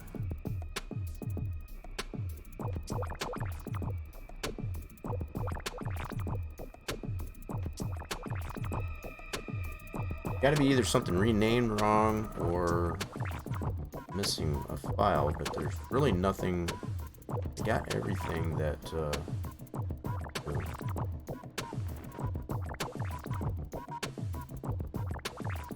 yeah, that's all that's new. Well, the last 10. Maybe I don't have this stuff in here. That could be. I might not have this stuff in here. I think we did have that week up, but I did get some stuff from you, Torch, and I guess I don't think I got that into the game track directory, and I think that might be what it is. Yeah, so we only went over that in Sandbox. We didn't. I'm gonna do it this way. We're gonna go. Oh, I don't need it. Whoops. Yeah, I think that's what the deal is. But I don't need the color or the signage.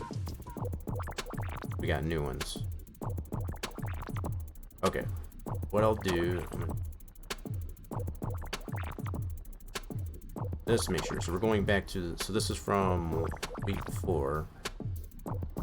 I got some stuff from you, I guess, as far as off stream. There's this. That stuff in here. But the new stuff. That. Yep. All those. Yeah, I think that's what it was. So there's definitely added some stuff. Alright, so now I'm gonna go back to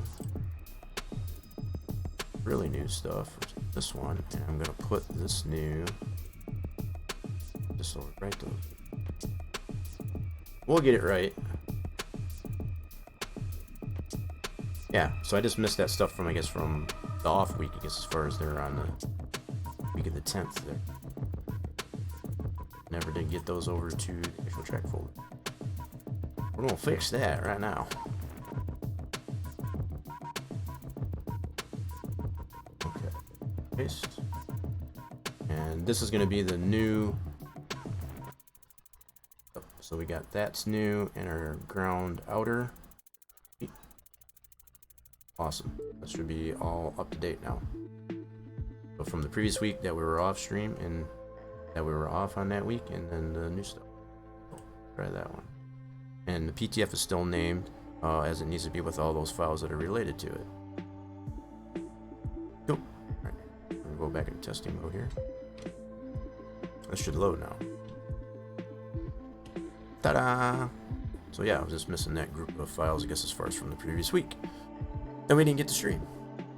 Alright, so testing mode will work, so we'll at least mode of drive. Go through that motion there. So this is only in testing, just to ensure that the track does load. Confirm. Now we'll go into race weekend. Out of that. Yeah, it's probably good time, I guess, to be able to get that all updated in the game track directory anyway, so it's all good to go. Go Gucci, as I like to call it. Single race.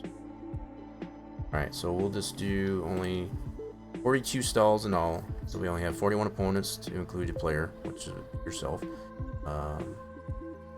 17 laps. So I probably won't go through the full gamut, I guess, of the race. We'll just have them go through the practice and all that stuff just to see how things will work. We'll skip it to there to make sure, like, such things as the people in the grandstands actually do populate, all that stuff. Okay.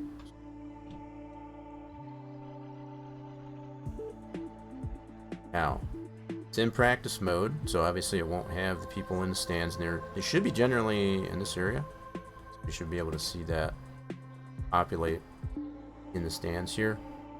Can't remember exactly where they're at. They were somewhere in here in the stands. So they won't be in either practice, qualifying, happy hour, and all that. They will only show up during race, which is the way it's designed. We already tested that in Sandbox, I guess, to come to that conclusion. Yeah, I'm right there with you too, so right there with you. So at least we got the track to load, and we're just gonna go really quickly, I guess, through some of these zones here. So let's try this one. I was trying to see if we can get the SMI logos on the wall.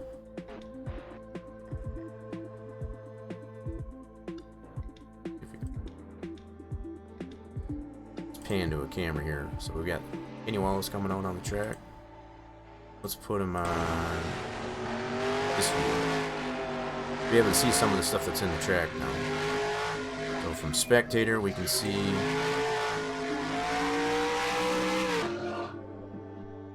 yeah, he's still a little bit too close. That you can see, hopefully, maybe helicopter. Let's try helicopter. Trying to see if I can show off some of this stuff that's evident in the track, like is that just me, or is the that outer ground black?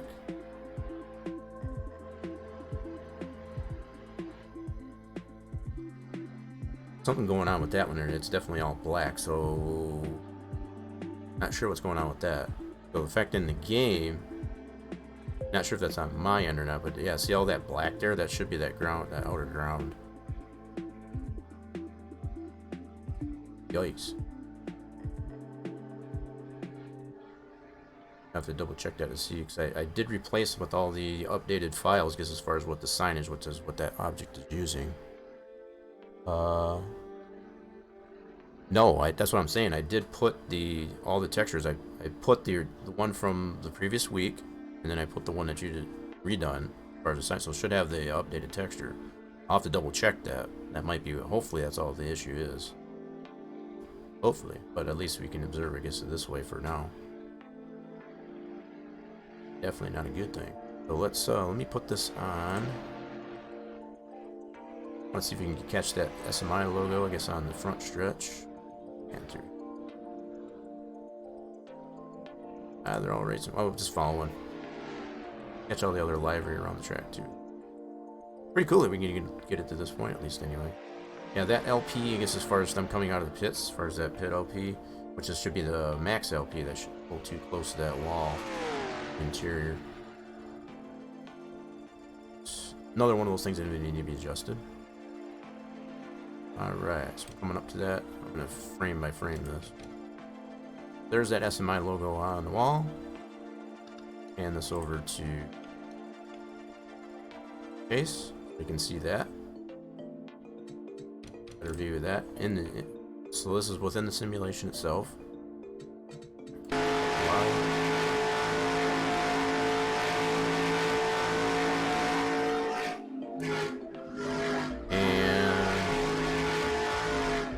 So other than that outer ground, obviously that has a little bit of a texture issue, and it might be just something on my end. I'll have to reconfirm that.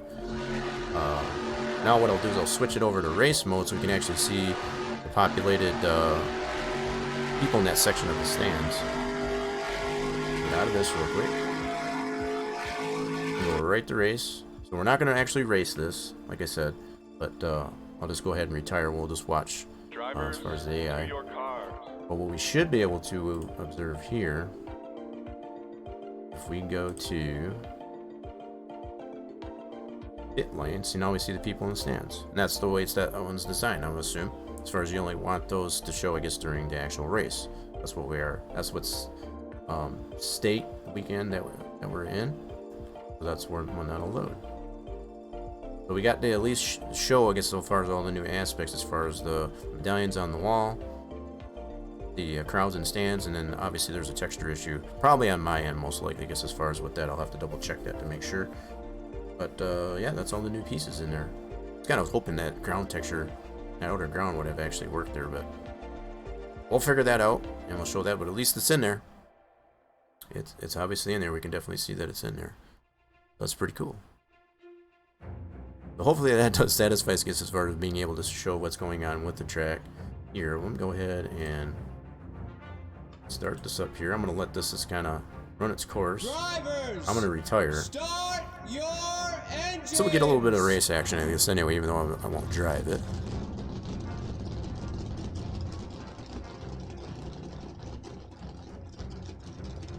Alright, I'll go ahead and retire. I always like to wait until they take off before I actually retire. They're pacing around. So while they're doing that, I want to thank everybody that did stop by, I guess, for the entertainment, even, I guess, that is Spline Design Studios Saturday right here on the channel. Take that off. Let's turn some things off here. I need to get off this thing here, though. I'm kind of crunched for time as here. I appreciate everybody's patience, I guess, as far as letting me get that set up there. And be able to enjoy a little bit of race action here. That is the Texas Motor Speedway. Do feel free, I guess, to stick around for the host at the end of the stream. Totally understandable if you need to go, but it's hope you do stick around. Here, let me put this on a different scene here. There's my... Put this on a different...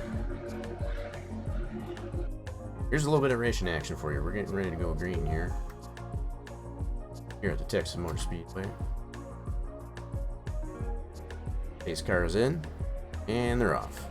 Green flag. So we still got the flagger, I guess, still in the up on the fence there. So it's not. That's not going to be its final resting spot. So with all the changes that Torch has made, I guess, to the AI, I guess, as far as the little I&I tweaks and the LPs and so on, they're racing pretty. Well, look at how hard they're racing. Side-by-side action is pretty cool. It's turning out. The direction this track is going is definitely pretty darn down south, if you ask me. But like I was saying, hope everybody does have a fantastic rest of the weekend. Feel free to stick around, I guess, for the host at the end of the stream. I'm gonna end this thing. I'm hungry. I got some things to get attended to, and I hope to see y'all next. I should be streaming next, no later than Truckin' Tuesday. That's kind of what has been branded, I guess, on there for doing a little bit of ATS, doing cruise in Wyoming. So if you want to tune into that, feel free to do so, I guess, as far as if you're so inclined.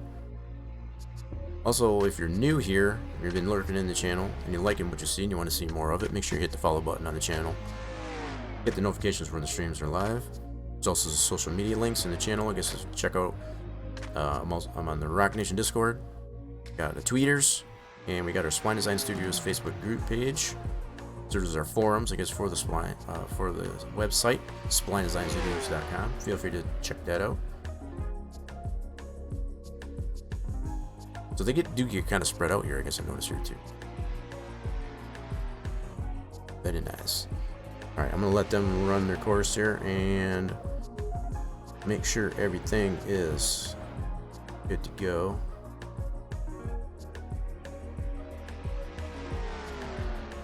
Okay.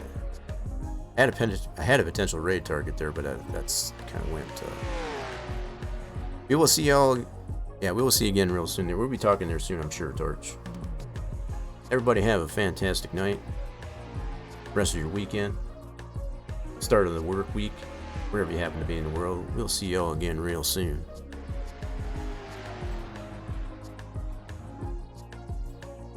Bye for now.